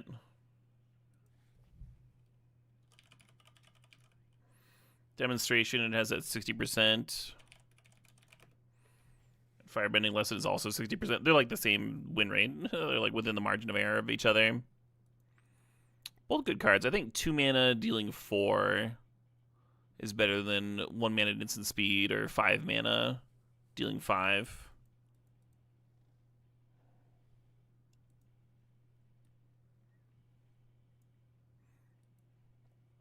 Ooh. Allies at Last is solid too.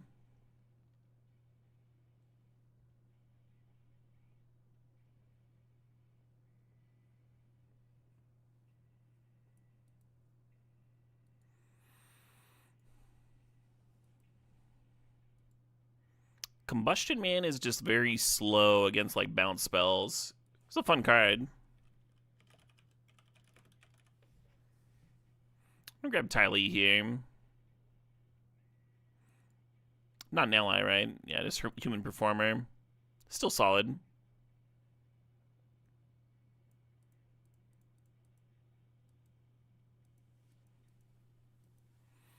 gonna grab Cadets here.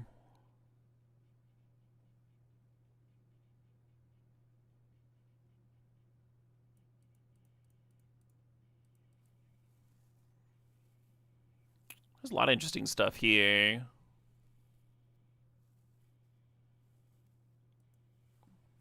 I don't know if Bitter Work's any good or not. My last opponent like drew 3 cards off of it. 17 Lands says it's like a 54% win rate card, which is lower than Raucous Audience. And Fire Nation Cadets. Fire Nation Cadets actually has like a pretty respectable win rate.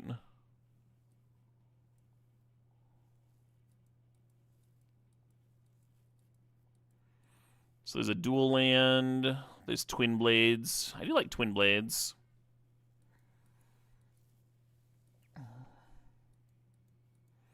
Something to do with that. Firebending 2 mana. Yeah, if we're only 2 colors, we don't actually need dual lands very much. Especially if we're trying to play 1s-on-1. Let's grab the Twin Blades here. Hey, Oratog. Thanks for the sob 86 months. Caleb's music taste is a delight. I'm glad you're enjoying the, well, the Death Trip. Thanks for the 27 months there, Gigolo.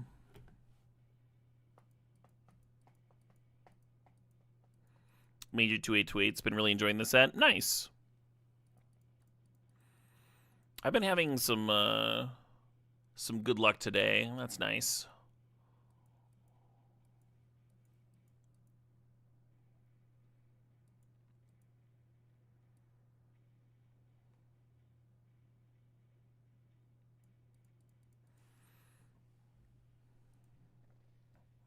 I think I like Moose over the 5/6. It's very hard to attack into a 7/7 reach.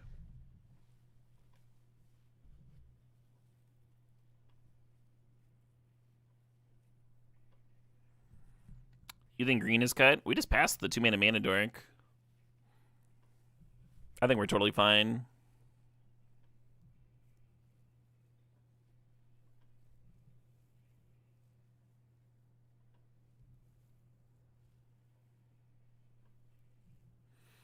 So I'm not huge on Cycle of Renewal, but it is a lesson. Oh, I guess Earthbending Lesson is too. Just thinking about lessons for the Fire Nation Cadets. Earthbending Lesson plays a little bit better with Boomy, right?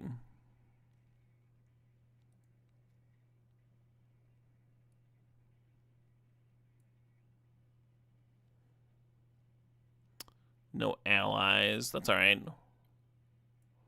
I only care for allies at last. Currently, I think we're on like zero allies. Oh, there's one. There's one.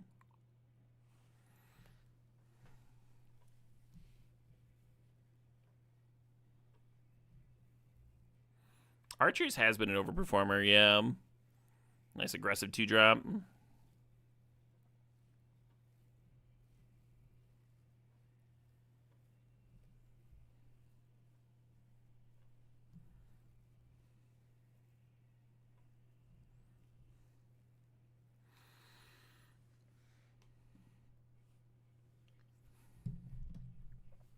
The loot ability is like really nice in blue-red too. Blue's got all those cards that care about drawing an extra.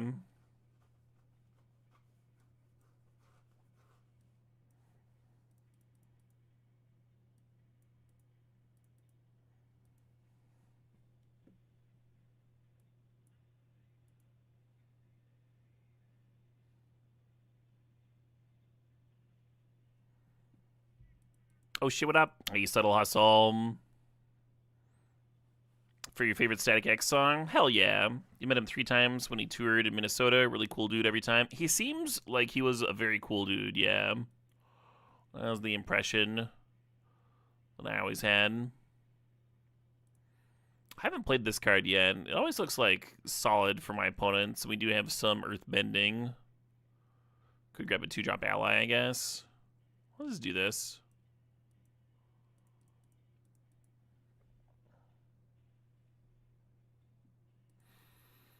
Yeah, I actually saw him perform at the Gathering of the Juggalos.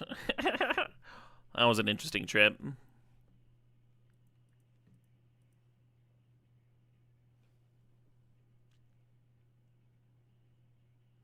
guess I'm just taking the Warship.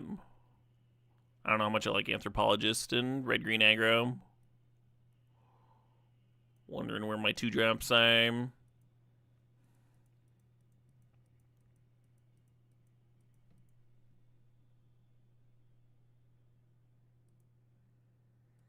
Yeah, that playlist is mostly 90s and early 2000s metal. If y'all couldn't tell. How does it feel to be in a gang? It's okay. Wait, what's the gang? What's the name of the gang that I'm in? Oh, you're talking about because I went to the Gathering of the Juggalos. Yeah. The year that I went actually was the year that the FBI classified them as a gang, and it was like pretty serious. They took it pretty seriously. There were a bunch of people like paranoid that the FBI was gonna like crash the festival. Obviously, Juggalos are not a gang. They're fans of a band. And they enjoy their music.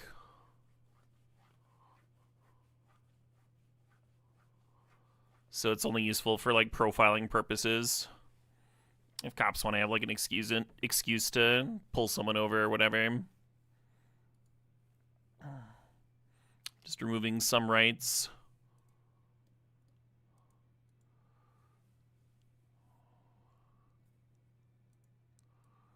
From people without the resources to fight back. As you do.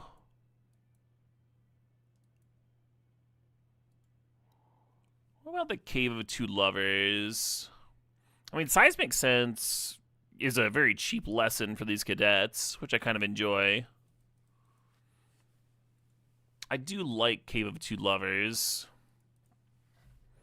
Got some nice card advantage worked up in there and a pile of bodies.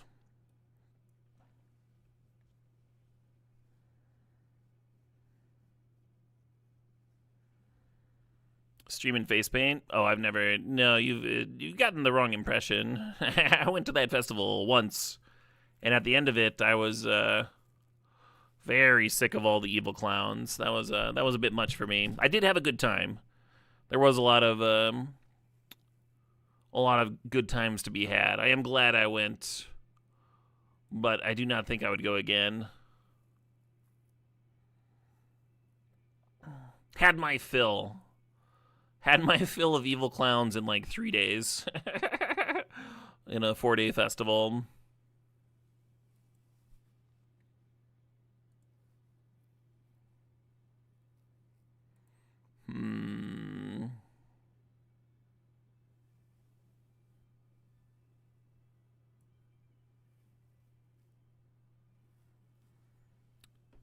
Did anyone ever trick me with poop dollars? No. They had a bunch of fun chants for different situations. That was kind of cool. Fire Nation attacks is sweet, but I'm gonna grab Lightning Strike here.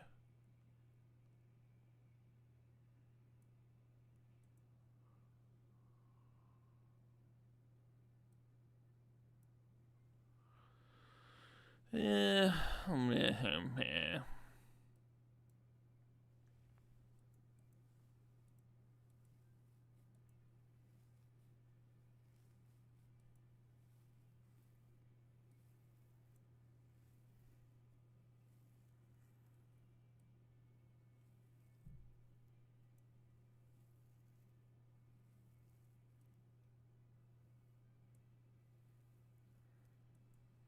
Am I familiar with the Hash House Harriers? No, I have no idea what that is.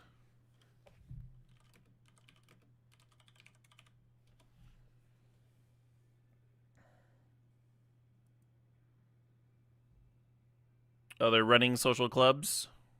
Interesting. Is Combustion Man not playable? It depends on the matchup. For Combustion Man, he's like pretty bad against blue, I feel like. Because they just bounce him or whatever, and you've invested all that mana.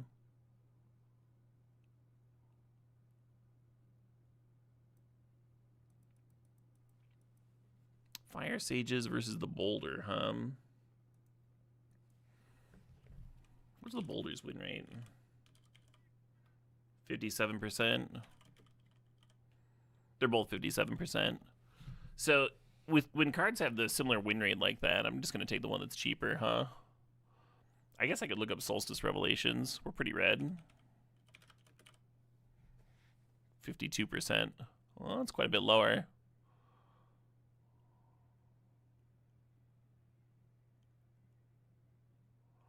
Supreme Matt says happy cubing quietly. I appreciate that, Matt.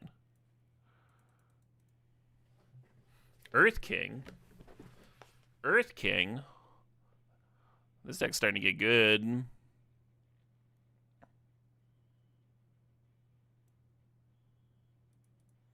Ranenshaw? Holy shit. We need some more lessons. We need some more lessons and or dragons. Holy shit. The Earth, getting past the Earth King into Ranenshaw? When does that happen, huh? What is this thing again? If you have 3 or more dragon or lessons, you get a duplicate. I think we have very few lessons right now. I'm going to grab a Firebending lesson. What is this? Cascade deals X damage to each creature and planeswalker your opponent's control. X is the number of spells you've cast this turn. Okay, well. I don't care about that. The Palace would actually be fine here, and the Boulder has a great win rate, but we're going to grab Firebending Lesson. We have that Critical Massive, cards that care about lessons now. Jesus Christ, there's another Boulder. Someone's going to end up with like 4 Boulders, and like, why does nobody like this card? I think I want Origin of Metal Bending. What's True Ancestry's win rate? 56%. That's pretty good. Yeah, they're very similar, actually. So it's like, would I rather have a combat trick or a rebuy thing? I guess my rares are good enough that I should just draft the rebuy thing, huh? When this enters, get a 2/2 red soldier with Firebending 1. When a creature you control attacking causes a triggered ability that could create a quest counter. 4 more. You copy the ability. So you just like start copying your Firebendings. God, there's another Lightning Strike here.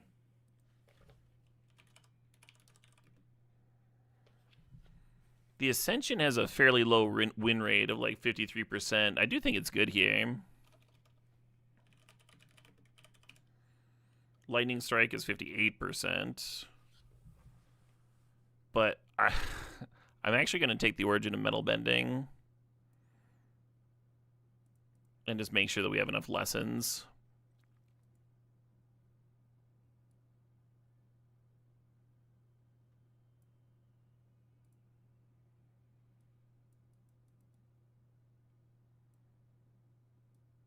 Yeah, I'll play 2 of these fucking things. Cool. Maybe I just, like, don't play Pillar Launch then.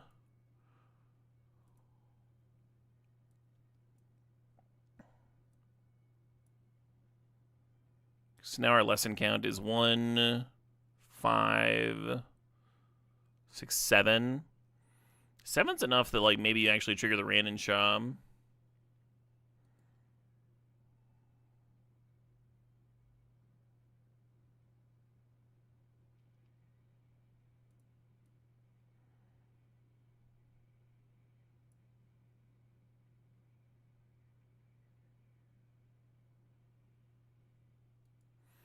Other permanents you control have indestructible. I want to draft it because it's so fucking cool.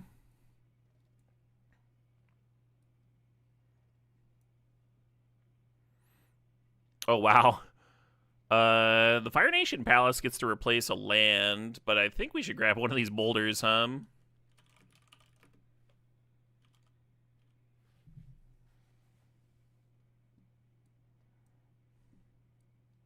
Latest boulder ever. There were like 4 boulders going around, so it's not crazy that we got one back, but it's a little crazy, right?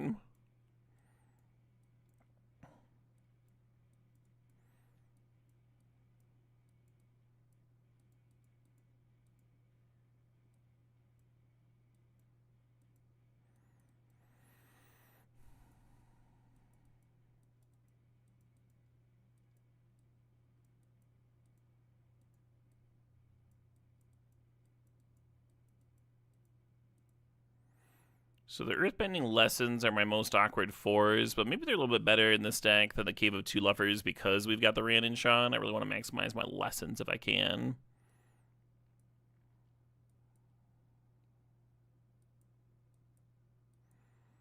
Allies at Last might actually be a cut because it's like a 3-mana removal spell here. I've got a couple of allies, but they're very expensive. Oh, this is an ally, the 3-drop. I think we're not playing Twin Blades or Warship. We just like need more actual bodies.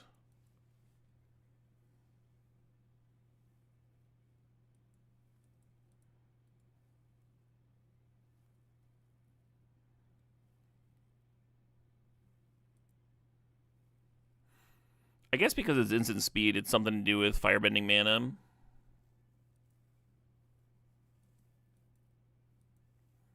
Oh, you're talking about the Earthbinding Lessons being good with booming? Yeah. Yeah, they're synergistic for sure.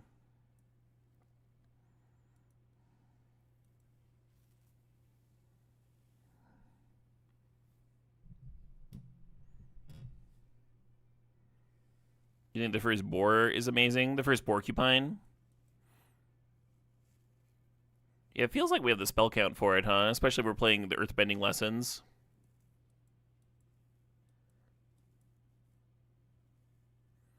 Maybe the boar is better than Ty Lee.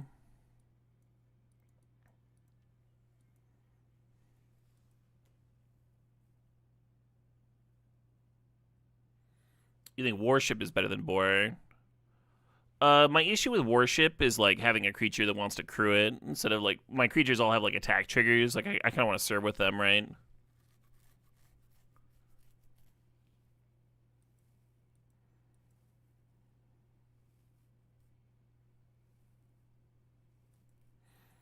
You like cutting the cave? The reason I like the cave is like you get some critters and then it like gives you that land, lets you play your top end. It'd be a real shame if we just like didn't get to play our top end, right? And this is board presence that just like gives you the mana for it. I think cave is better than Earthbending Lesson.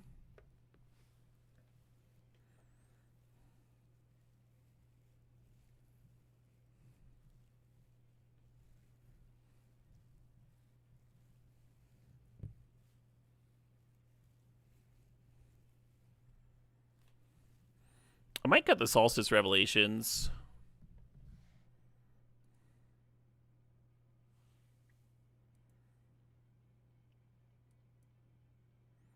I was thinking it was like something to do with Fire Mana, and it is a lesson, but it doesn't directly impact the board.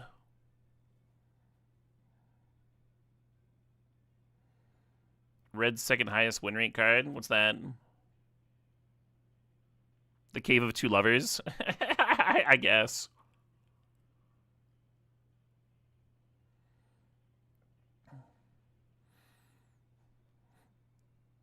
So, like, the 17 lands win rate has it over Ranenshaw, but I'm, like, certain that that's just within the margin of error.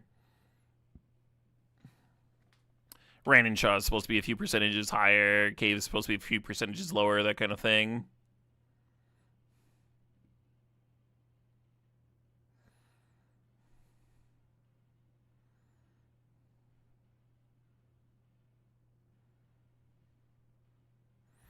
But that said, it is kind of a little bit of a fable, right? The Cave of Two Lovers.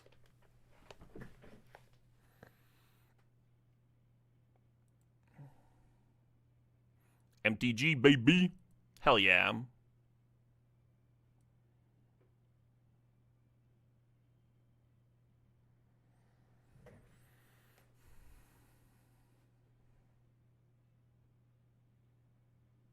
I guess it doesn't really matter which I favor.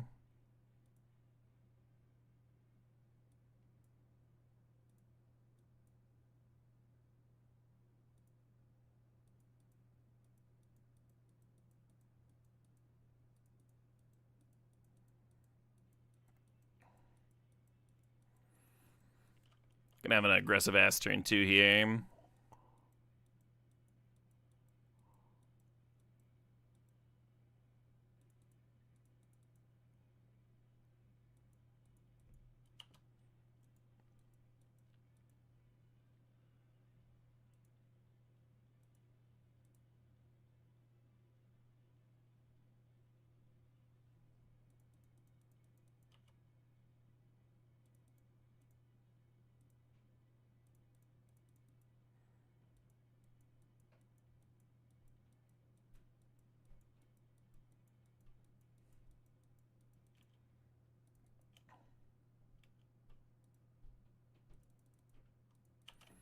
Just fucking build your own Wild Nicodle, I guess.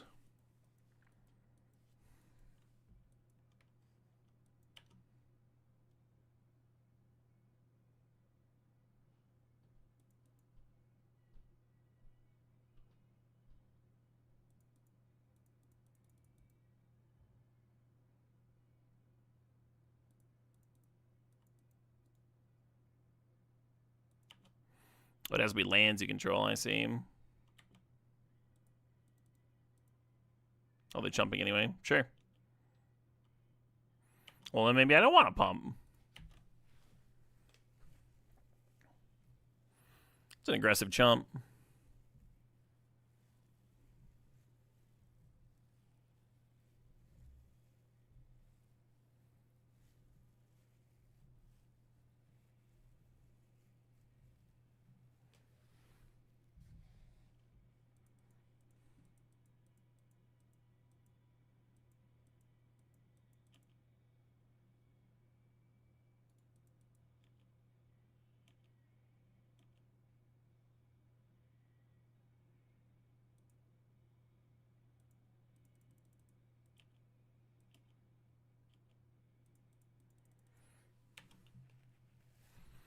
Board not currently looking good, but we do have, I think, a reasonable number of spells in the deck. Fairly high lesson count.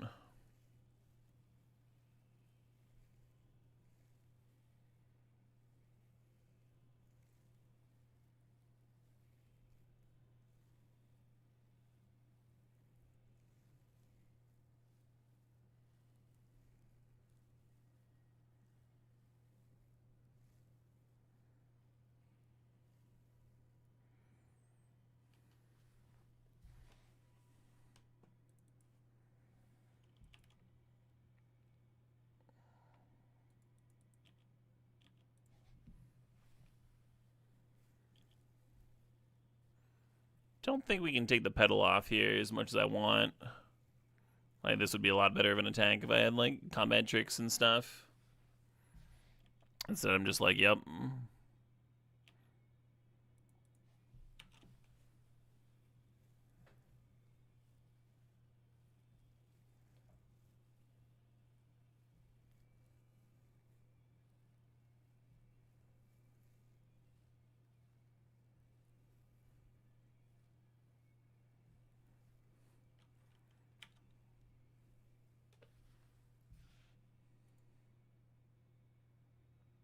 Destroy a creature with power 4 or less.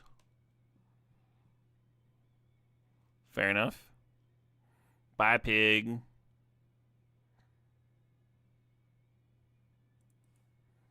And the Earthbend spell to make a 4/4 here would have been sick. Because then we'd be, like, attacking, force them to chump. They go to 2 and have 2 lethal threats.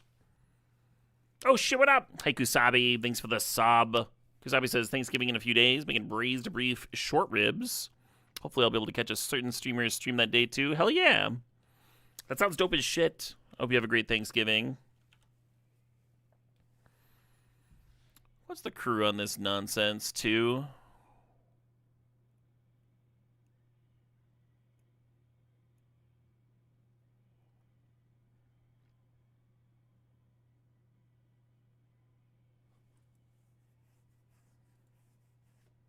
I guess we're just chilling. A few turns ago, this Origin of Metal Bending would have been real good.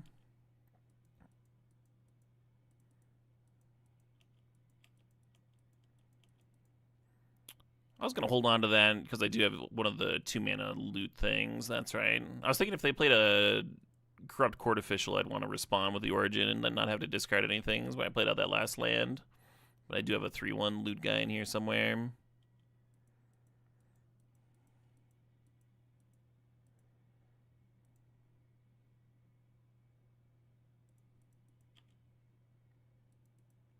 Immediately. Incredible.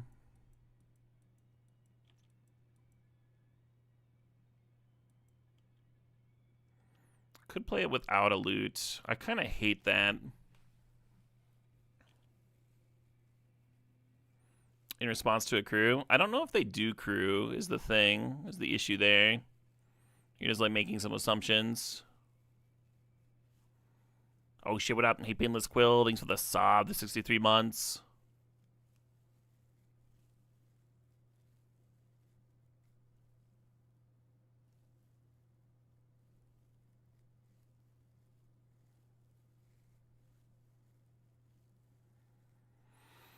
Yeah, not loving my spot all of a sudden, huh?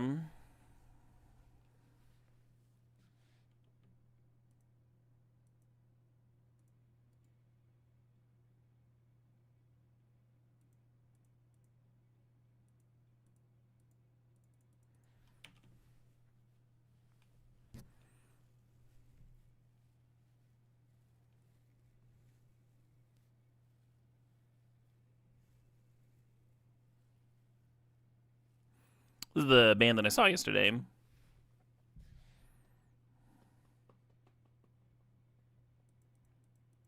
Hello.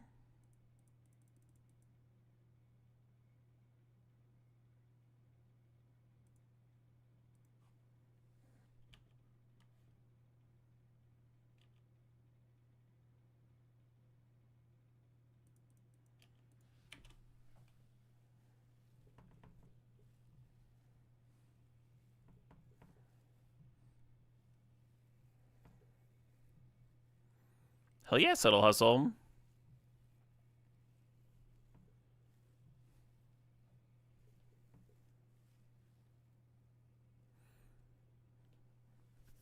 Yeah, this band is Mellow Death, but I have them on my Power Metal playlist because it's so positive.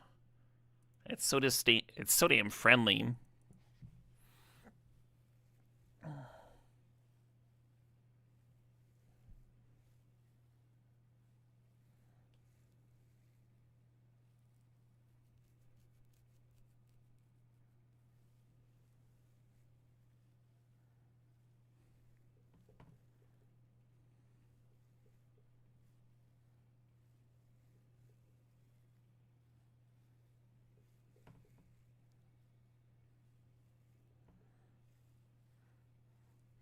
Cute little play from the opponent's spot over there. They are hellbent now.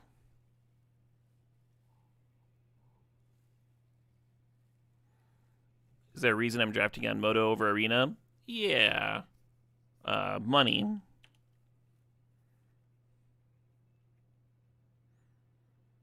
I like it and need it to live. You're gonna see him on Tuesday? Hell yeah, Supreme Man. I had a great time. I hope you do too.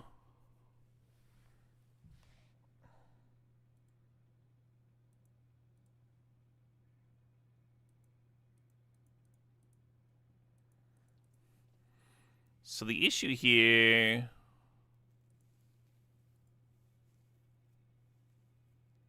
So I can flash that shit back. There's a few issues here. So if I serve with my Forest, they might just put 6 in front of it and turn this Lost Fang into something huge. I think I'm just supposed to play this and pass.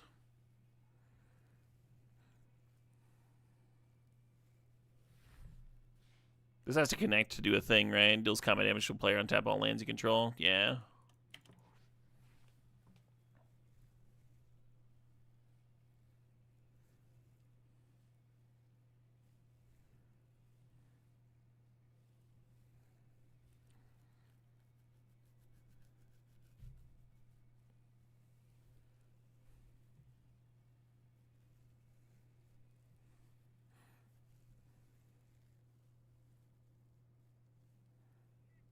Oh shit. Hey, Moose Plural. Thanks for the sob, the 26 months there.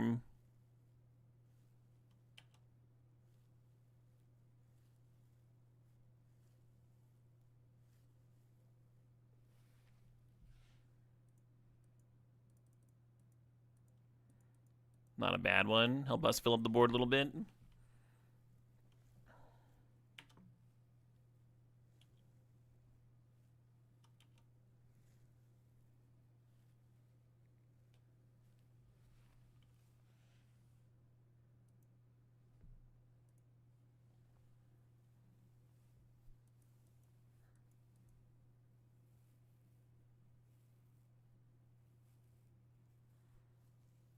Oh, Secret Tunnel's just doing its thing. Sure.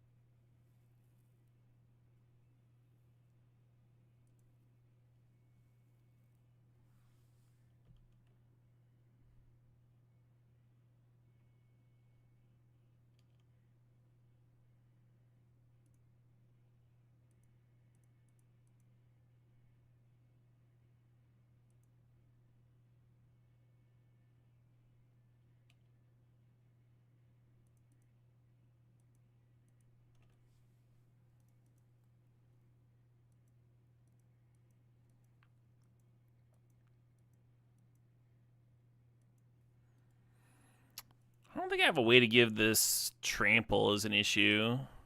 Like, I can have a 10-10 and then who cares?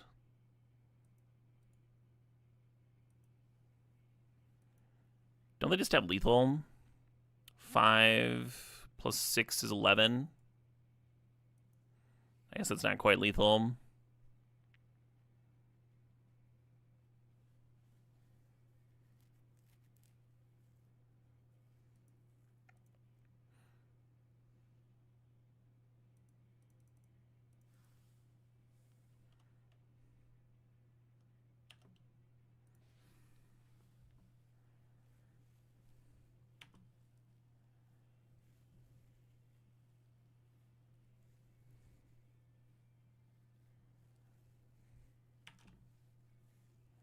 Yeah, Secret Tunnel's really good. It's a fantastic card to Earthbend onto, but its activated abilities giving me some guff too.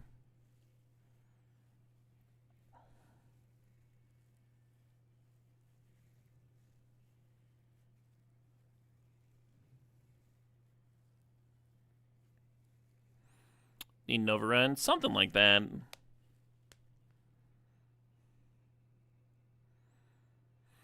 Some way to just jump a critter. Do we have Badger Mole in this deck? No. I did draft one earlier. That was nice. Speaking of money, like $50.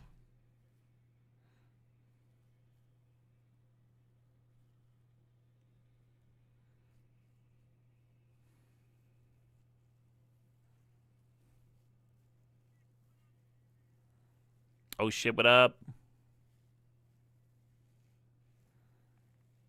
Hey, Cheeseburger, thanks for the 10 months.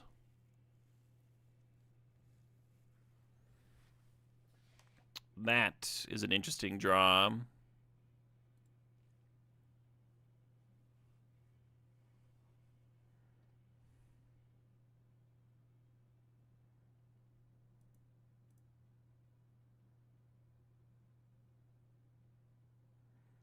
I'd have to tap it to cast the flop seam.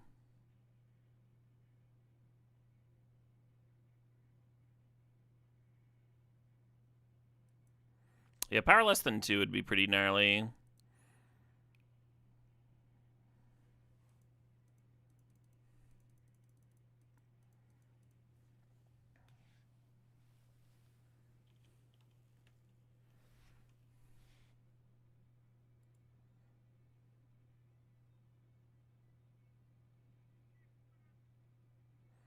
They just have too many fucking creatures over there.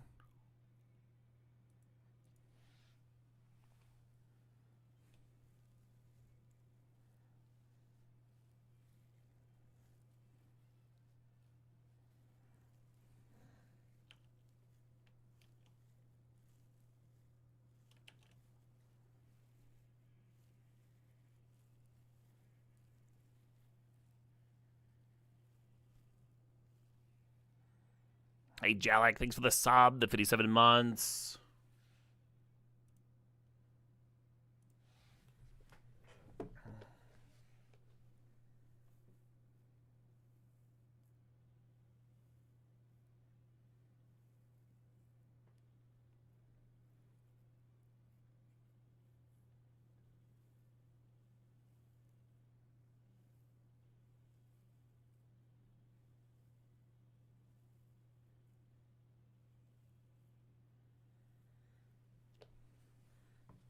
Well, looks like I gotta do something here.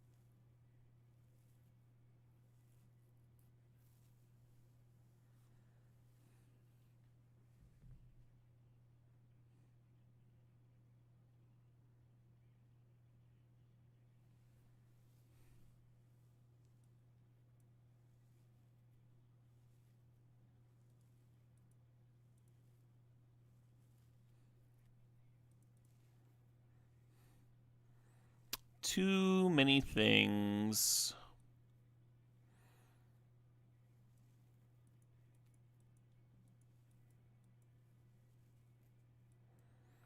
That game kind of made me want Twin Blades in. Our Porcupine was kind of bad.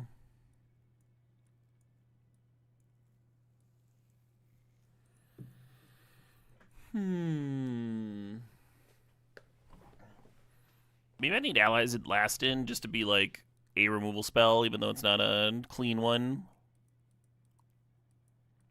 That game was really close. We had him on the back ropes. There was that stretch in the early mid game where I drew like 3 or 4 lands in a row. When I was just sitting there staring at my wall of 2 power things.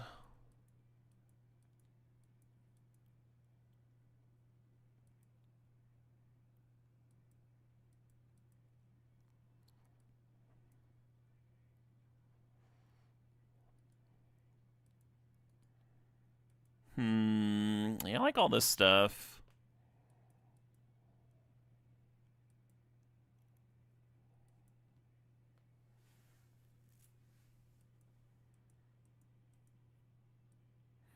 I'm not cutting Fire Nation cadets. I don't know why you would suggest. I think you're just like forgetting how that last game started. Like why we were winning the game in the early mid game and just needed like one more spell to push us over. It was all cadets, baby, and then I like traded with their 3-drop while getting in damage. Certainly want them on the play.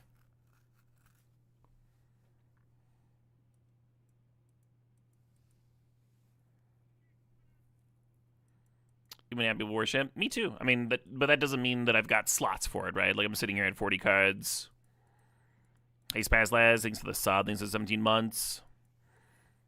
You can't decide if you like Combustion Man here or not. Yeah, me neither.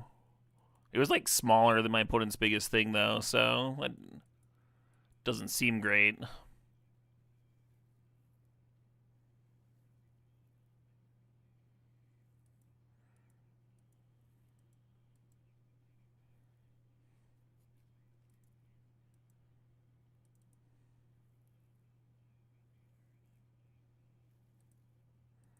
Twin Blades are totally fine. They are not nuts.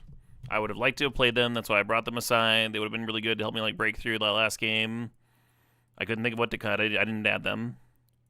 That was what you just witnessed. It was me mawing over how to add them for 2 minutes. My entire sideboard time, and I did not find a cut, so they're not in the deck. That's what it was. That was like the entire sideboard segment. I don't really know how you missed it. I didn't like pull them off to the side because they're like a trash card and I don't want to put them in my deck.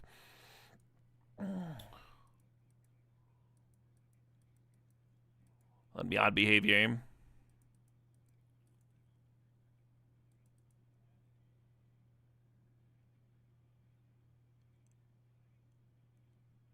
Yeah.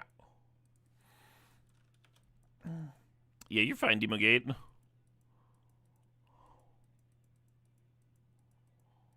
That's often the case when there's good cards in some of these sideboard. They are in the middle of sideboarding and they would like to play them, but there is only so many cards, right? Let's head off a whole lot of questions if you assume that.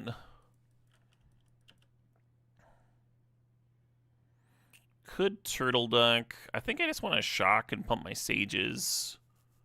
I think that appeals to me.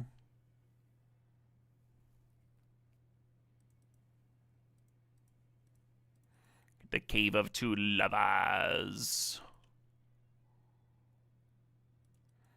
What do we put on the bottom? One of my green pump spells. I've got a bunch of 2-mana green pump spells that are also shatters.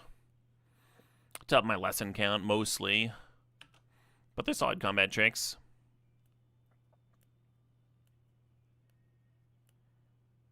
Aww. Sorry, Duck. I think?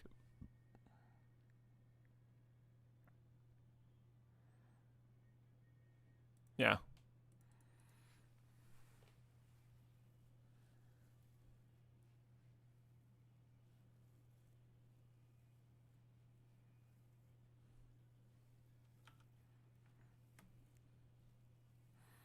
Currently only one lesson in the graveyard for Ranon Shaw. Can't Lightning Strike that.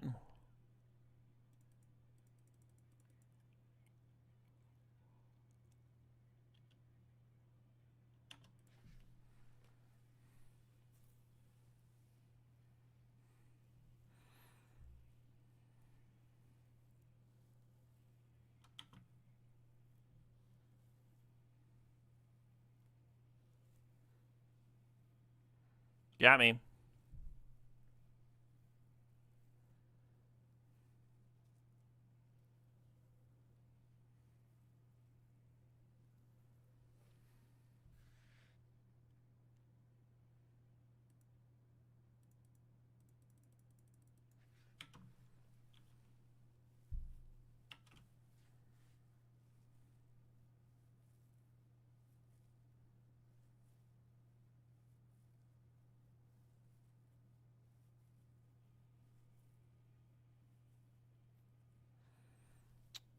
We do have a way to rebuy that later, potentially. But this is a lot of damage we're taking in the meanwhile. Yeah, I think I just got a chump, which is very unfortunate because it makes it harder to actually answer things next turn. Yeah, we're dropping to 12. Being at 6 here would be no good. I need another land.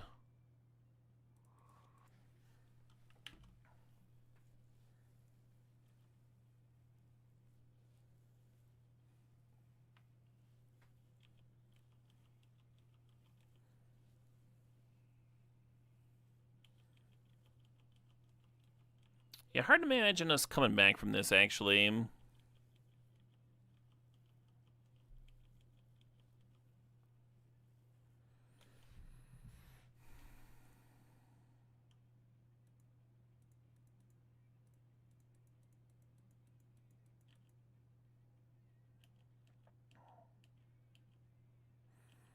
Yeah, we kind of need to, like, turn up the heat in the early game and keep the heat on. We're not going to, like, win a long grindy match in this matchup. As we saw at the end of last game, and then, like, here we didn't actually get ahead. Am I dead on board? I think so, right? There's going to be 2 in the air. This is a pumper. It pumps up to 3. So whether I block this 3 or this 3, we're still going to take lethal.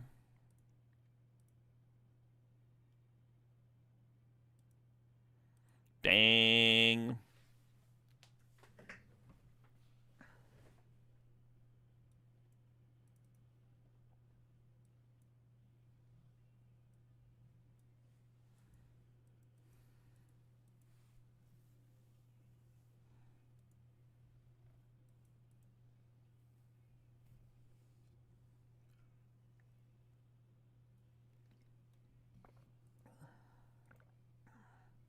GG, snap, snap, snap.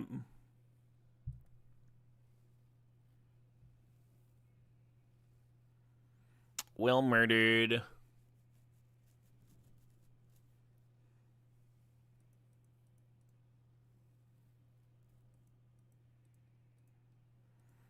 And there's a reasonable looking opener. Aesop strategist.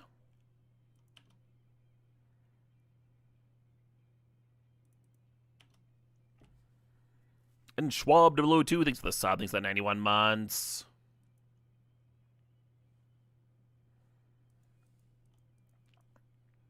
From YouTube,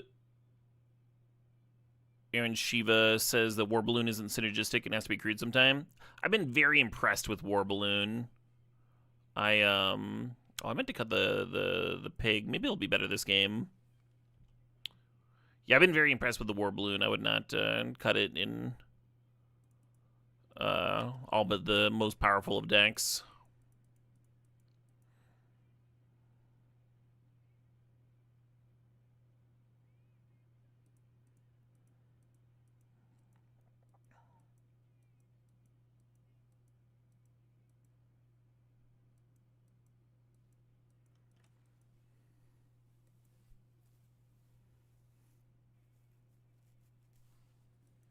Sure.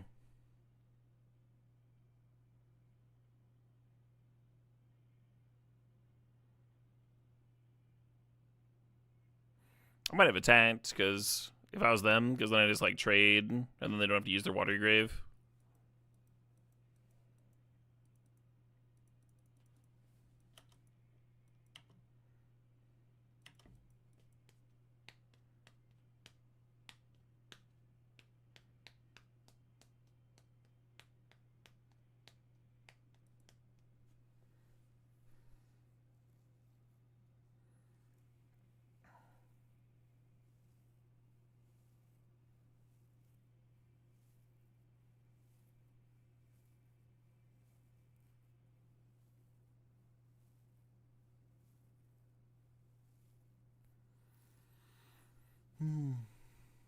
Well, that explains why they didn't want to trade this Water Grave.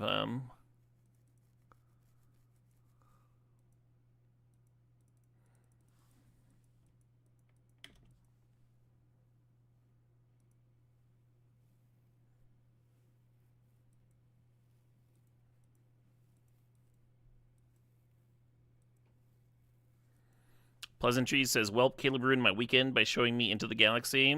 Or Once Upon a Galaxy. Yeah, that game's sweet. I'm going to stream it Friday this week, I believe. Should be a good time.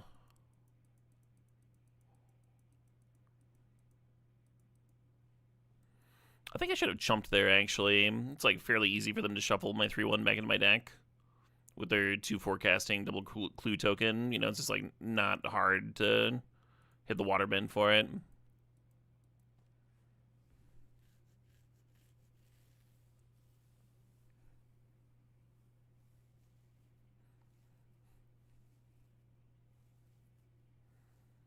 This band's so manic and fun.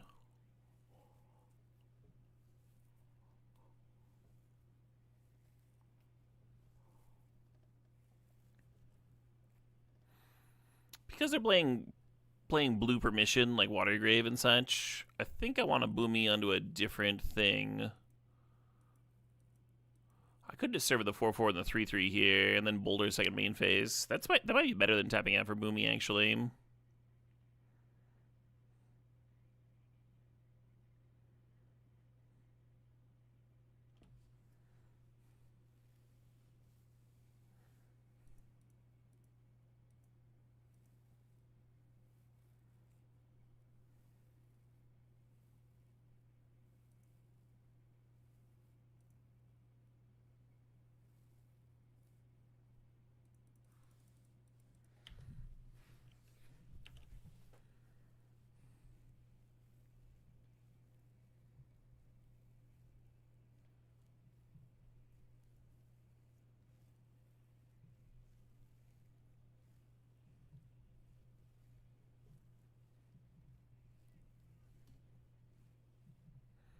Oh shit, what up? Hey, Casual GC. You two are hungover, only had 2.5 beers yesterday. Isn't getting older the best? Yeah. I definitely had some drinks. But they were spread out.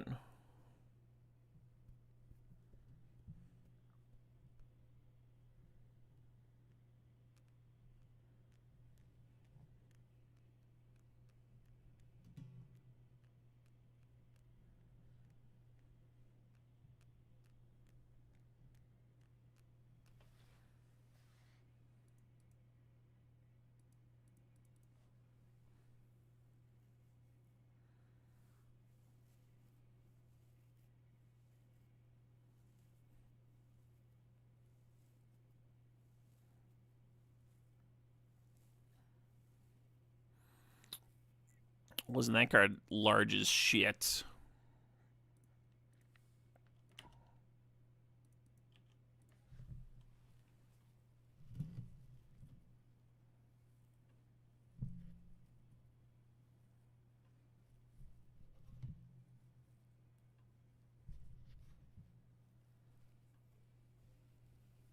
Dr. J Hero with the 73-1 sub. Hell yeah.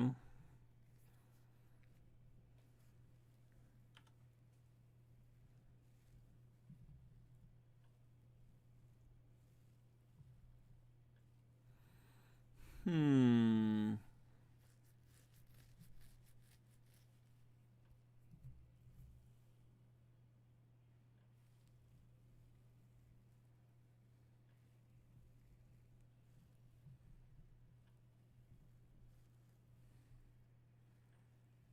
Plata Bear, sure.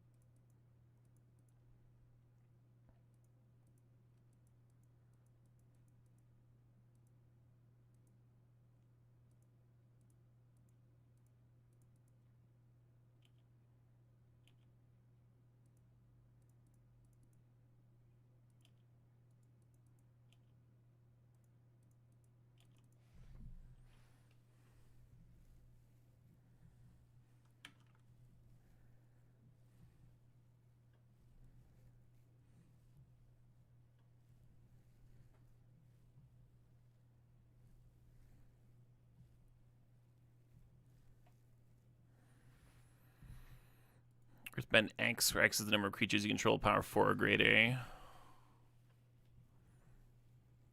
So if I activate the Turtle Duck before attacking... Oh, they could have played that with Flash, huh?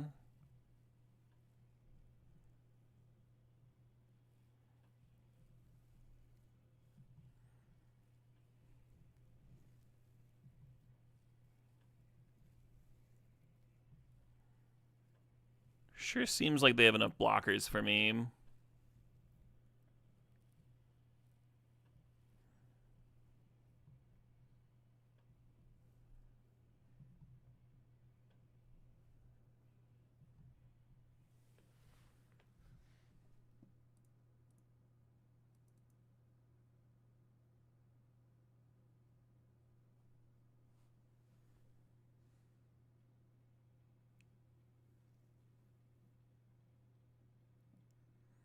Kind of hoping to draw something to push through here.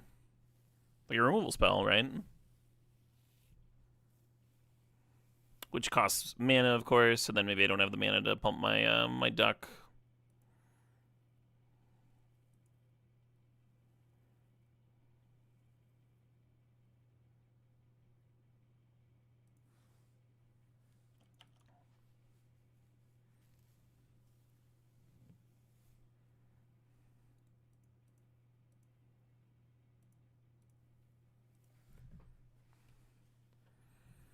Kind of a crazy close game, huh?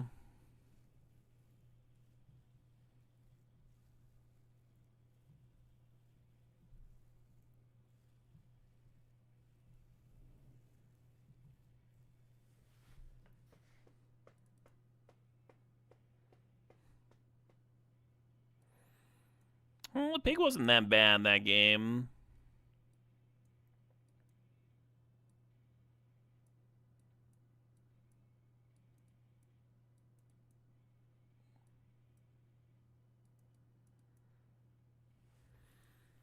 These are the 4 cards we've been hemming and hawing over, potentially playing here.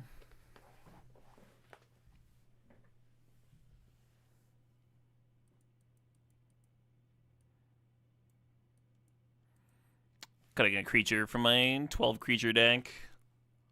Yeah.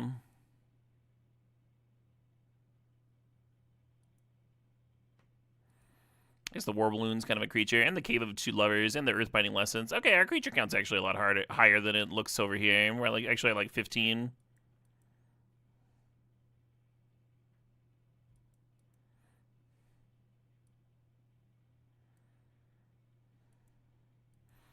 I'm not interested in playing Peeler Launch for their 1 flyer that we saw. Could work in the Moose line, maybe. Have some giant reach blocker that can also like attack if it's time. I think I just like jamming this again though.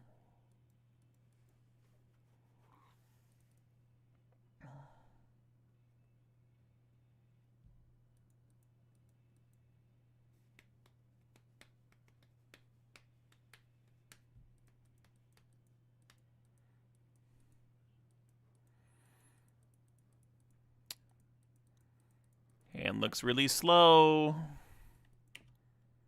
1 drop. Damn.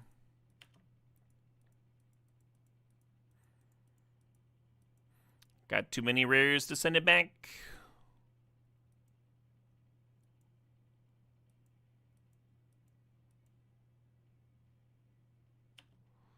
Platypus Bear. Sure.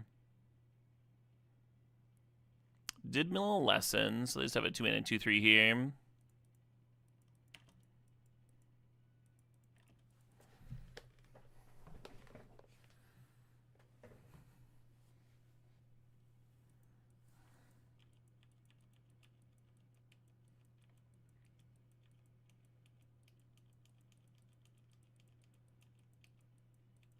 Ridiculous fucking song.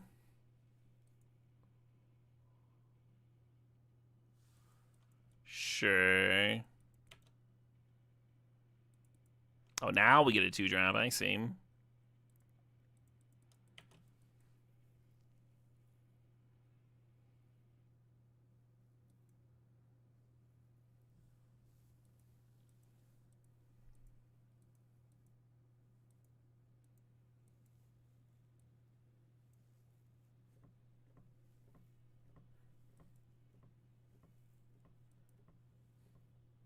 Blech.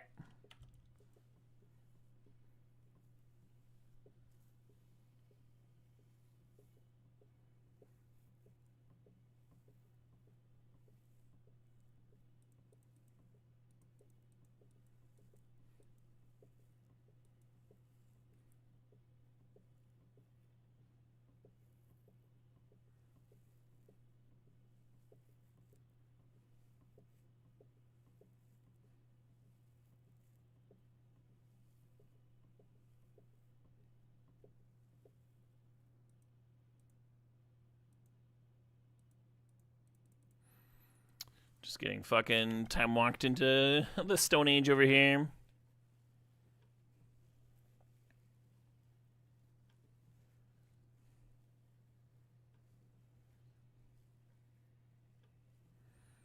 Opponent's draw was aggressive AF. I mean, it was the Watery Grasp on our tapped land that slowed us down here. Otherwise, you just play the Earth King and stabilize with one card. And then they have like a 2/2 flyer. They only have one card in hand.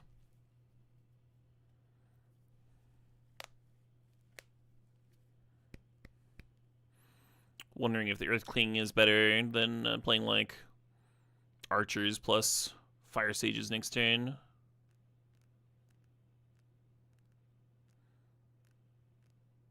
Great. All right, now I'm willing to admit that their draw was aggressive AF.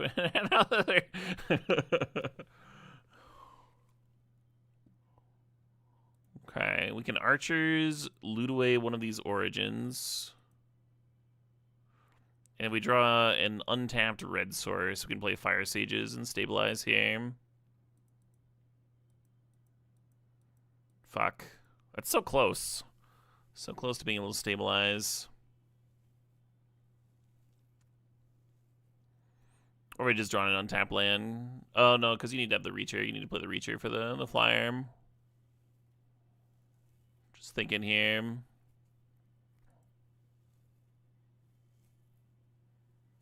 Yeah, no, we did. We didn't get to cast the Earth King or the Rain and Shaw, despite having like the 4 mana and stuff. That Watery Grasp really fucked me up. I would have been better off if I had like not cast Toph on 3, just like do nothing pass.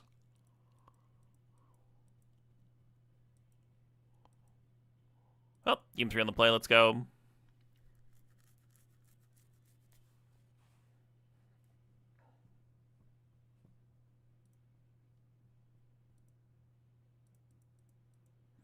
Well, we have both Earth King and Rain and Shaw in our opening.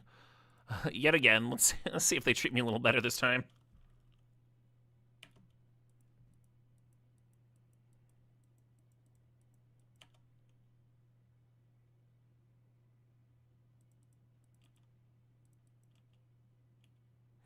You could pump here. I think I'd rather hold up my cards.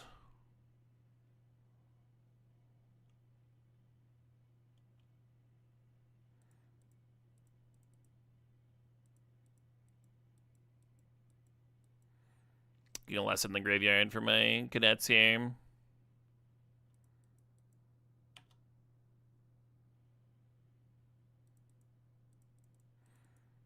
Surely I won't regret it 2 games in a row.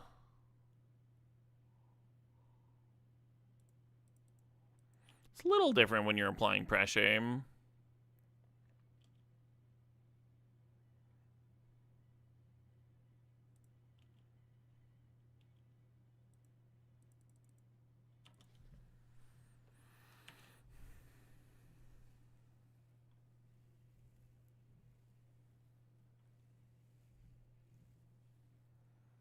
Oh, I misspelled ads in my fucking plug for Galaxy.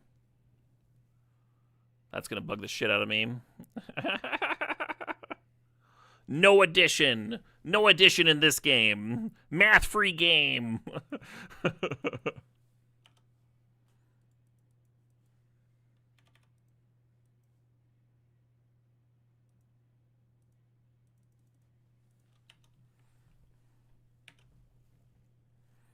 This game's going much better than last game.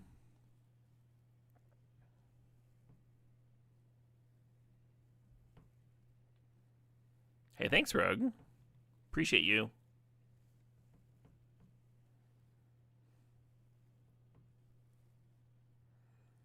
Feels very GG. Yeah. And MM too.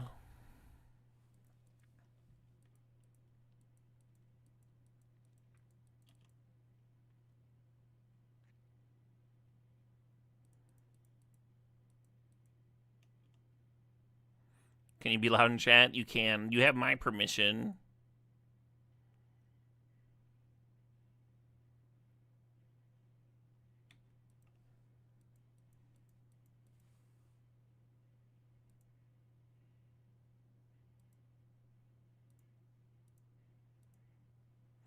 But yeah, I was supposed to play the Earthbending lesson pre-attack because it pumps the Toph. Okay, well.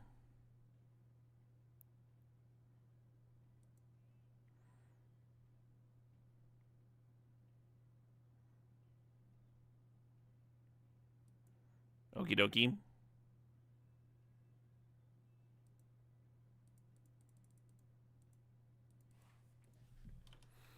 Probably should have split that up.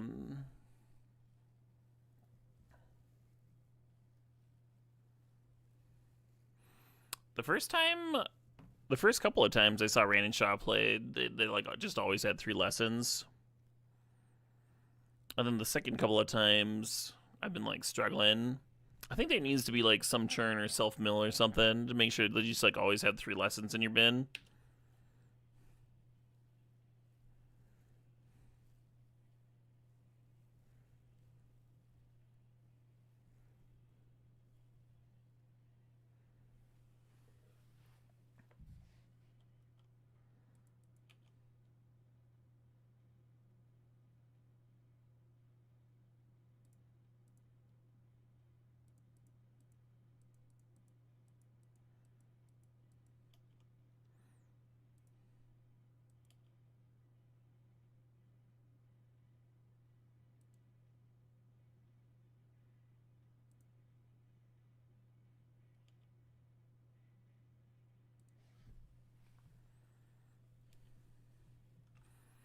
They have to block the 2/6 power is the thing.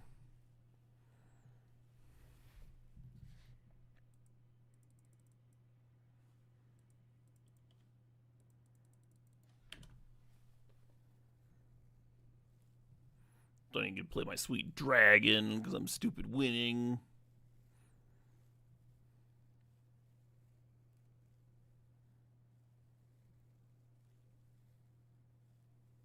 Could have got 1 more land there. I got 2 lands. Oh, you're saying pump the cadets beforehand? I don't think I could have gotten it up to 4. I pumped it 3 times. I grabbed 2 lands there, Amaz. I literally like clicked I was like in the Magic Online screen until I clicked the appropriate number, and then it automatically closed it. 3 times makes it 4 power. Sure. Okay. Fair enough.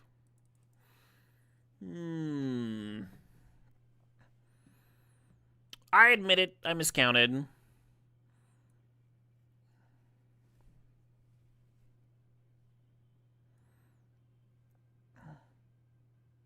Yeah, exactly, Dobbs. Stack the triggers such that you get the firebending first, and then you triple pump, and then you let the search happen, get 1 more land. Amaz is right. How you been, Amaz? I saw you were racking up the trophies. I was having a darned of a time at the start of this format, and I've been doing like a bunch of like splashing and 3-color decks and stuff, and like 4-color ally things. And today I was like, I'm gonna play it a little different. I'm gonna try and draft like Amaz, and and be like aggressive, 2-color, good curves, good mana, and just try to play my spells. And we actually did trophy with green-black right before this draft. And then the first draft was a blue-red aggro deck that went 2-1. So it's going pretty well. The shift up. But it's funny that you showed up here after I was literally like, all right, Hamas is doing well. I'm not. Let's change this a bit. Yeah, tempo format.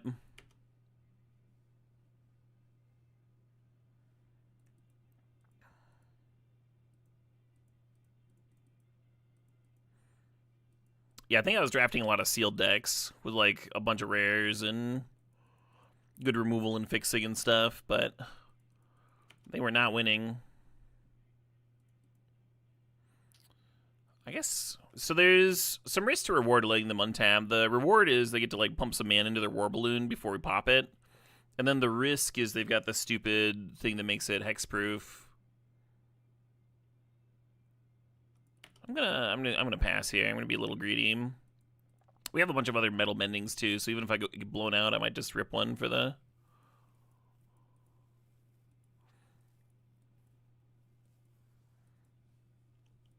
Okay. I'm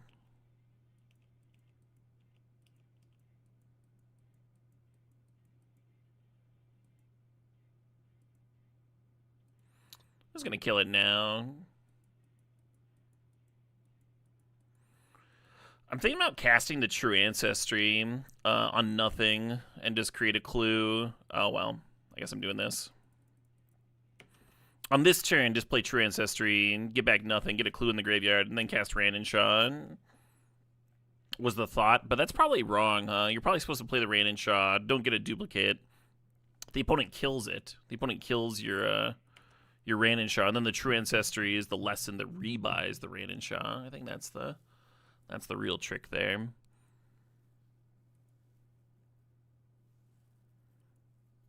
Benjamin Wheeler, thanks for the raid. Hell yeah. Let's give Ben a shout out.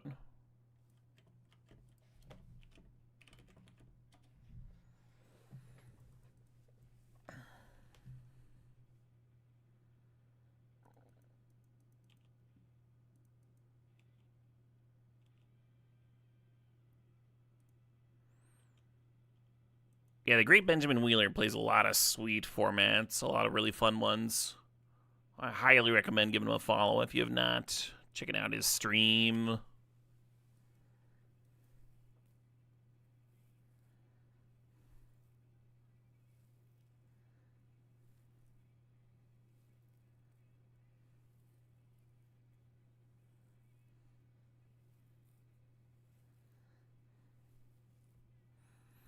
Best shrine decks are white based. Are you still doing like 3 or 4 color shrines then? Or are you just like playing the white pump shrine and airbending it?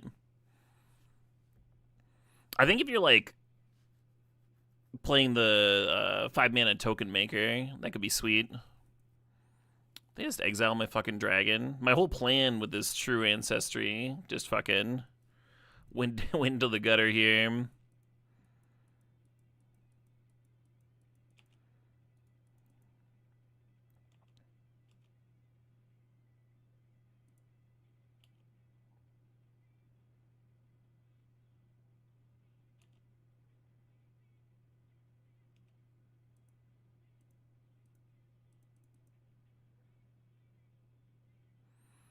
Kind of embarrassing if my Earth King gets quenched now.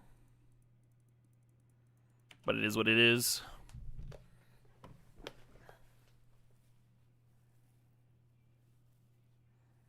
Just doing the red-white shrines? Yeah.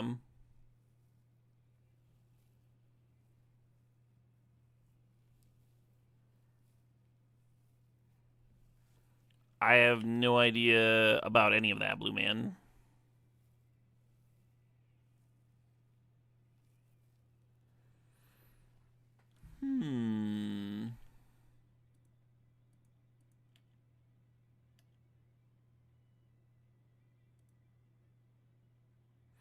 Let's get 2 mountains, actually. We've got the 2-drop in here that can get pumped. Fire Sages. That can soak up a lot of red mana. We have as much green mana as we're going to need.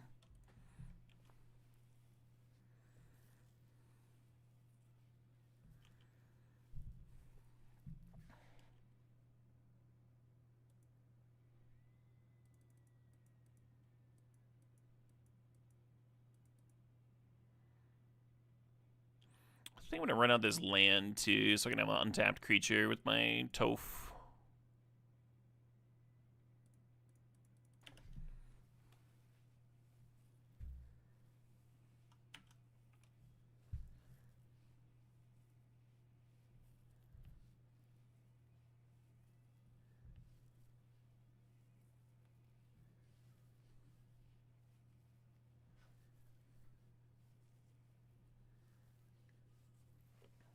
Well, that's gonna get a little some, huh?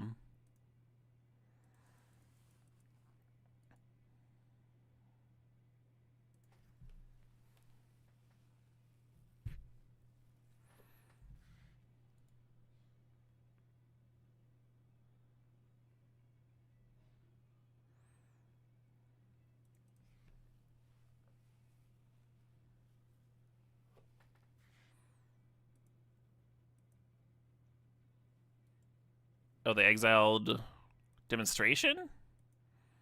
But that's a sorcery. They can't play it mid-combat.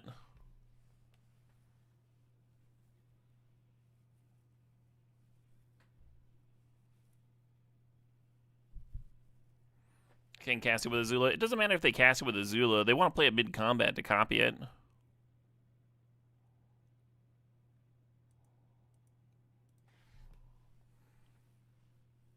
I thought that was the plan. That would have been my plan.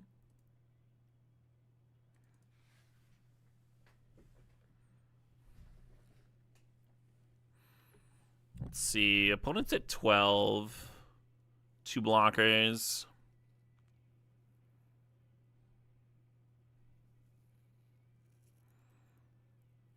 I almost want to crack the clue and see if I can find something that lets me attack more aggressively. But just attacking and getting my land before cracking the clue is tempting too. Interesting.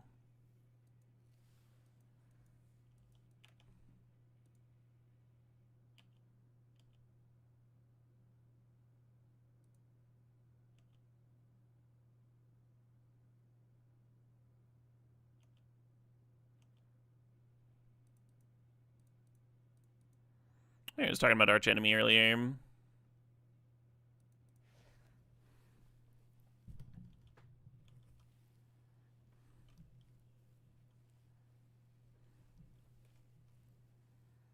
Two Earthbending to pump the land. Yeah, and the 5-drop. Like, the 5-drop Mythic would pump the land. There's just, like, a lot of things to let me attack more aggressively in that spot. Even if I just drew another fucking Origin of Metal Bending, then all of a sudden I get to win this combat, right, against the 3-5. Well, it's a good time for that one, because that card was going to get fucking huge.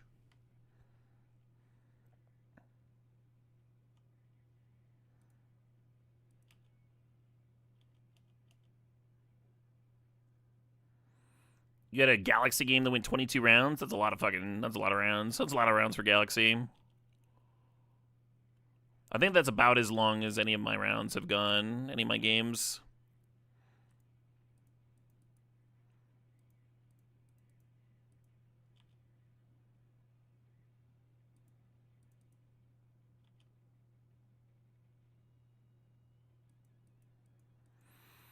So attacking with the 4-4 still makes sense. I can block with the 3-5 and a 1-1.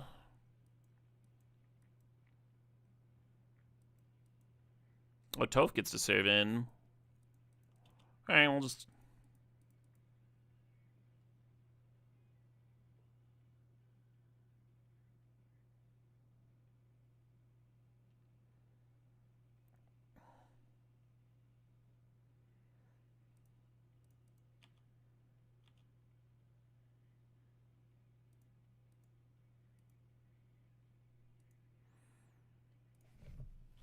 So, we're not going to be drawing any lands.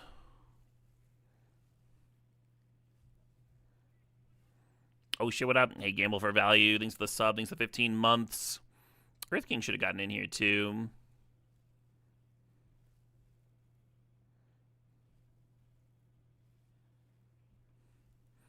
Getting 5 damage in versus 7. Pretty big difference.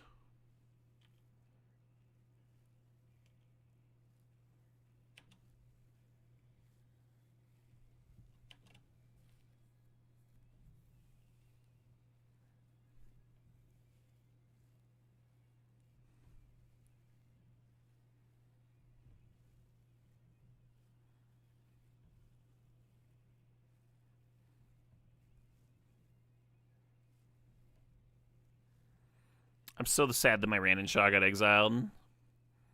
That was such a bummer start to this game.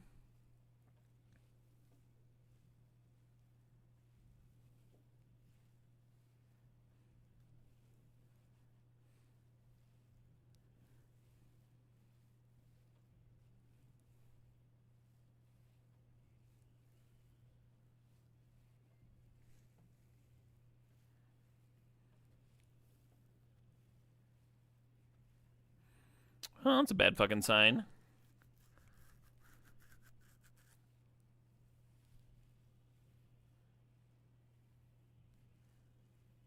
Oh, they're just attacking? Sure.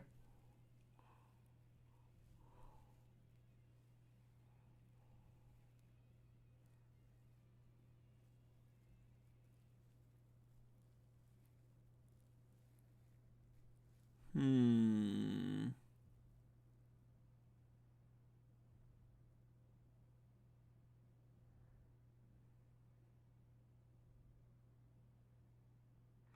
This is kind of a tough spot in terms of like what to pop, what's the most threatening.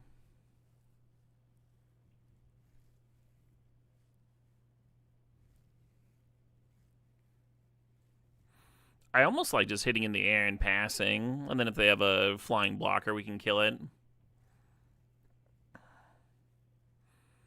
If we kill the 3/5, then the 5/5 gets to become a must block, or they block with a menacer. The 1/1 token.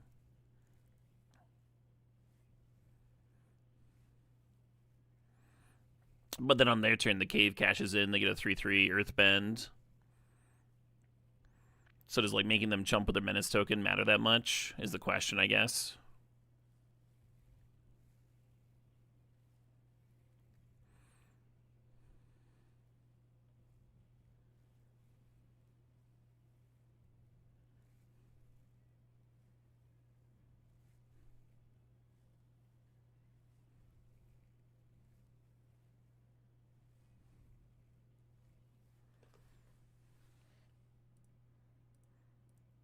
I guess I'll do this. Very low confidence play here. I'm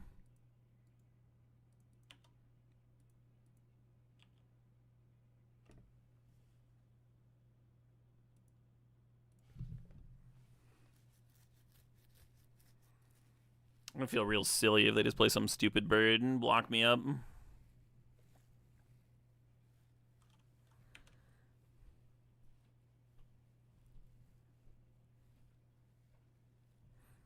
Oh, I guess the 3/5 couldn't block the 5/5 anyway. Yeah, I was still thinking about it being a 4/4 and the 3/5 bricking me up. We should have attacked and see if they double blocked the forest. I don't think they do, but oh, that's cute. Earthbending and then sacking the prison to draw a card and get your draw card back. Well, they found an answer.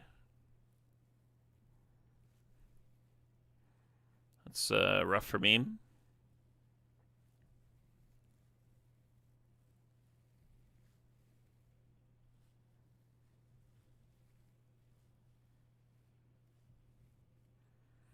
Hope we can close out this game, Hope I didn't flub this one up too bad.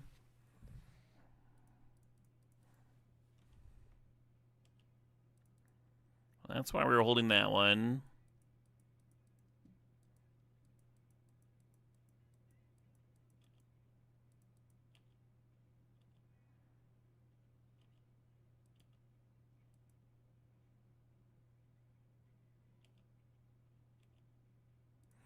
One cool thing about this turn is we're putting 2 more creatures threatening lethal into play.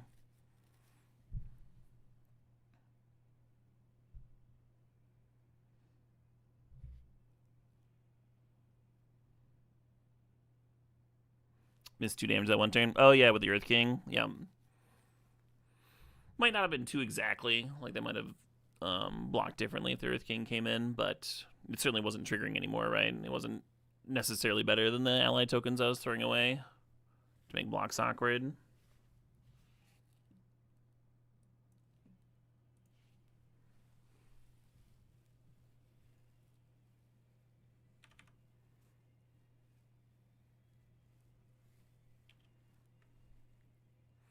The Cave of Two Lovers has entered the exiled zone. 2 of them in that deck. Cool.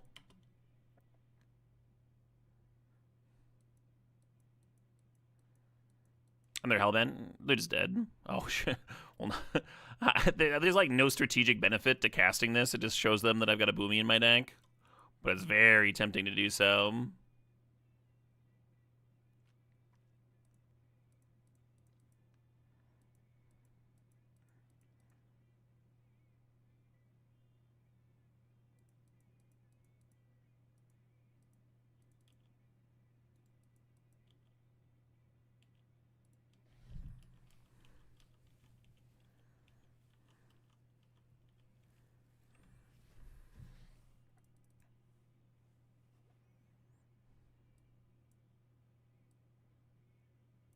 Oh, yeah, this Porcupine.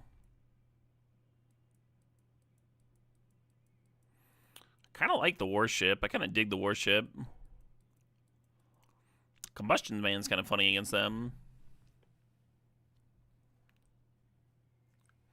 Just very hard for them to jump every turn, right?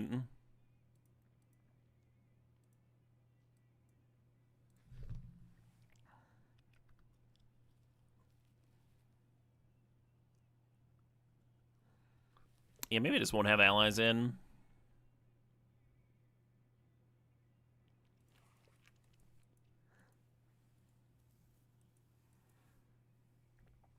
Flopsy's been so good for my opponents and so bad for me.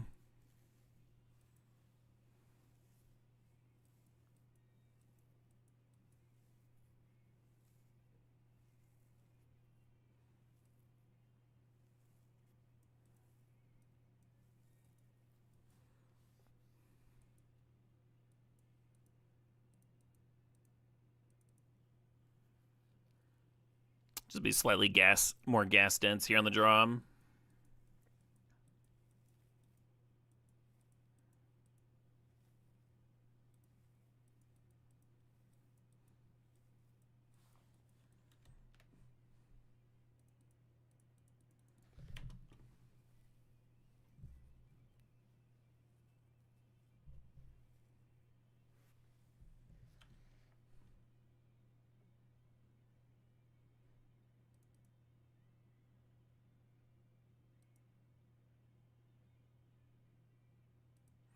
Turn 2 Zuko is pretty good. I guess I'll just kill it. The plan was to Origin Metal Binding and then pump and get in 3 damage.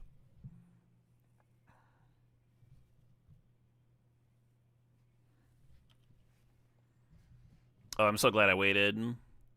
Because now Origin can pop the War Balloon.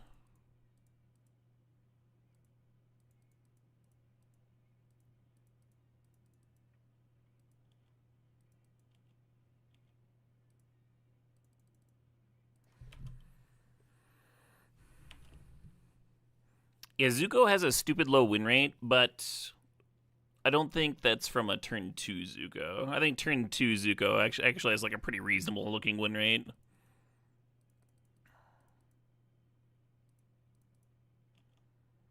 Backed up with removal and pressure and stuff. Maybe even like sack outlets to like get rid of it before it expires and goes to your opponent.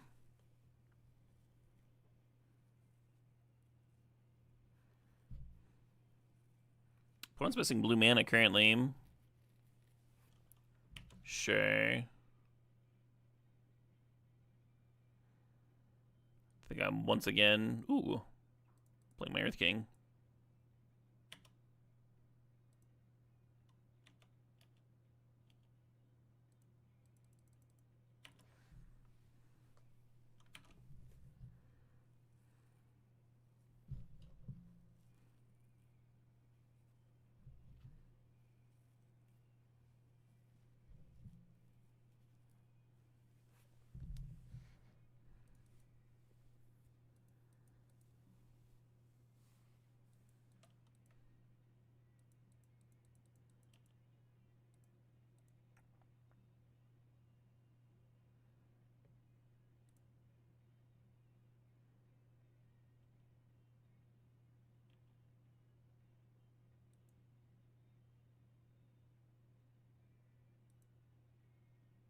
Oops, shit.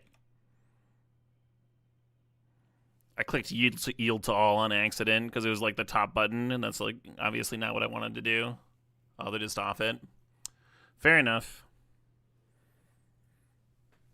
Yeah, I was trying to do the pump thing on the one drop and like pump it with the fire breathing and 4 mana that was in play, and then play my other fire breather in the second main phase there. And then if they trade with my fire breather or trade with my king or whatever, that's like totally fine.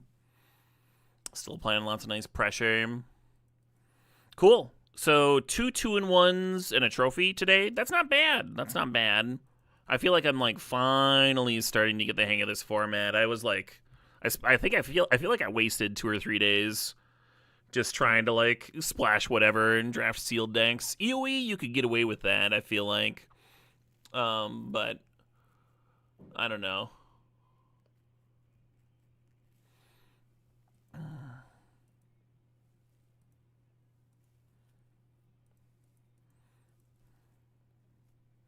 Does best of 3 help? I don't think so.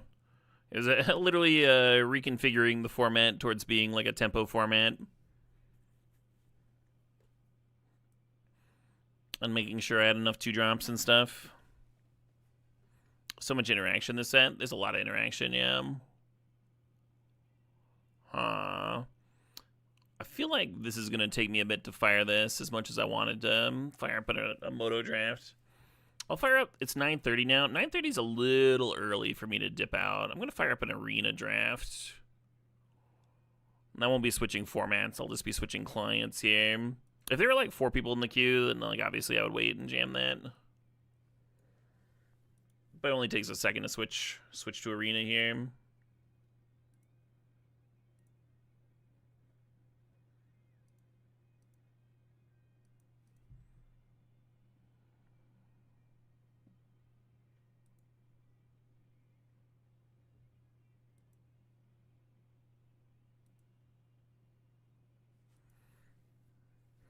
What did I get into Mythic with? I don't remember. Oh, I think I got close from Cube Season.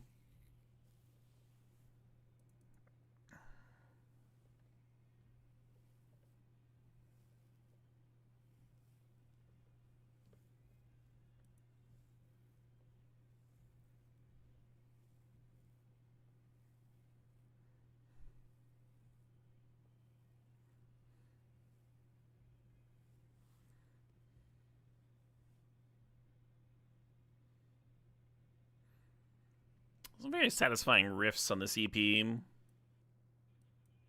Speaking of satisfying riffs, I'll play a little Battle Snake. This playlist has so much battling on it.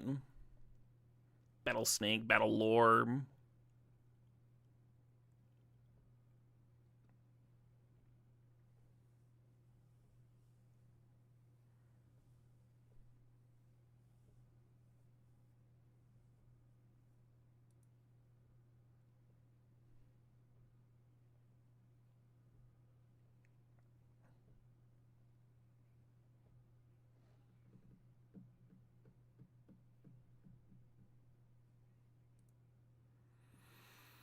Yep. Boring old serpent. There's a lot of clues in the format, which is nice with the serpent.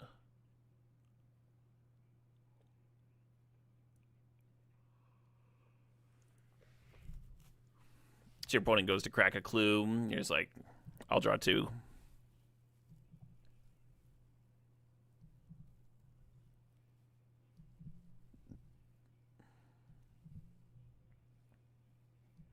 So I really like Firebending Lesson. I do draft it highly. I think I'm just going to draft the Loot Land, though. I think that sends awkward signals. I don't have like Firebending Lesson's a good reason to go into red, but it's not like you must draft red now, right? It's only pick 2.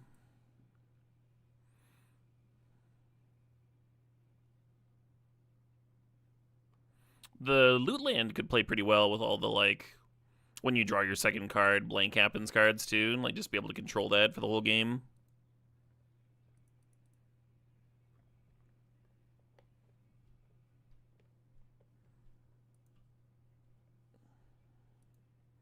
Almost all of Hasbro's profit is from Wizards and Magic. Yeah, I mean, Wizards of the Coast also includes D&D, of course, which is also doing quite well these days.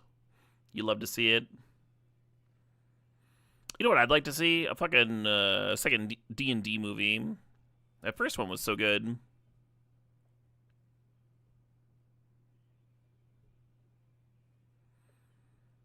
There's a few options here. Deadly Precision, Herbalist, Scornful Striker. I think I'm going to take Herbalist. My blue-green decks have not done well. But this one I can feel it. Just an excellent 2-drop. Hard to pass here. Let's just play our sweet Serpent a turn sooner. We got a green removal spell following that up. That's solid, huh? That's solid. This land's fucking kind of good.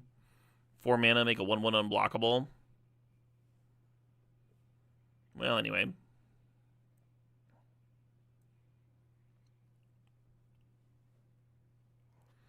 You thought the D&D movie was 30 minutes too long? Really? I think that's the first time I've heard that from anybody. That movie was really fast-paced. And I don't remember it being especially long.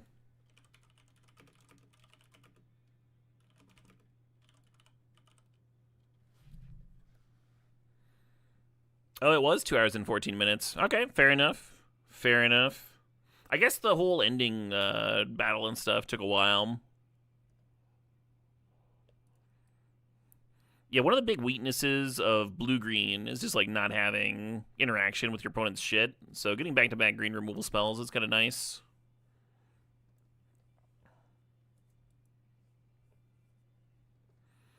You thought the Underdark took too long? Oh, really? I loved the Underdark. I loved the whole... There was no part of the Underdark where I was bored. I could have just, like, lived with them, exploring all that for the whole movie. I thought the final battle scene and all of that was the part that stretched a bit, but, you know, different people are going to like different parts of a film.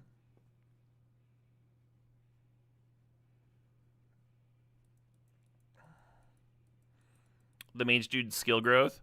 I mean, there was a large gap of time, right? That the movie doesn't belabor. Tiger Seal and Agna Kel is, like, kind of funny.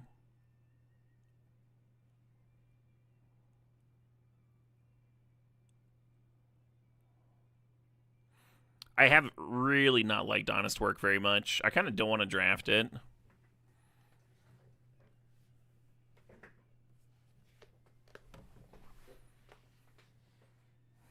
Oh, I'm sorry, Bedell. What's the word?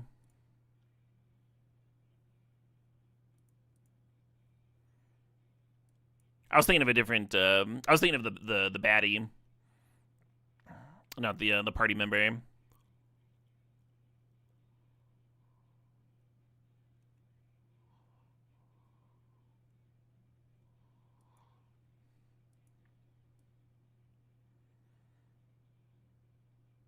Someone earlier pointed out to me that Battle Fan.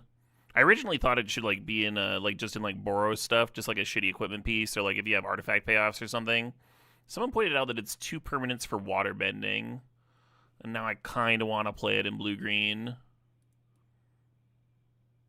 Some reasonable white removal spells going late.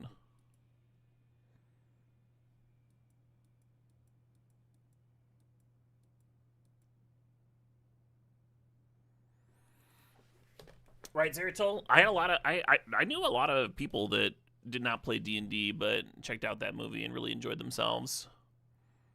It seemed like exactly the sort of things that Wizards should be pushing. Like, even if it was a money loss, they should be like, yes, please fucking do this again.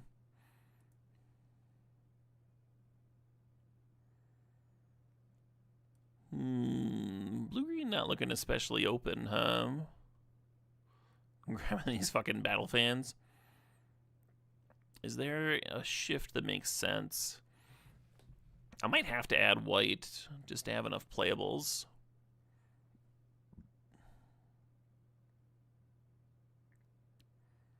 which is kind of the issue that I've had in this format. The flailing around.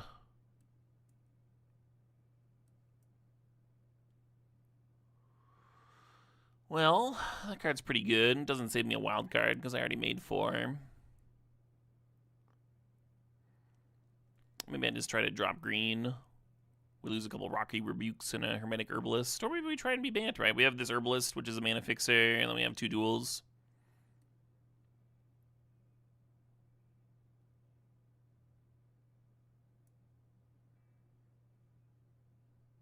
Oh, Boulder action. I like Boulder.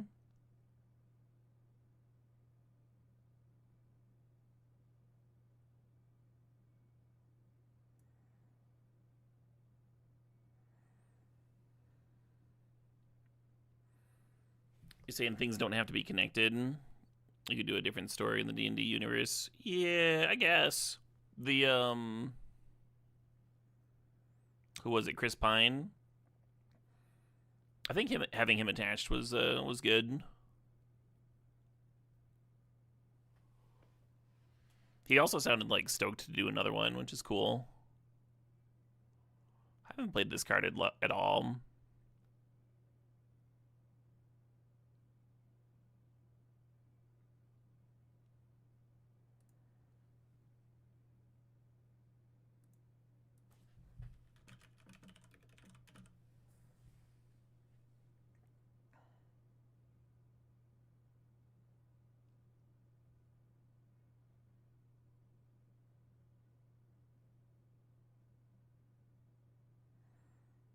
Do we have any general tips on this format? It's been a tempo-y sort of format, so you like really want to make sure you have early game plays.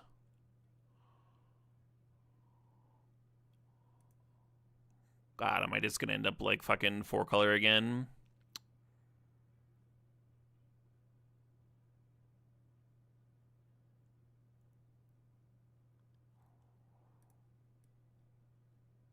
Could take Hama here.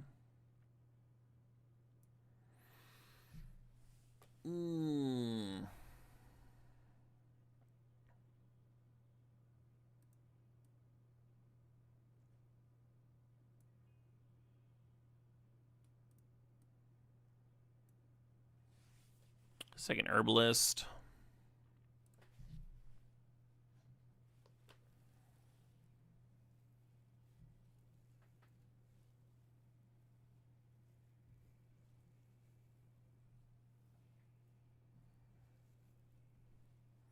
What about a Baldur's Gate movie?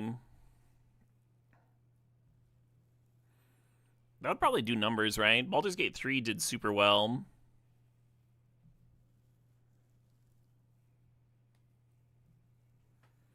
It might not be super interesting for fans of the older games if they just rehashed them. It would be sick, though.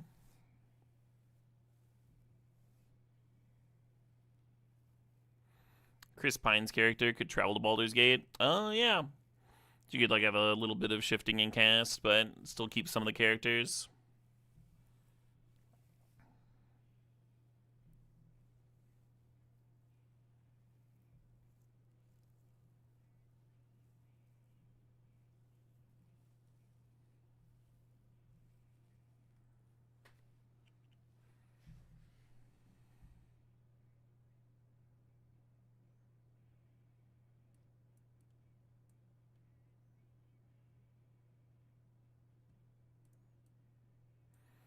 I like the sparring dummy, but we already have these herbalists on too. I'm gonna grab a water skin.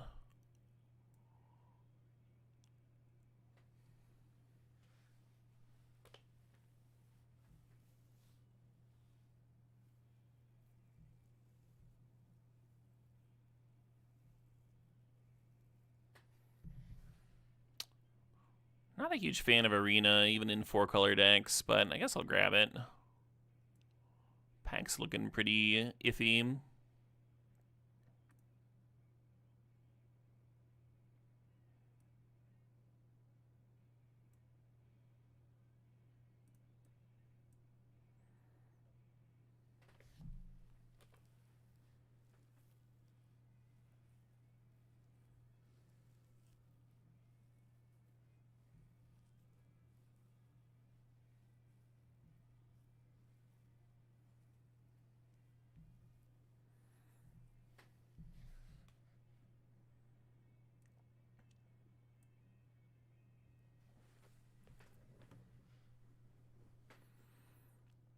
In these 4 or 5 color decks, Blasting Jelly is pretty fucking necessary.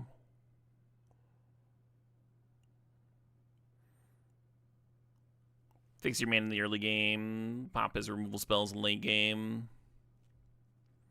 These 4 and 5 color decks, I should clarify, I've not been winning with them, but I have liked the barrels in them. Another stupid loot land. I think I'm going to grab Quench here.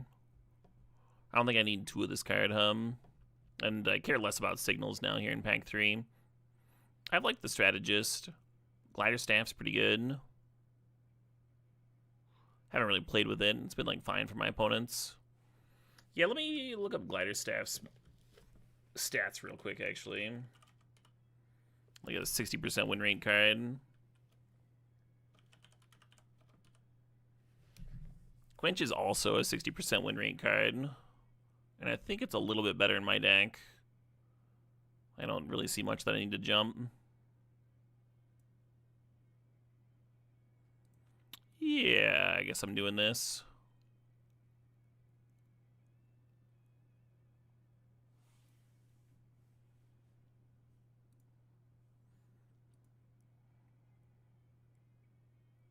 We only have 3 lessons currently. We're in pack 3. Maybe I don't care about this wisdom. Maybe Seismic Sense is better. Could take Quench number 2.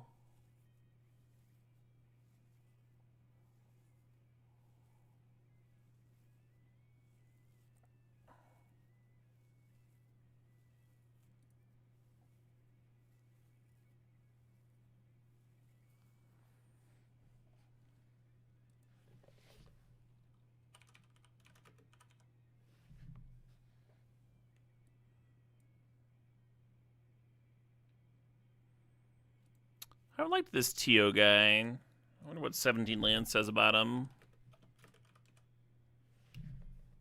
56% win rate.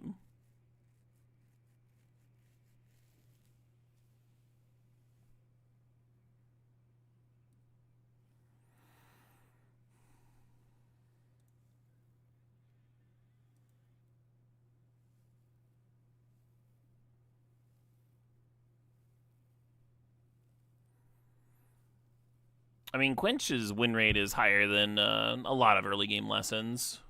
Like the cantrip that I just passed, it's like 4 or 5 percentages higher. I'm gonna grab Path here. Another like actual removal spell is nice. Oh, I guess Bash is also. I think I prefer Path. 2 mana card versus 4 mana card.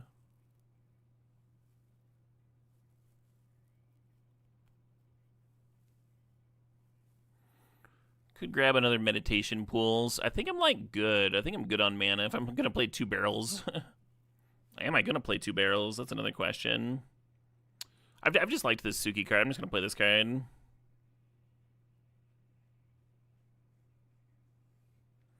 I'm not gonna play any of this. This is all worthless to me.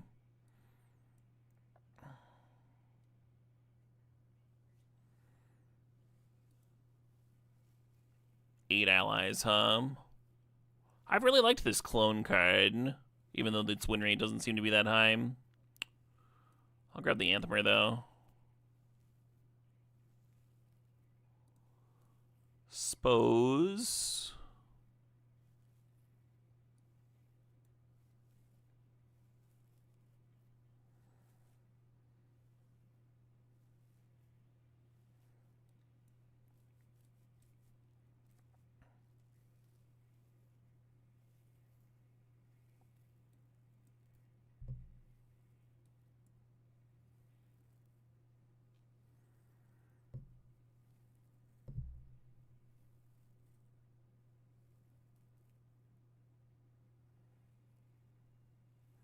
Wow, it's a late Rocky Rebuke. Do I want it more than Seismic Sense? I think so.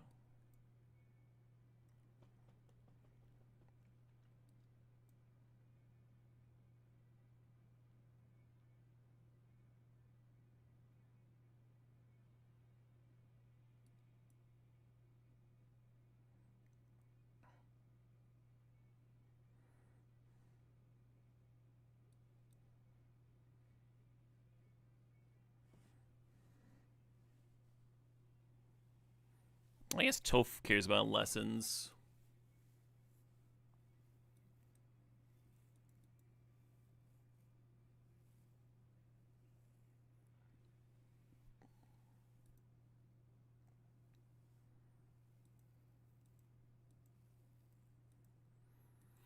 So mana-wise, we really want Herbalist on too, so I'm not accepting their 7/7 whatever nonsense here.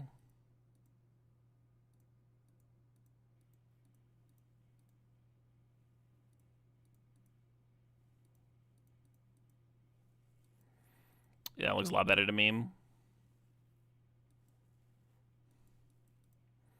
Still 17 lands? No, now I'm at 18 lands. Oh, no wonder, him.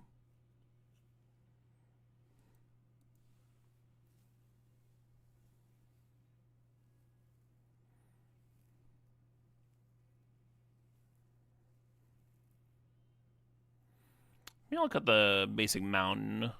Only 2 red cards.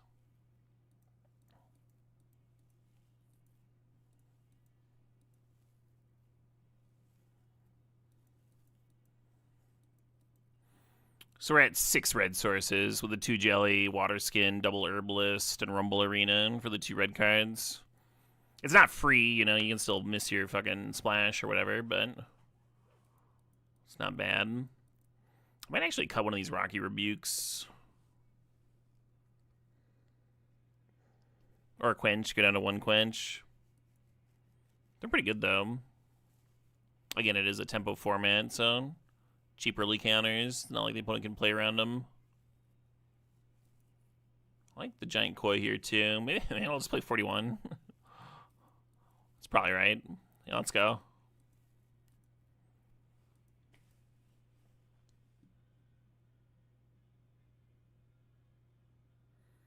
I'm kind of in the mood for this Lords of the Trident track. I'd add more Lords of the Trident to this playlist. I'm going to mull. Our first play is the Glider on 4. I'm going to keep. And I'm going to bin, I guess, a land. Tempting to bin the Jelly. But I guess it's also a removal spell, huh?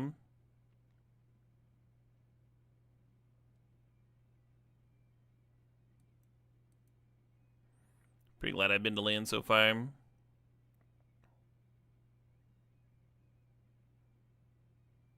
For 1, Rude.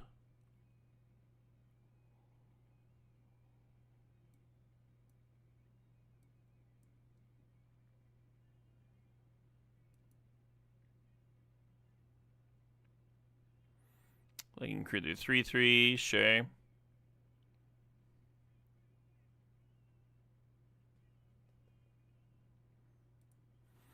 Got me.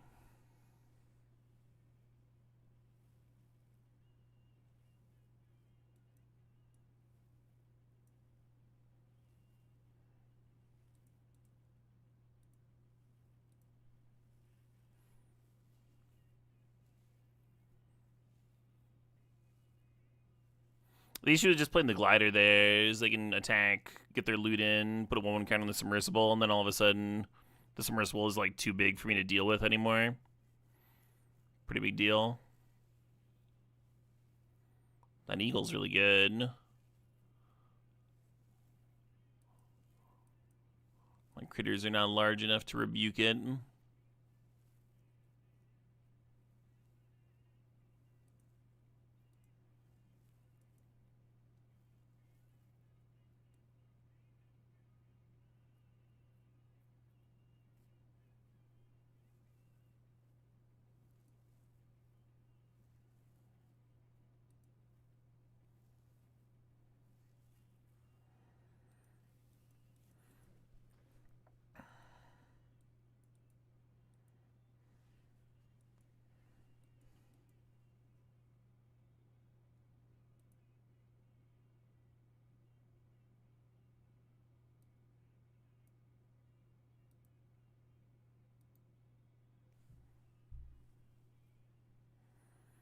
I wanted to kill it after they played their Eagle here. So I didn't get it comes into play trigger.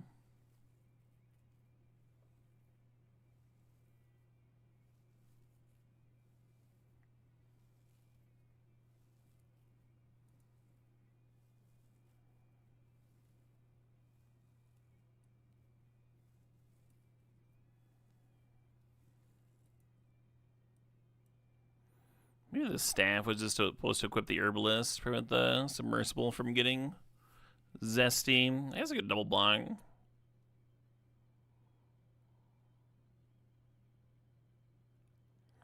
I could have gone reinforcements plus herbalist, or reinforcements plus equip herbalist. That would have been solid. I'm just dead here.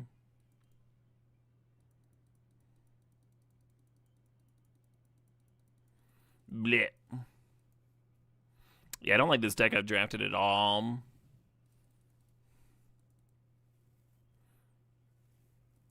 I think blue dried up, and then I just like flailed around and never found the right lane, which just happened to me a lot. I was happy to have like kind of escaped that in my drafts on Moto today, and then my first draft here on Arena is just like right back to it. Right back to this terrible 4-color deck.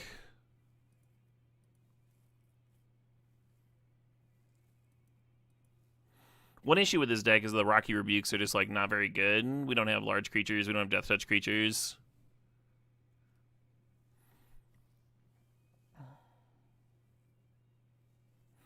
Are we still winning? No. I switched over to Arena and I'm losing.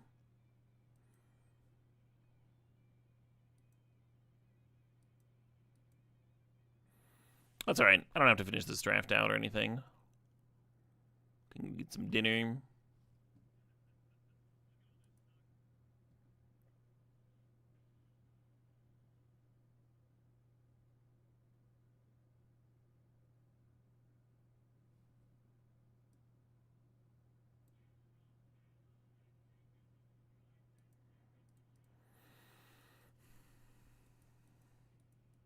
We have 4 lands, so I'm not going to bin the Koi.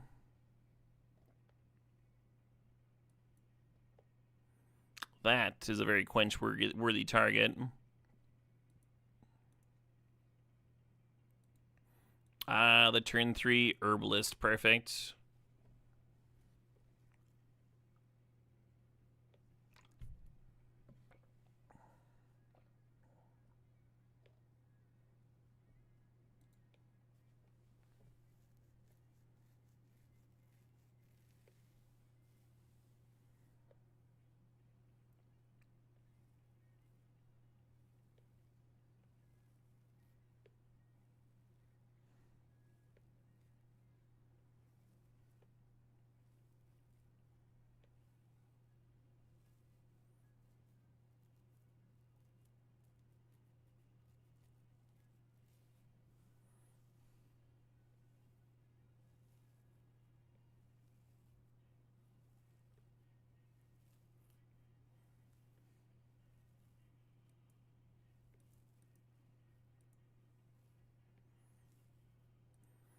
Well, I'm 1 mana away from a Koi.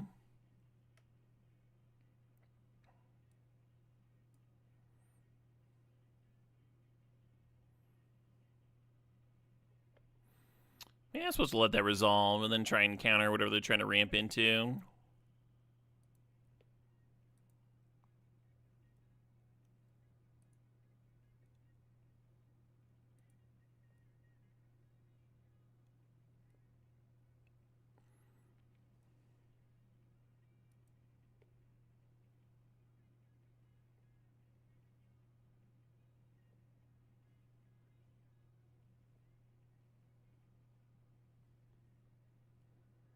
Huh.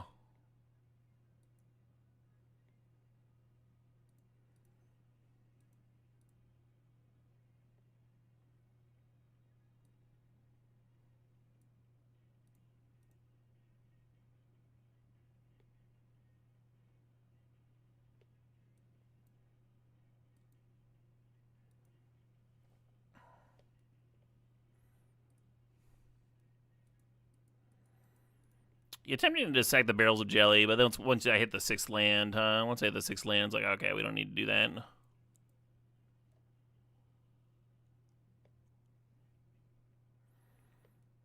Hoping they don't get too many triggers off this Guru. That's my main concern right now. Kind of a big concern.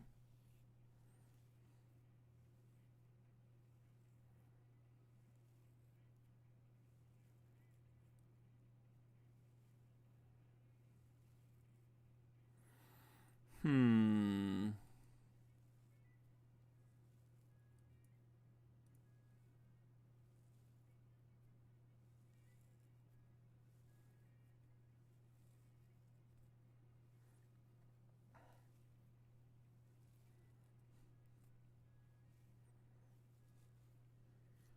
Okay, this is reasonable. They play a lesson here. They're like have to grow the creature that already has a path on it.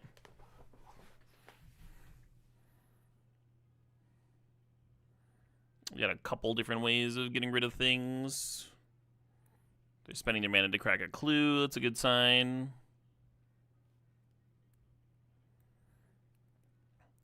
Four-color mirror in the loser's bracket.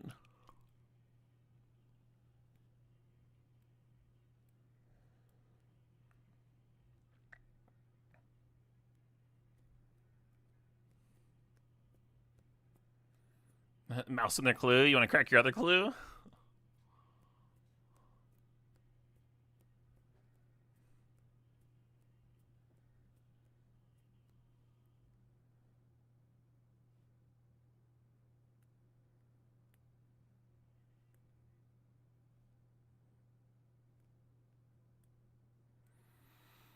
Hmm.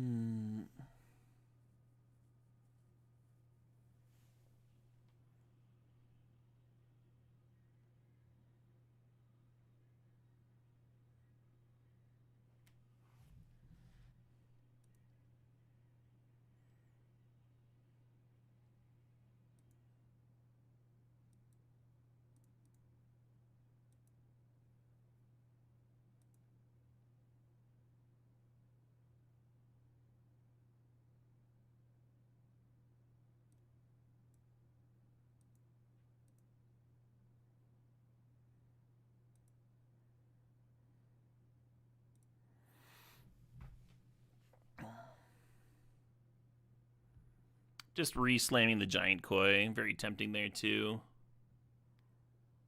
If they hadn't blocked and just, like, took the 6 or whatever, then I think I'd just activate Path on my second main phase.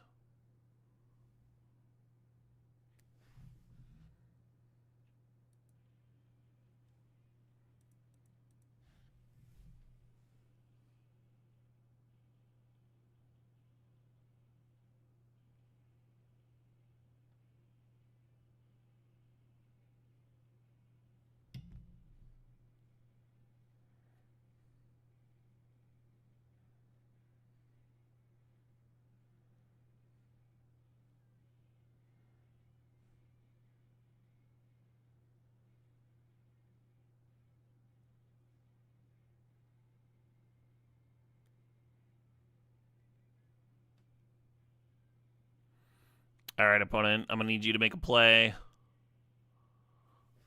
Sure.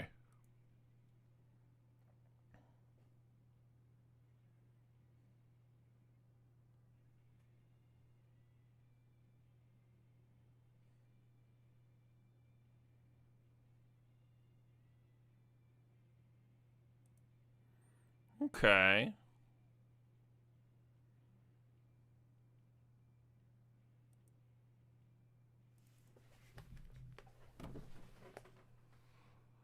So the opponent's at least got a reason to be in 3-color nonsense. That card's fucked up. I've, like, yet to draft it and have it be good and stuff. I've, like, only lost to my opponent playing it and playing all their shit for free out of the graveyard. It's been very consistent. I guess they only have 2 lessons. One of them's a disenchant, though, which means I should probably do this now. This fucking koi's not getting down again.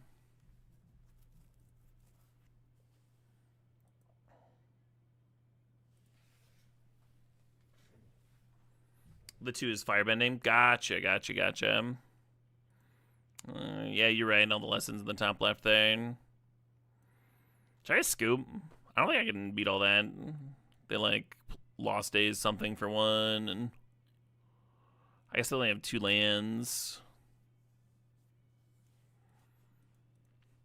Yeah, my win rate against this card has been, like, atrociously bad. I think I've beaten it, like, once.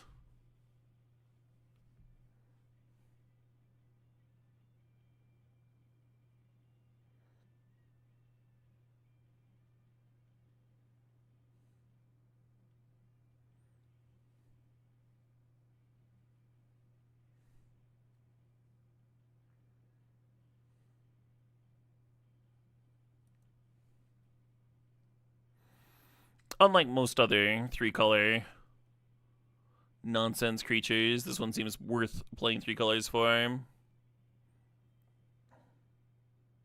Hey, thanks, Gravian. I've overall had a good time today. I've been kind of upset with this draft.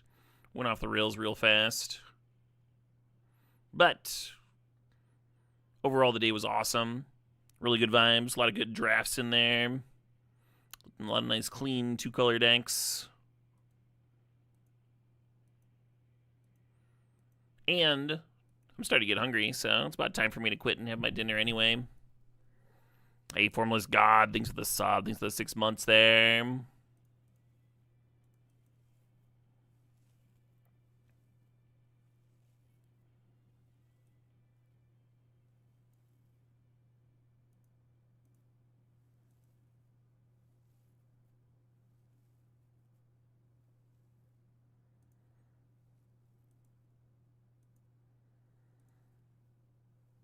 What do they got? They got a Disenchant, another Sense, the last days, yeah. I just have to hit this game. It's pleasant to hit a 8/8 forest, but gotta do what I gotta do.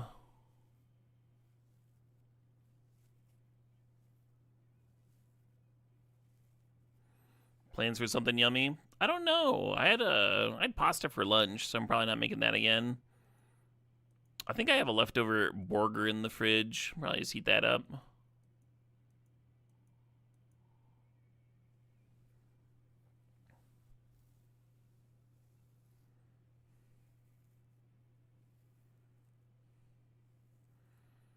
Yes, their win the game here is on top. If I'm that, I'm not serving with that fucking 8/8.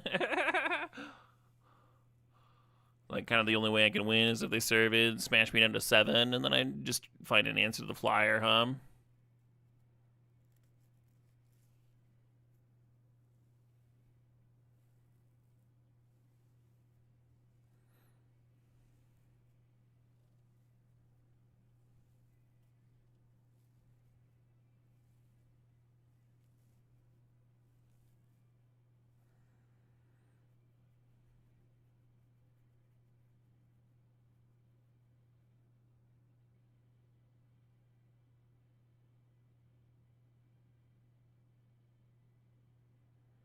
So I spend 2 mana to crack my clue, then 4 mana to play this. Means I'll have 2 mana.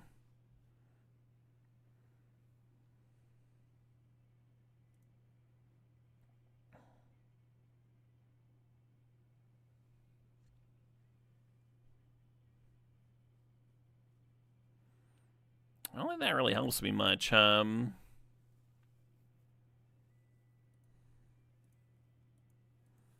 lead on this.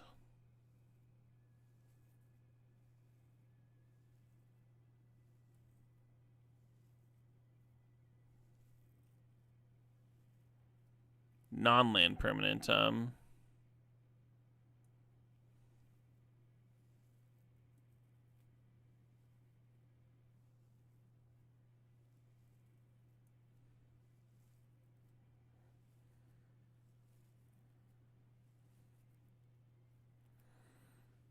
I don't actually see a way to win here. It's very awkward that they tapped all my green, too.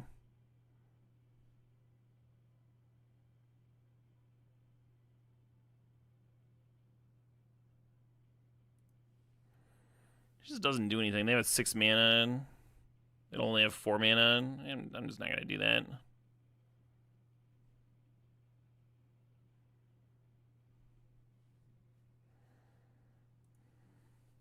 Nothing. I've got nothing. You win. Yeah, 1 mana lost days is very annoying. Is it only on their turn? During your turn. Okay. Well, maybe we let them like do whatever they're gonna do, and then maybe we can iceberg it. Do something.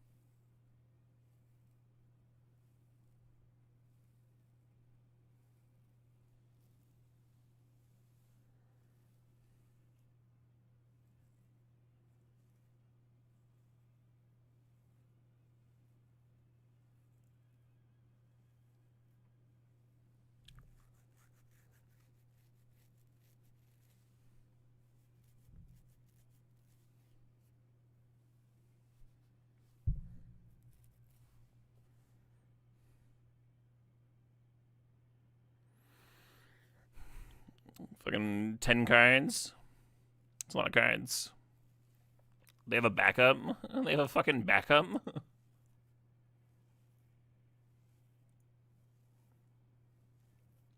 Well, at least, I mean, if they've played all their fucking lessons already, maybe it won't matter that much.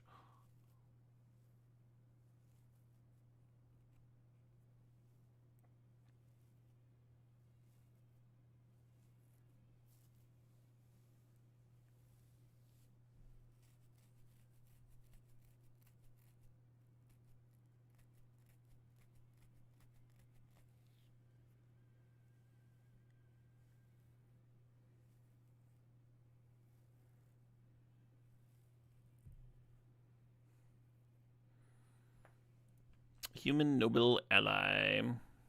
Yep, that's what I would do. Is it my turn?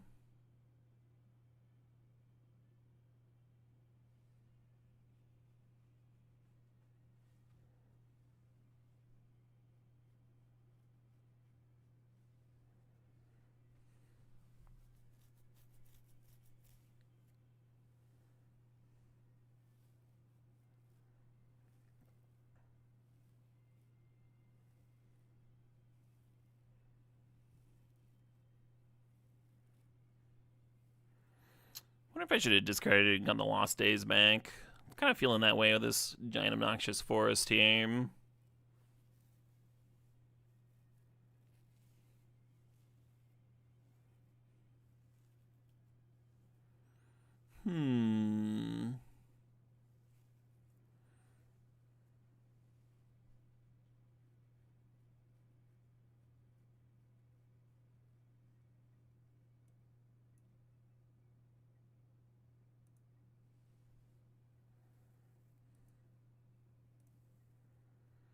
Even though I know they have a spare in hand, I'm gonna kill this fucking 5/5.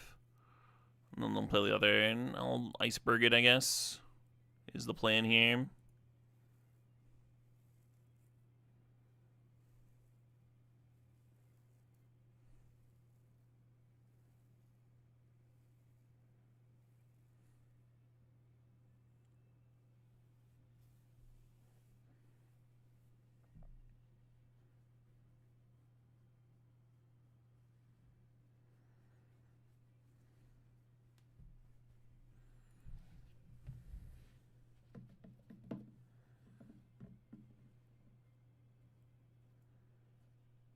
Every turn takes a million billion years.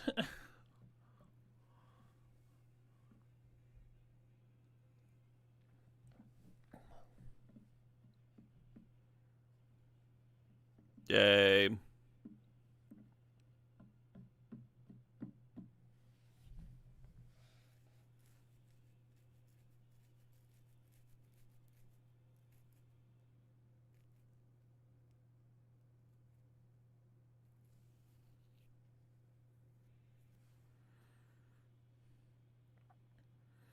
Opponents living their name? They're not, though. Like, if it was a distraction, something would be happening.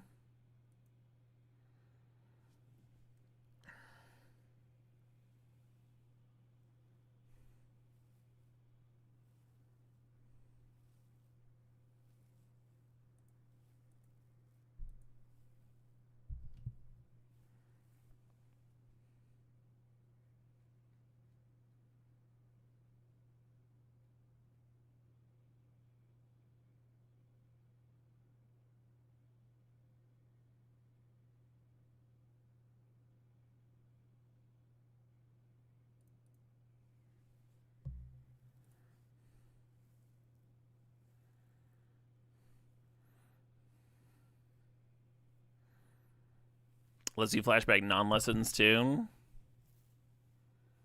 Very annoying.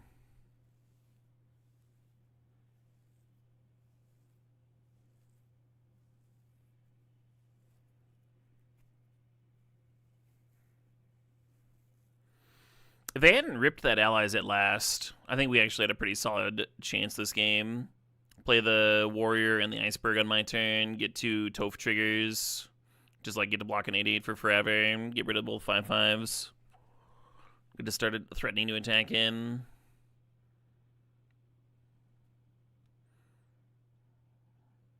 Oh my god. Play a card.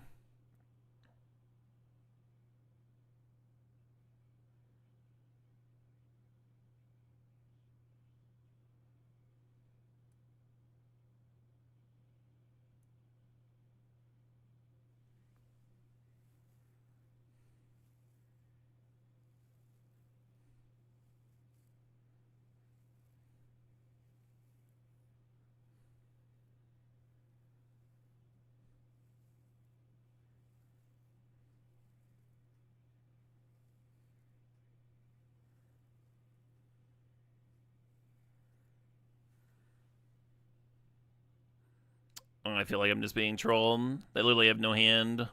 They've got a clue they can crank.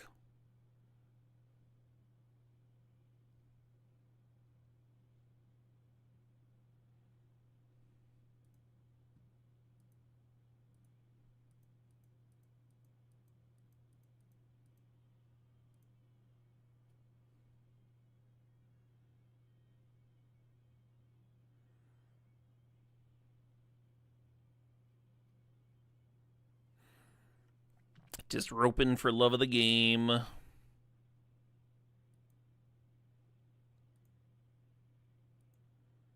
Joke's on you, opponent. My time is worthless.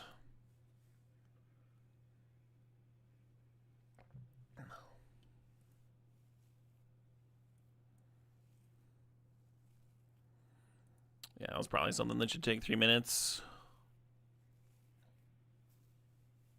They didn't even crack the clue. Very odd.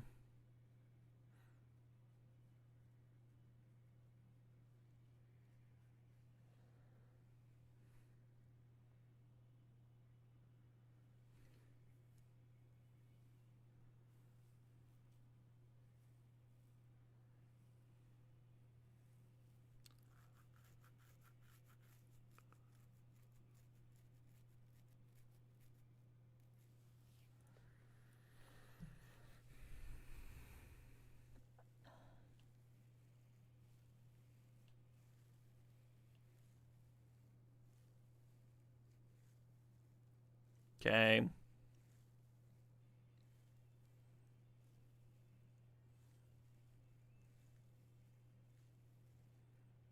A mercifully short attack phase.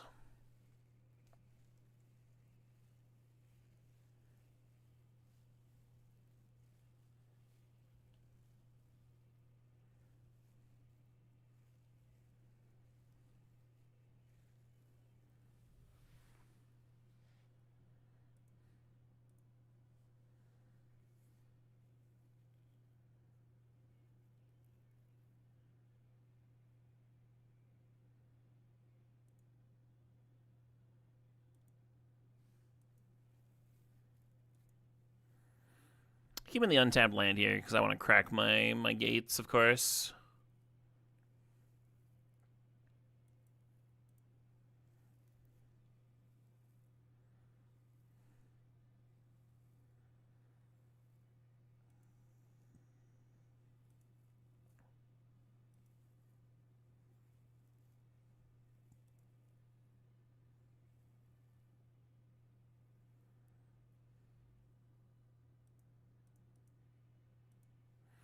Must have an answer to my warrior if they're making that attack.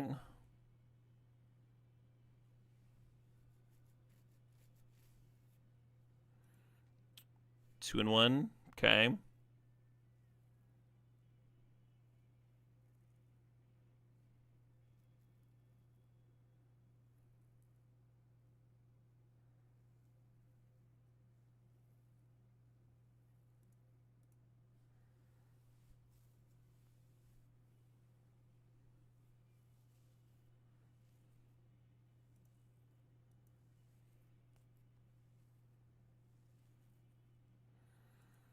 Perfect. The perfect card.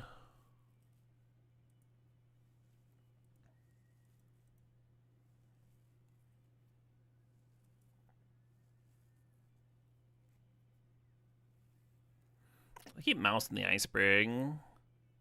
Hope that's not another disenchant, I guess.